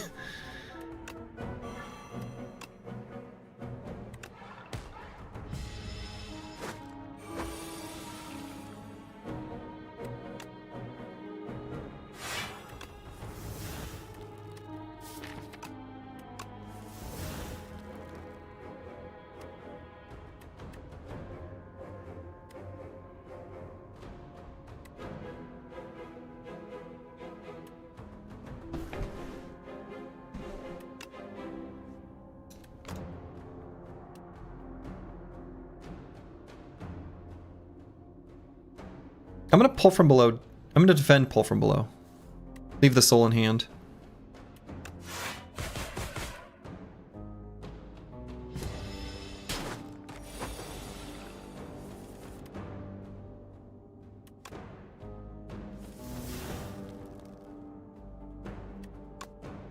Enfeebling Touch, Bodyguard, Unleash.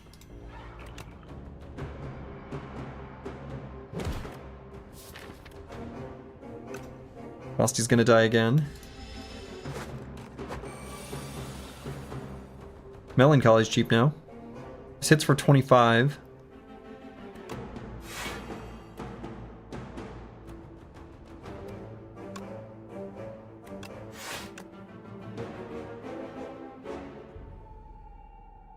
Okay, let's capture Spirit. Should be able to get to this pull from below next turn and kill. Or at the very least, play the Melancholy. Yeah, so we can do Unleash and pull from below, so this is already 10 and this is 36, so that gets us there. So let's make it bigger.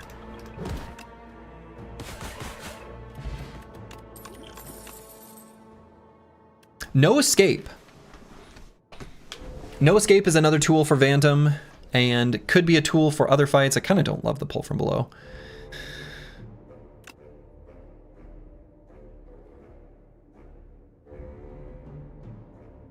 The deck's okay with a No Escape, I think. Doesn't love it, doesn't hate it. Hates all the other ones.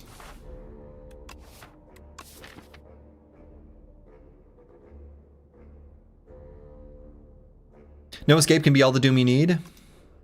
Yeah, I mean, that's true. It's a good... It amps up fast.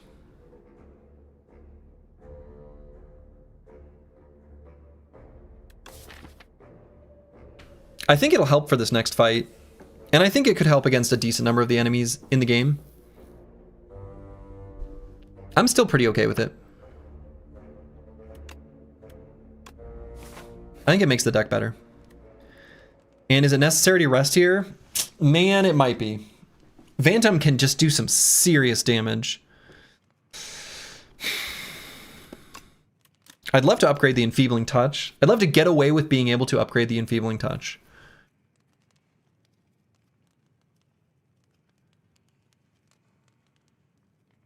High Five is interesting as some AoE for Act 2.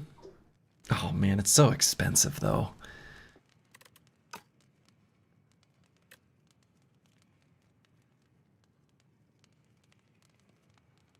I'm trying to evaluate if I think 37 hit points is enough for this fight.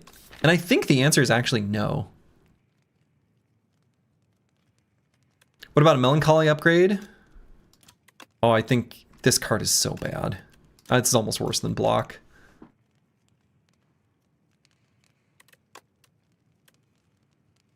Or defend, rather. I'm gonna rest here. I don't know if the deck can get away with reliably not resting there.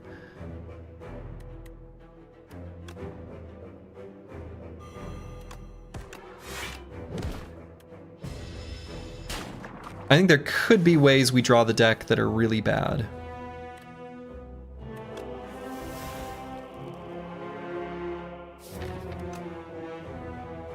So if we find the Enfeebling Touch, let's see, if we Defy, we're doing pretty well already. Right, we only need a tiny bit more. So let's do Dirge. Yeah. Melancholy is pretty bad. I think there's a Sacrifice Aussie deck somewhere that can be used effectively. Yeah, I mean, kind of. I think it's just bad.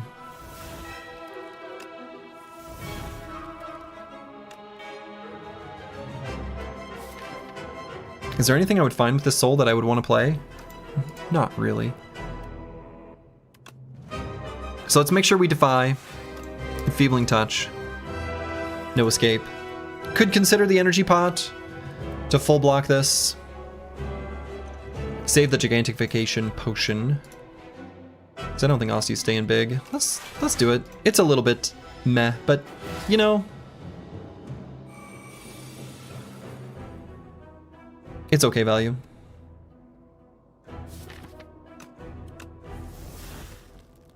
Now let's Capture Spirit. Pull from below to plonk away his little bits of slippery. And Dirge instead of Bodyguard. But yeah, I think Melancholy's terrible. Like that was a very disappointing transform. Truly.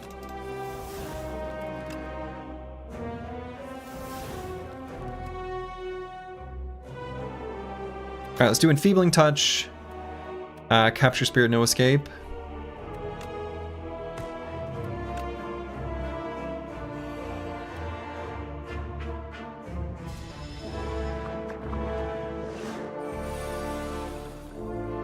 I want to try to find, if we can, our Enfeebling Touch here. But or not. Is kind of okay as when you need to block on AoE fights. I don't know. It's really, you're okay with Melancholy? Just sack him twice for reliable 17 block every turn on bosses? Ah, that sounds terrible. I don't even with that description. I like that. That sounds really bad.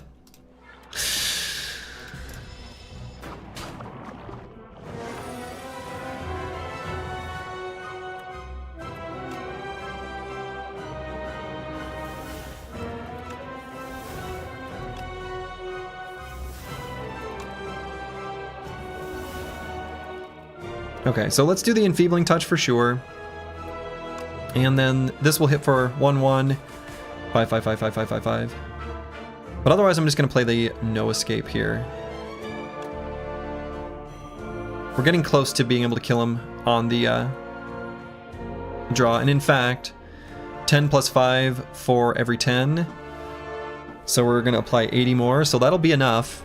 All right, so when we find it on the draw, that'll be sufficient.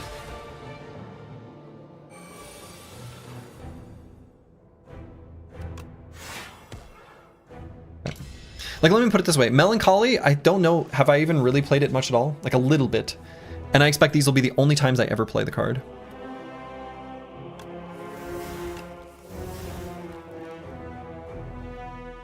Let's do Enfeebling Touch, Bodyguard. My hope is that I never play that card again for the entire rest of the run. That's where I'm at.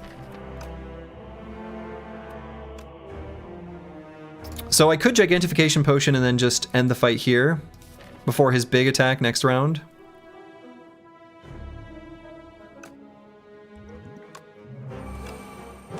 Let's just do that.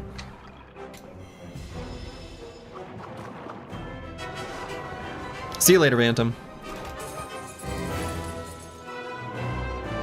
You like it because it works in fights where you're losing and a card that helps you when you were losing is good? I mean, I agree with that premise that cards that help you, just like in Battle Brothers, if you're coming from that world, you know, things that help you to compensate for a bad situation are better than those that amplify the good, right? However, for that card to be sufficient value, it means you've already had it die like twice. So that's a big ask where it's not just bad, it's abysmal. It's abysmal to the point where this card existing got you there. So I don't like it. Okay, I like Spirit of Ash here. Kind of wish I'd have gone with the other Defy.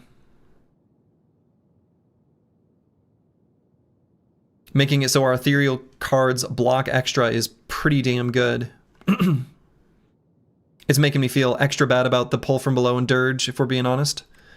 Just more Defies, Enfeebling Touches, and no escapes. And then a card like Spirit of Ash. Which isn't, like, great. But it's totally fine.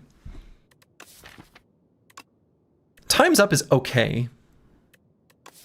But even in a deck with some Doom, I don't really like it. I'm gonna go with Spirit of Ash.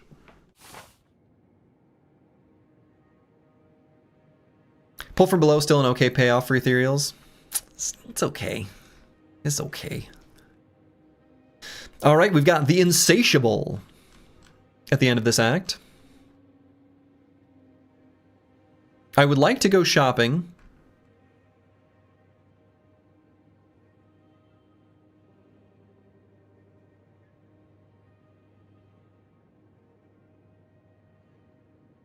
I guess we could go up this way. And then decide between these two.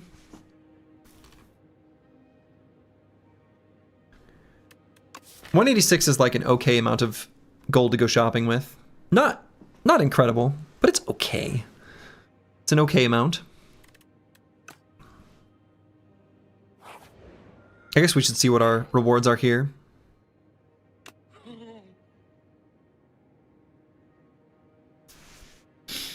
Pandora's Box, Snecko Eye, and Runic Pyramid. Well, this is a classic decision point.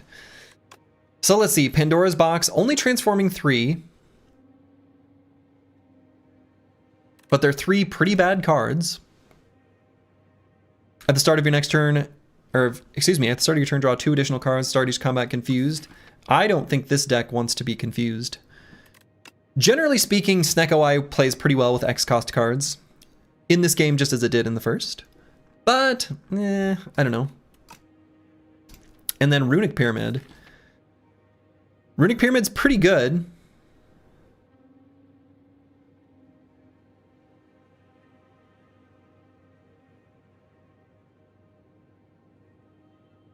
Box is like bad Leba here? I don't think the box is that bad. I think the Snecko Eye is not so great. Oh, Astrolabe? Yeah.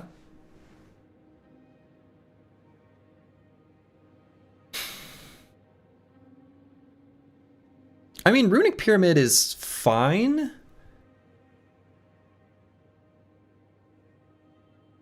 But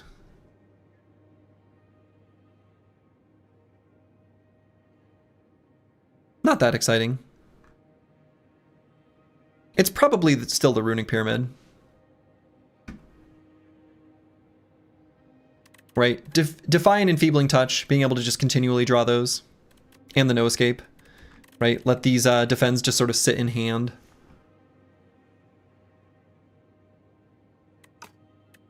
Sure.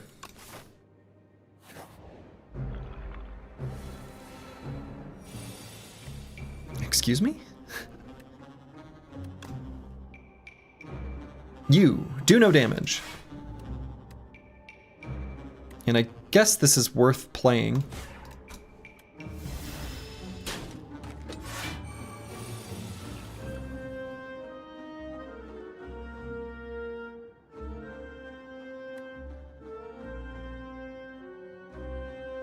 Well, Melancholy is going to get cheaper. Defend Dirge.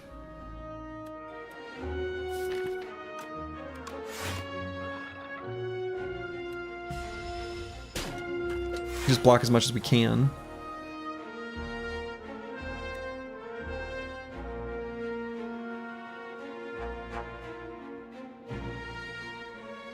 Alright, so probably play the Melancholy now.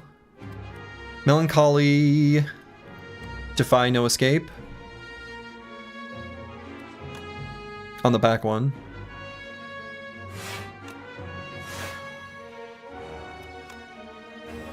So we are full blocking. Happy to leave a soul in hand.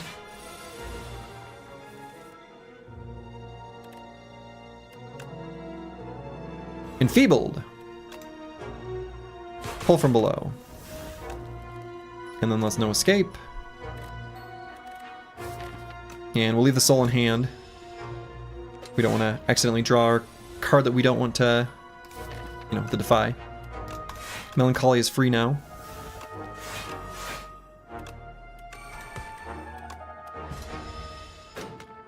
So this fight is over.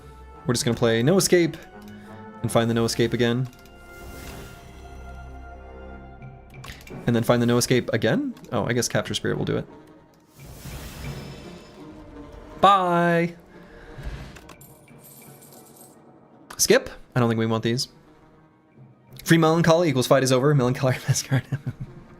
Now let's not poke at each other.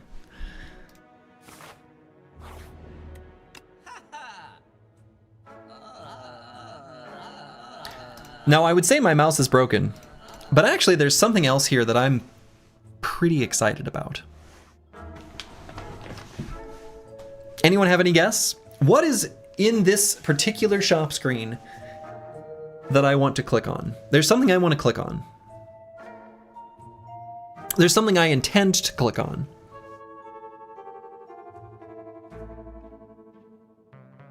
Gem. That's right. Now, there is something to think about as far as deck size with the gem. It does only work for cards in your draw pile.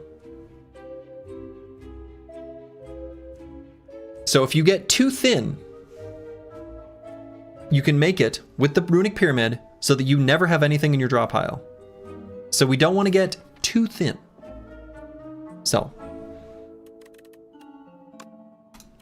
I guess maybe I say that, but we can still shuffle with souls in hand. So I'm gonna immediately disagree with my own previous statement.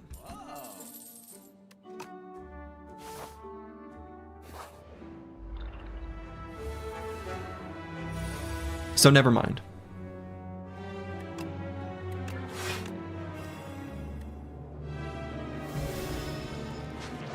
Ow. Give me that back. And do I let the defy disappear? Will the gem just hit souls most of the time and be really awkward? No, I don't think so. Not necessarily. We can play the souls, right? Right, so for example here, we can do a soul, and then we'll shuffle and then play the hidden gem. And we're not ever putting souls in the discard pile.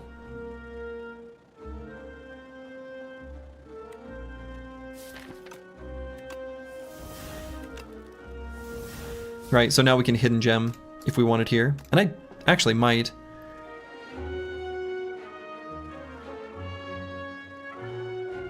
No escape with replay seems good.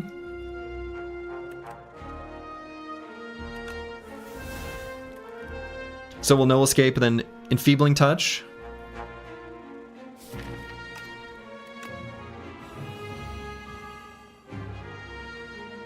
So much damage.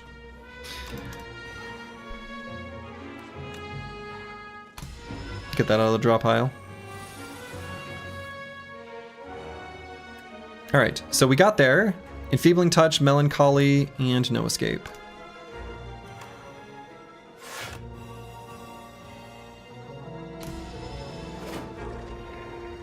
Bye. And I think we want the Capture Spirit back. Wisp. Wisp is better with the pyramid. No escape with replay is awesome. Yeah, it's pretty good. But I'm still kind of looking at Defy and thinking that's the better choice. All right, think about that opening hand and how bad that was. Getting attacked, being hurt.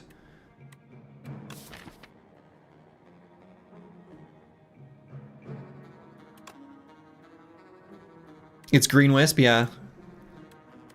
It do gain retain with upgrade. But I'm still kind of leaning towards Defy, honestly. I'm less concerned with energy efficiency. There's not that much that extra energy really does for us. I'm going to go with Defy. Honorable mention for Grave Warden, but I think Defy is going to be better. Enchant and attack with Corrupted. I guess it would be pull from below, and I don't think I would bother. Let's just transform a defend.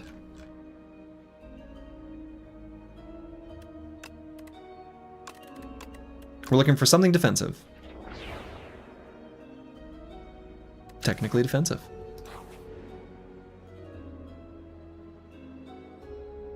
I don't know. 1, 2, 3, 4. He's got 4 round balls there that I think could hurt us real bad. This person looks like bad news, but maybe it's not good to be too judgy. Or to be judgy. I love that. No, we can't take damage right now. We're about to go into 2 guaranteed fights, and one of them's a hallway fight, which are disasters. We'll just take the cash.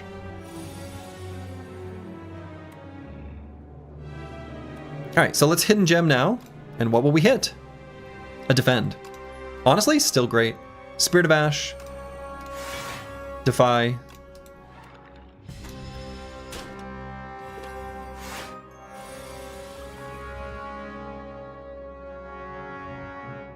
Okay, so we'll Spirit of Ash, Enfeebling Touch this guy.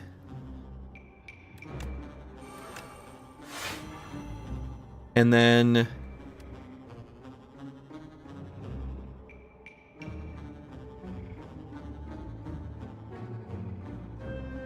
maybe just Capture Spirit. I don't want to play the Dirge because I want Osti to die for Melancholy, which is a very feels bad play around, but I think worthwhile. Let's take out a little Bullbug, little Silky Bullbug.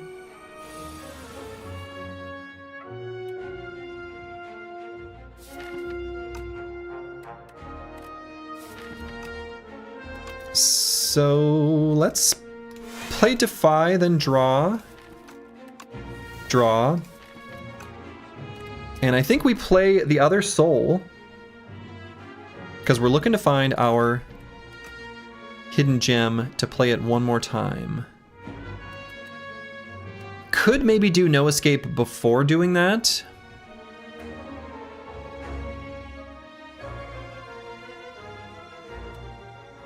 And maybe doom the Slumbering Beetle in the back? Or possibly even the Bullbugger in front. Damage is coming out really slowly, which I am nervous about.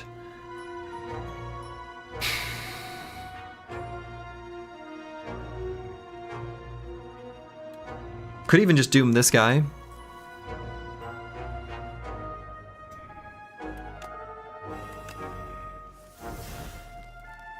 Oh, damn, we drew both? That sucks. I guess we got a Defy plus. I guess we could let them both fall off.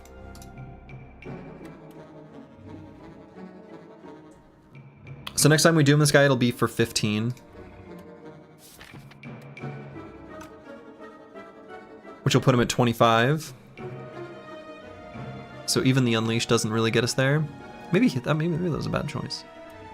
I guess this is 15. I guess that would make it be good enough.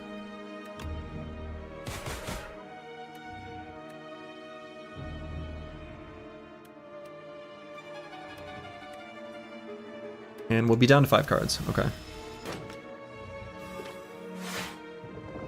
No, don't wake up. Go back to sleep. Go back to sleep. Go back to sleep. You got no business here. Alright, so we'll No Escape here. Make him die. And I guess Defy.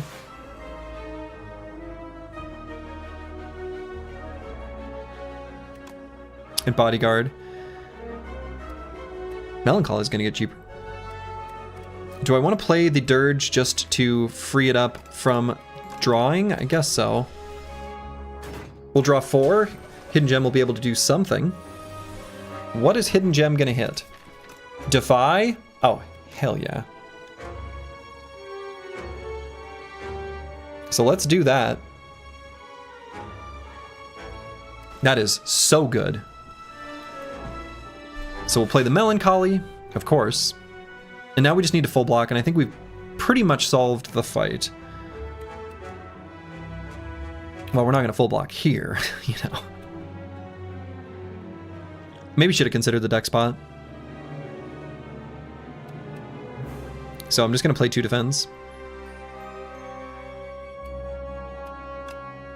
Well, defend Bodyguard, but exact same. And we'll leave Dirge in hand.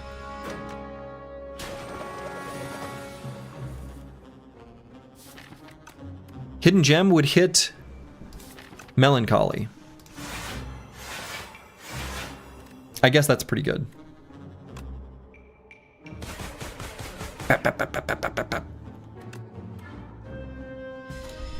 It did become free after all. So we're no longer taking damage in this fight.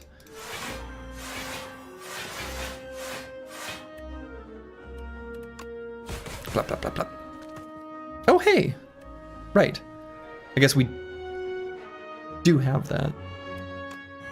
No escape.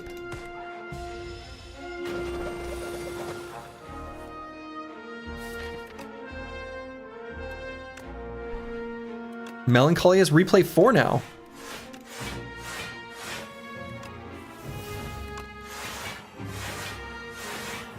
Look at all this. Look at all this fancy block we're getting.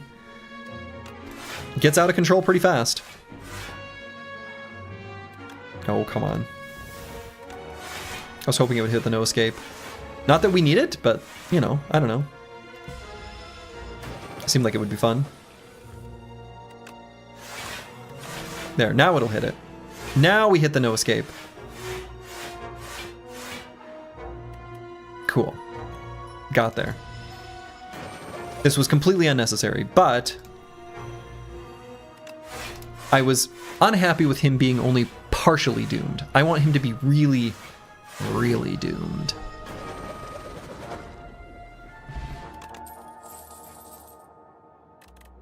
Pretty easy skip, though. I think Sculpting Strike is okay with the Pyramid. Sculpting Strike is okay with the Pyramid. Still not going to choose it. It's also pretty okay with the 2 Spirit of Ash.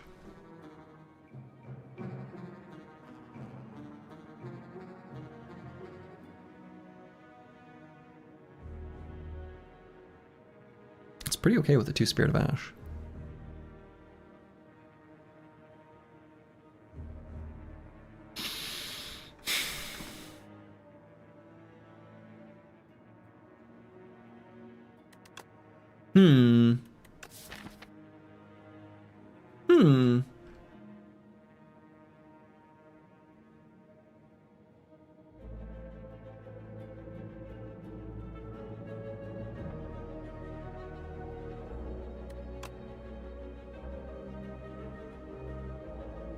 Can be a bit of a liability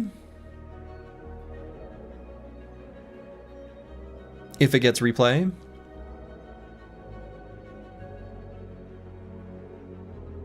True.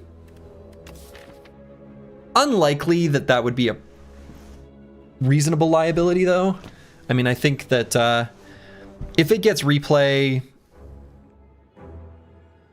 I'm sure there's going to be something we'd be fine with getting rid of from our hand under most circumstances. And even if we added Ethereal to, for example, a Soul, I think there's enough outs. With the Pyramid, we'll have a full hand. I'm not too worried about the replay being a problem on it.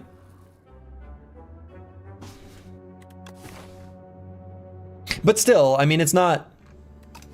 I'm just thinking of if it's, like, necessary. It's an attack, which slows us down. Or, like, an attack which gets in our way of blocking.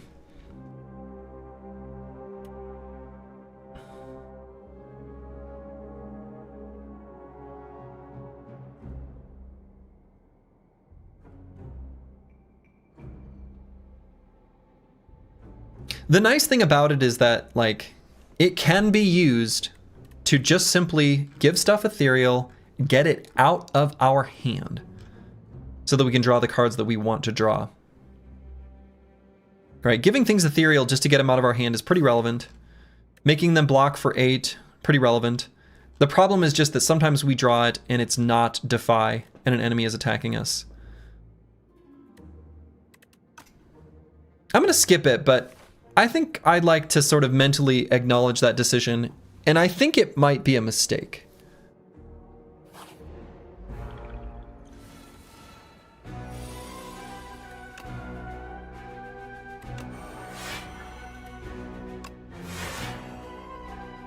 Okay. Take that, Antomancer. Alright, let's Hidden Gem, see what we hit. Okay.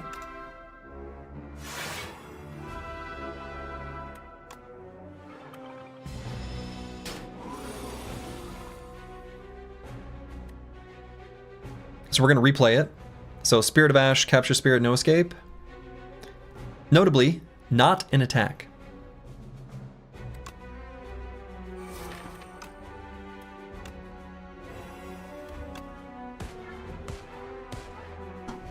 That's a lot of souls. And we're just going to play through most of the souls. Right? I think we want to leave all this stuff in our hand. Okay, Defy is good. What we're really looking for is the Enfeebling Touch. The unupgraded Defy is a little bit meh.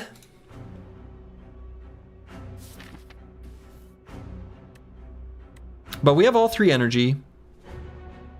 I'm going to play it so that we can draw 2. Very tempted to play the Hidden Gem here. He's only hitting us for 24.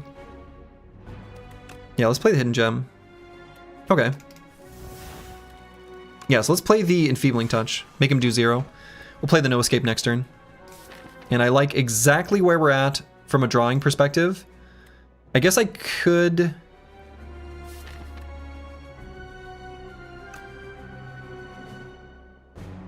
No, we'll leave it exactly like this. Perfect. So Capture Spirit, then play the souls. Or maybe just play the soul now. Yeah, I think so. And let's Hidden Gem. Let's see what we hit. Okay.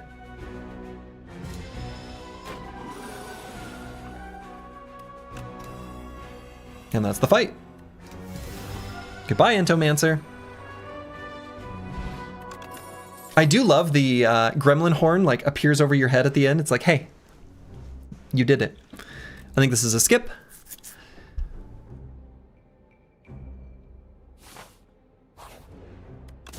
And what do we get here? Anchor. Oh, yes. Hell yeah. We love Anchor. Anchor is wonderful. Anchor is, weirdly, I feel like right alongside Bag of Prep is like one of the best relics you can get in Slay the Spire 2.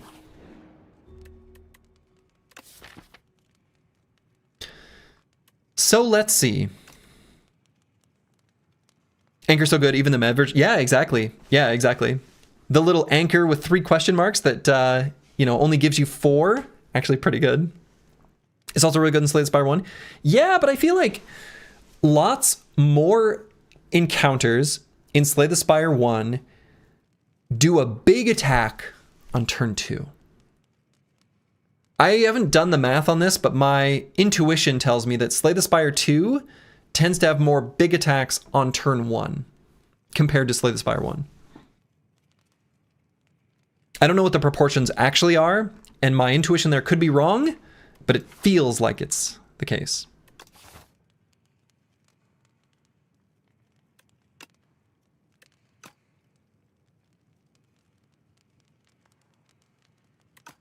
So we could upgrade. I might rest and fight an elite.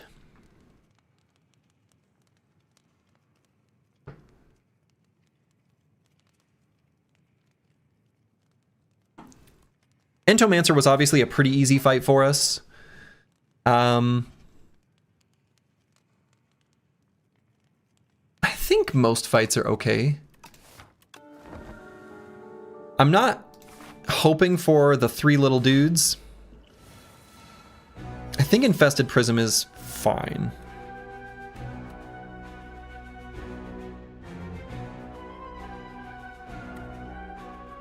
So let's get to where Asti just barely falls. So the Melancholy become cheaper. So if we do Dirge now, that'll be 12. So then we'll have 13 plus 10. That sounds like that's 23, which is just shy of 24. Could also do Capture Spirit, then Dirge to put more souls in the draw pile. I don't think we need more than what's going to be provided by Dirge, though. And who cares about the damage that that does? Alright. Asti just did a little baby death there. So let's do Spirit of Ash, Defy, and then the Soul. Maybe I play the Soul first. Okay, Spirit of Ash and then both Defies. Maybe let this Defy fall off, actually.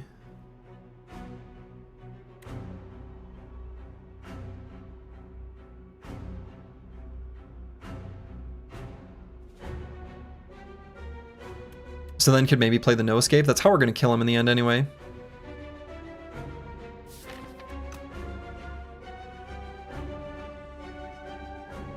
We're going to end up killing him with Doom.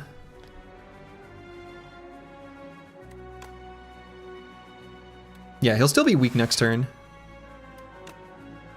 And this will let Asti just barely die yet again. Wow.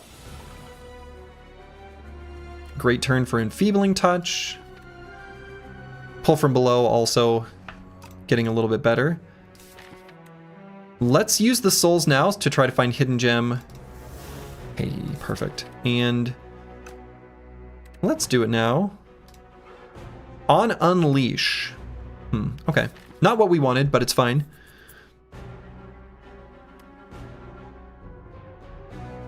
That's how you play Melancholy? Just barely kill him to use... Yeah. I mean, I think... I will say this. The Melancholy is good right now with...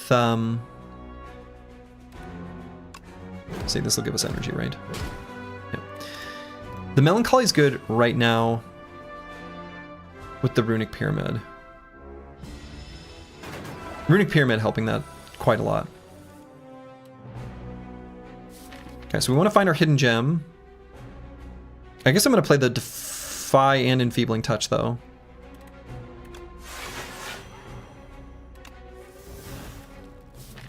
Great. Alright, No Escape is gain replay. You love to see it.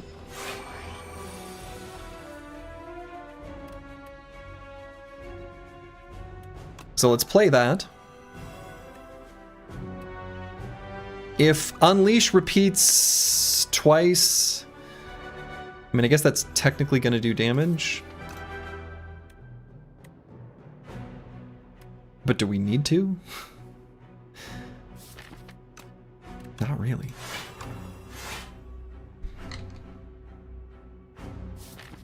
Okay, let's shuffle.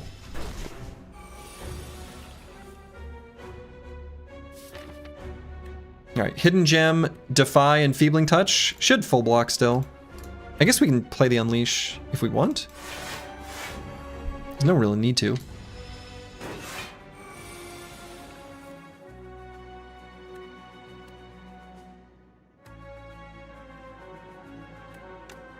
Okay, so he's definitely doomed here. So then we just need to full block.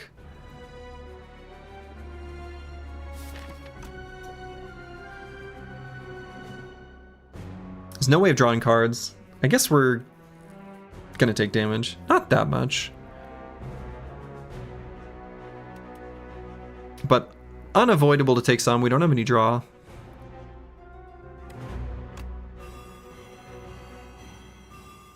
He's very doomed.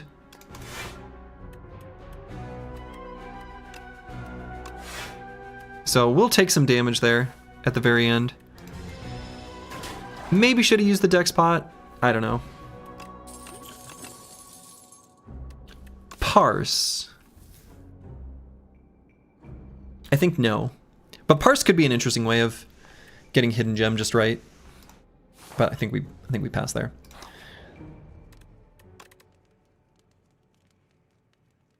Okay, so I believe, are there exactly 3 Act 2 elites? So then if we wanted to do this elite fight, we knew it would be either the Centimillipede, I believe it's called, or the Entomancer. Entomancer is trivial for this deck. Centimillipede is a manageable problem. I think we lose some hit points, but not terribly.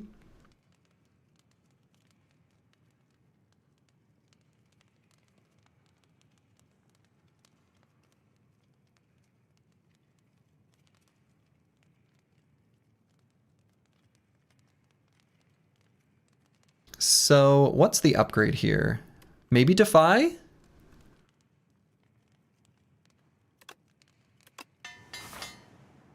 And let's go this way and fight the elite. 42 hit points feels still all right. Oh, shopping.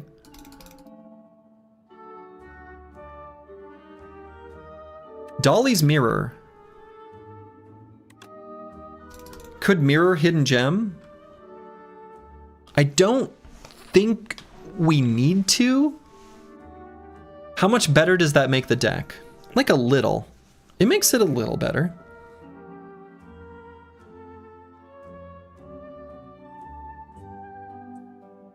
I would have wanted to upgrade it at that previous campfire, though.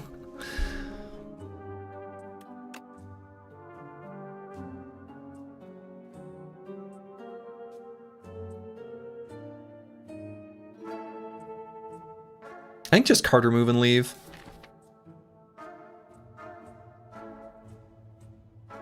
And might remove Unleash? Is Unleash worse than Defend?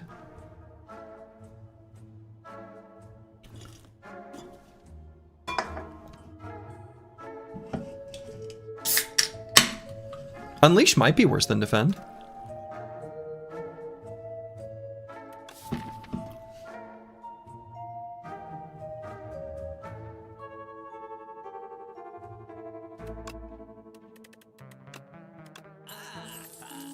We get rid of it.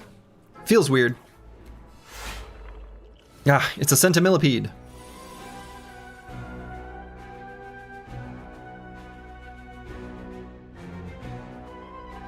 Thank you, Anchor. So let's get to where Osti barely dies. Let's see what this hits first. Okay. So I think we can think of Defy doing the most block at the start. So now we need, let's see. So we're sitting at 18 for Osti to die. We're getting hit for, let's see, 8 plus 7 plus 9. Let's make sure I don't make any errors. 24. So if we defend here, that will be pretty close to perfect. Close enough. And do I leave the pulls from below in hand? I guess so.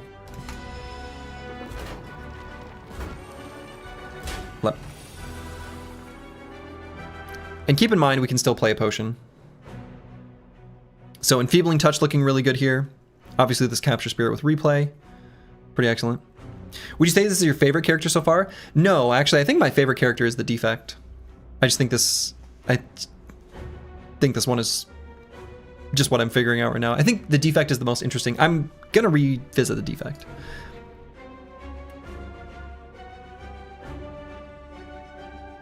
I guess I don't have to play the Capture Spirit yet. Could do the Enfeebling Touch and then Melancholy, which would be, I guess, full block. Do I want a full block?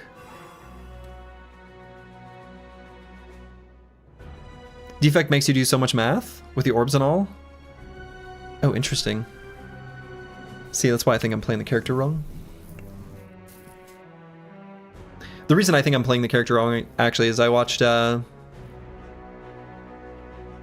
Japanese export do a video on it, and he was like, his card valuations. I didn't watch the full video. I just watched the start of it.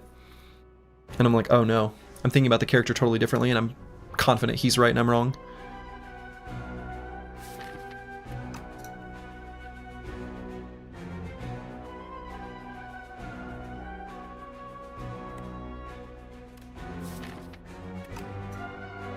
Now I'm going to play the Melancholy now.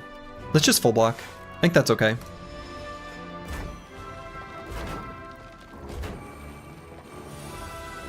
Yeah, Necro is pretty straightforward. I agree with that. Okay, so we can put souls in the draw pile to make it so we're able to reliably make something else have replay, as previously discussed. So if I do that, that means I need to do Spirit of Ash, Defy, and take some damage. Could use a weak pot, and I think this would be a good time for it.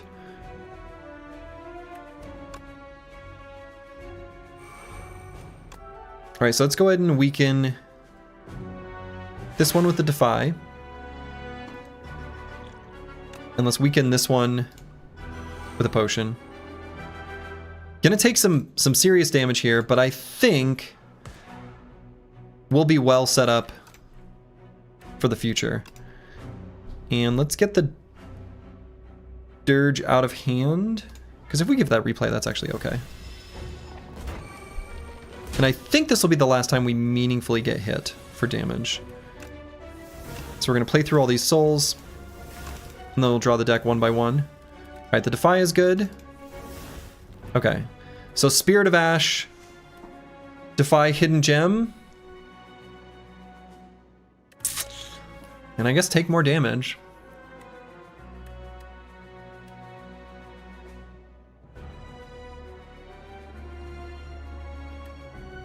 See what this hits. The Dirge, okay.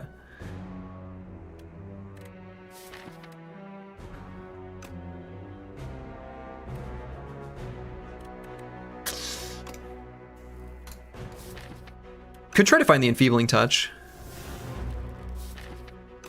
It's probably better. See if we can. Cannot.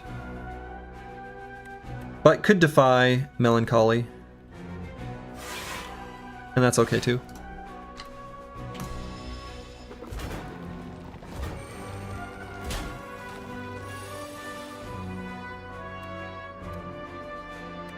So Enfeebling Touch here.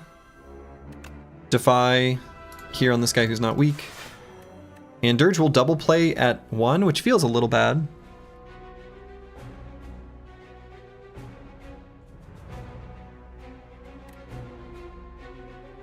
Maybe I should have played the Spirit of Ash first. I guess I should have. No, we're full blocking. Exactly full blocking. Never mind. Perfectly calculated. Never made a mistake. And we got Asti to just barely die, which is exactly what we wanted. Wow. So if we play Dirge with replay 2, then we summon 9, right? 3 by 3, 9, 27. It's not even that good, somehow.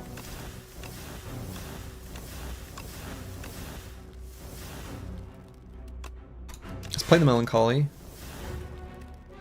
Hidden Gem on one of these.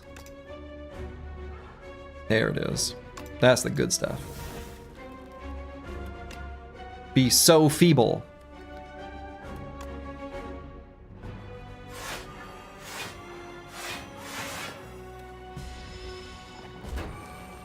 Alright, should be able to not take damage anymore in this fight. We'll just play like Spirit of Ash, Enfeebling Touch, Defy.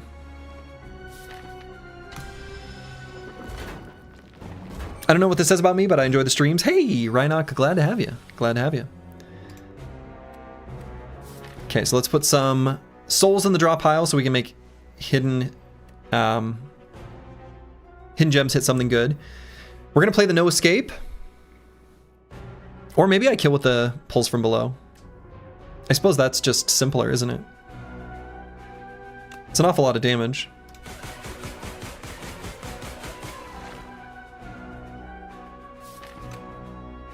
It is simpler.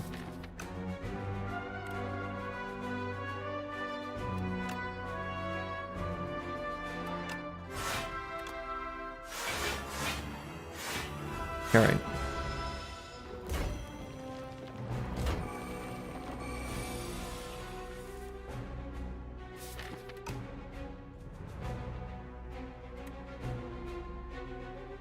Kind of need to get cards out of hand so we can get pulls from... Thinking about this now, how am I going to... I guess I have to let these fall off. Excuse me. So that we can have the Gremlin Horn pull up the pulls from below. Okay, it doesn't need replay, but thanks. So let's let those two... Defies fall off. Let's play that.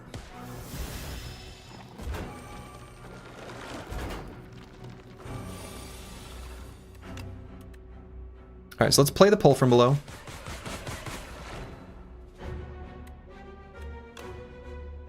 Yeah, we'll play that. Just to make room. Play the pulls from below. Plop, plop, plop, plop, plop, plop, plop. And we just need to grab it again. Okay.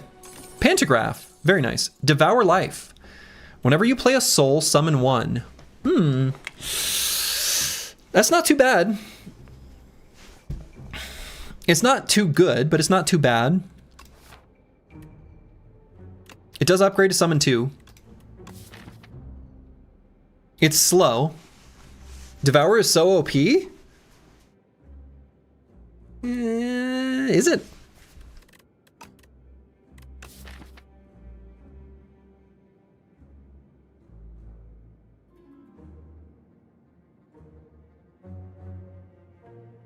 I don't know that it helps the deck too meaningfully, as is.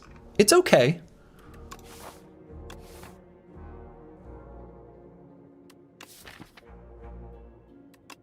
I almost kind of like Invoke better. The deck likes energy.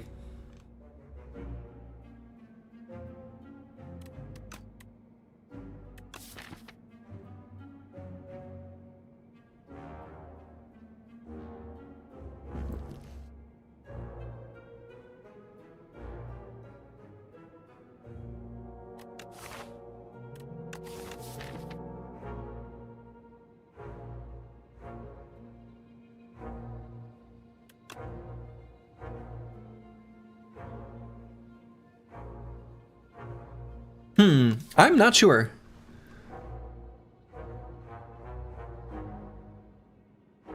Could also just be skip. I don't think these are necessary at all.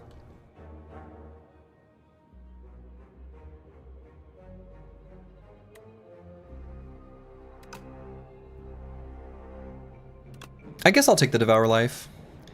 And since we've got the Pantograph we can upgrade, it is a pretty good upgrade too. Let's upgrade the Hidden Gem though.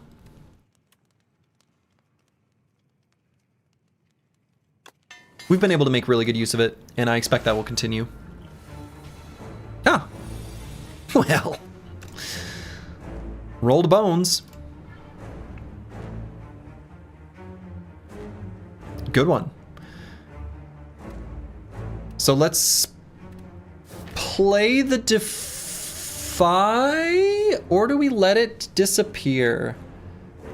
Nah, let's play it. Let's keep this boy weak. We can't let this fight go on forever.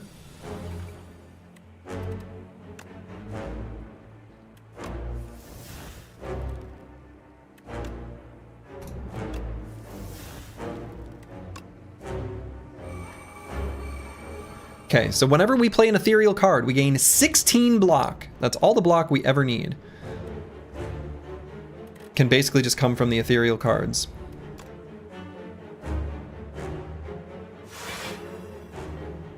So let's weaken him a bunch. Maybe we let the Enfeebling Touch fall off?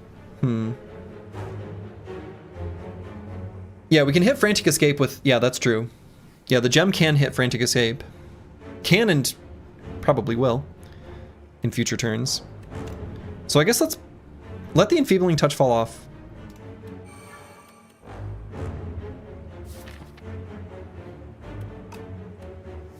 I think that's okay.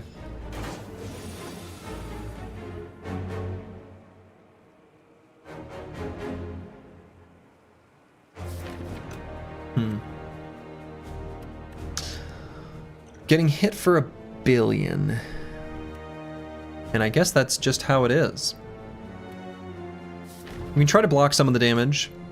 And will, but not that much.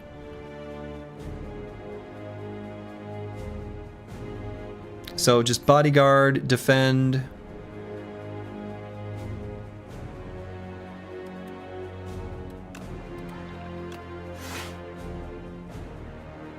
Maybe could have considered playing one of the deck spots, but we just want to make room in the hand. We don't need to shuffle the Frantic Escapes quite yet. Or play them quite yet. But soon. Alright, let's Hidden Gem. Anything we hit here is beautiful, except for Dirge. Okay, that's pretty good. Play a Frantic Escape and a second Frantic Escape? Yeah.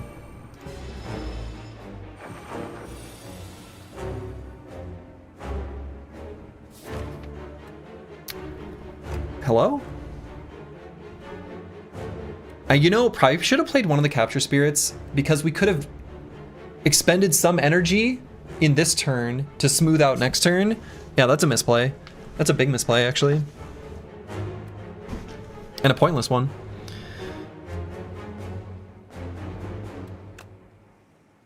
Alright, it's Melancholy Defend.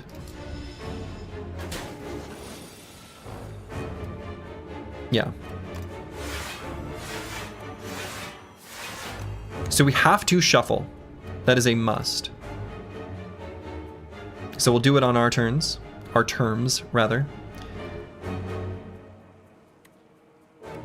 And let's start getting damage with the pull from below. Obviously, we're going to need to play a Frantic Escape next turn.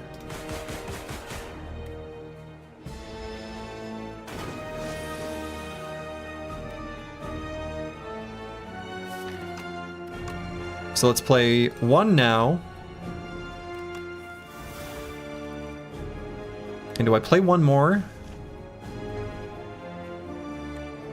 Put it in the draw pile? Sure, because Defy does full block.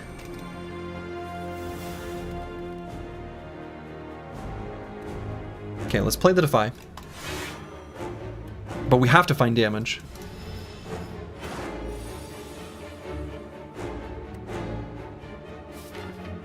Let's play one of the Frantic Escapes and then a Soul. Okay. We are full blocking for 5,000 years with this Defy. Wish we could keep it in our hand. If only it weren't ethereal.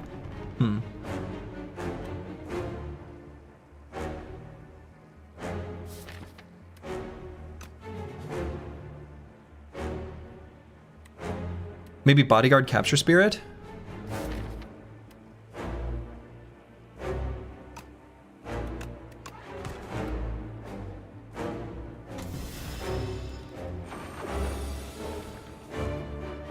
Okay, so he's hitting us for $1 billion.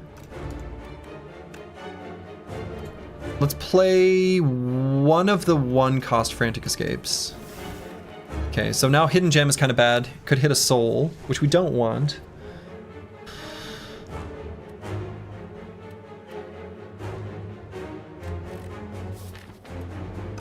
We would love for it to hit the pulls from below.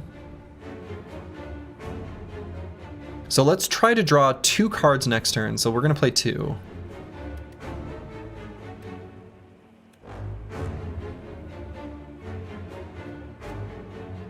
Let's do Melancholy No Escape. Okay.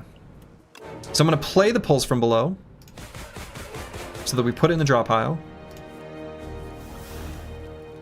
So we're going to Hidden Gem. All of these are good hits. Some certainly better than others. Yeah, that one's fine.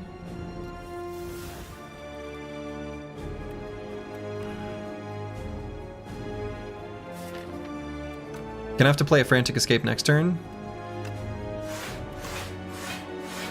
Let's make room in the draw. So we can full block with Defy and then Frantic Escape. We've got to find that pull from below. This is getting kind of dicey. We need to give a Frantic Escape replay soon.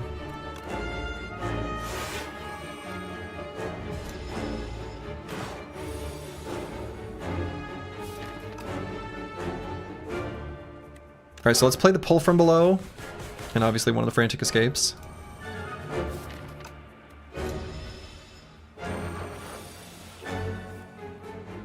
Defy Frantic Escape.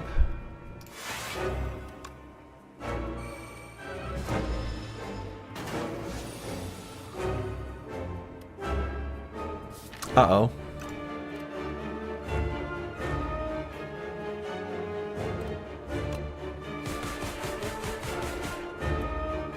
I think too slow and might be dead.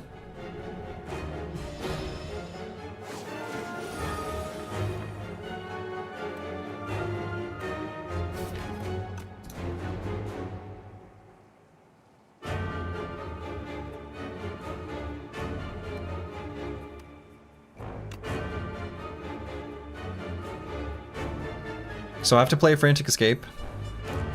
And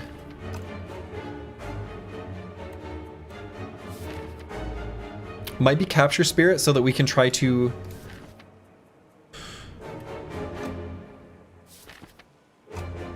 no, I guess we're gonna draw no, we don't want to draw exactly two. We actually want the souls.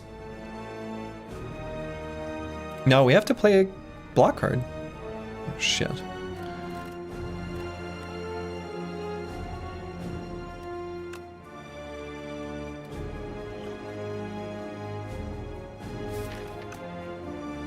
Have Melancholy with replay, so I guess there's that.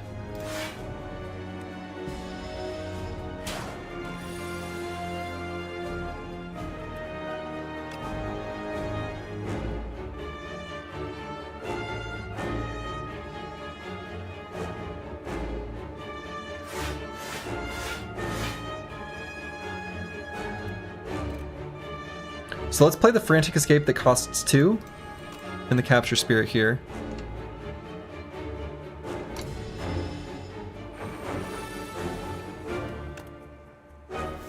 No! No, that's the one card we need to give replay to. Shit! Dead.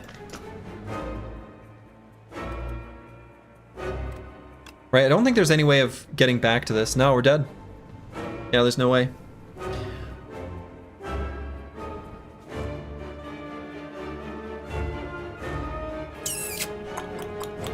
Yeah, there's no way. We're gonna die to the Frantic Escape, no matter what. Our inability to play Frantic Escape.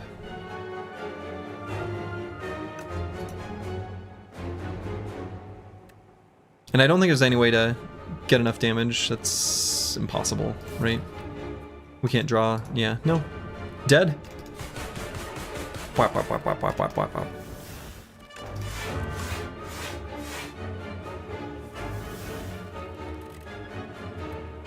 Sad. Well, we're gonna get Et.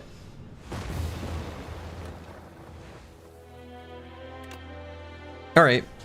Got 3 in a row on the Necrobinder though. That's pretty nice. So what's interesting is, so thinking back, there was a floor where I said let's put a pin in that decision. What was that floor? Was that all the way back in Act 1?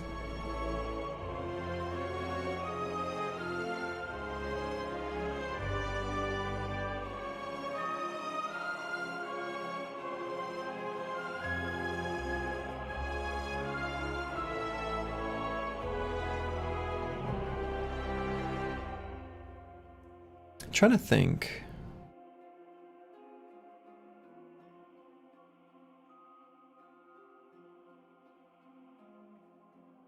No, it was here. It was the Sculpting Strike.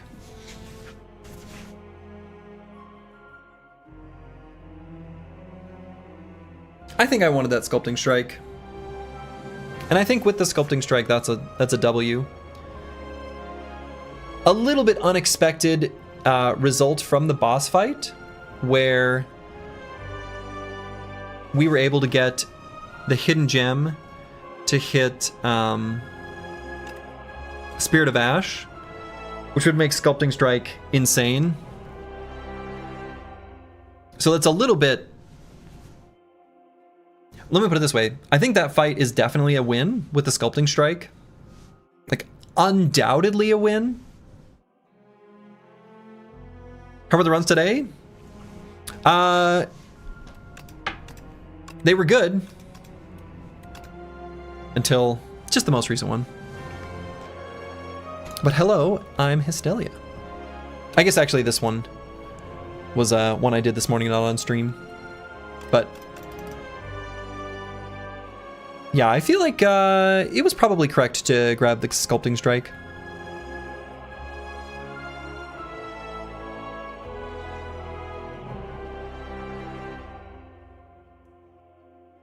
Again, a lot of it is the 2x Spirit of Ash that were in the deck. Even if it doesn't get hit by the hidden gem, turning any card into generates 8 block and the ability to thin out the deck. And thinning out the deck's pretty important when you have, you know, a character like the Insatiable, who's adding all these statuses that you actually need to find and play. Yeah. Was there any card in this run that felt disappointing? In this run? Dirge. Dirge was garbage. When did I grab the Dirge? Here.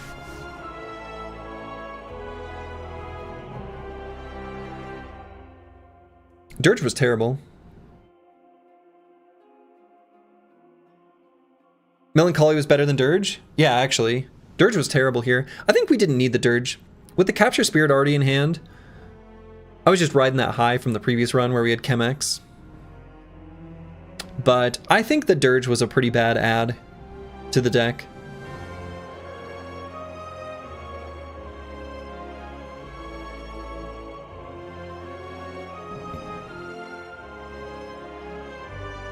Capture Spirit was sufficient for the Souls generation to give us appropriate block and stuff like that. And I think especially with the Pyramid that we ended up grabbing, it made Dirge really bad. Just because you draw it and it's kind of worthless. There's probably some execution mistakes too in the fight against the Insatiable, where I probably should have played the Dirge just to get it out of hand. There may have been some draw mistakes. Misplays where I didn't draw. But otherwise, feeling pretty good about Necrobinder knowledge. I think my next stream I will play a different character. Unsure exactly what I'll do. Have not yet taken the Regent on much of a spin at all. Only played exactly one run with him. So that could be fun, exploring the Regent for the first time. Could also revisit our boy, Chonky Boy the Defect. I'm not sure. But I had a really fun time this stream and yesterday playing some Necrobinder. Very much enjoyed the runs there. So, and I do think like with careful play, thoughtful careful play, Necrobinder probably wins too often actually. But we'll see. All right, that's where I'm going to call it for the day. I should be back tomorrow evening. Is that true? Am I telling a true statement by saying I'll be back tomorrow evening? Let's check. Yes, I'll be back tomorrow evening. So that's where I'm going to call it for the evening. I'm going to send you guys over to... Let's see. Ooh. Send you guys over to the Cultist Boy. Someone who's playing some... trying his hand at doing some Battle Brothers. He's raided me several times, and I've never returned the favor. So, until next time, make it a good one. Ta-ta.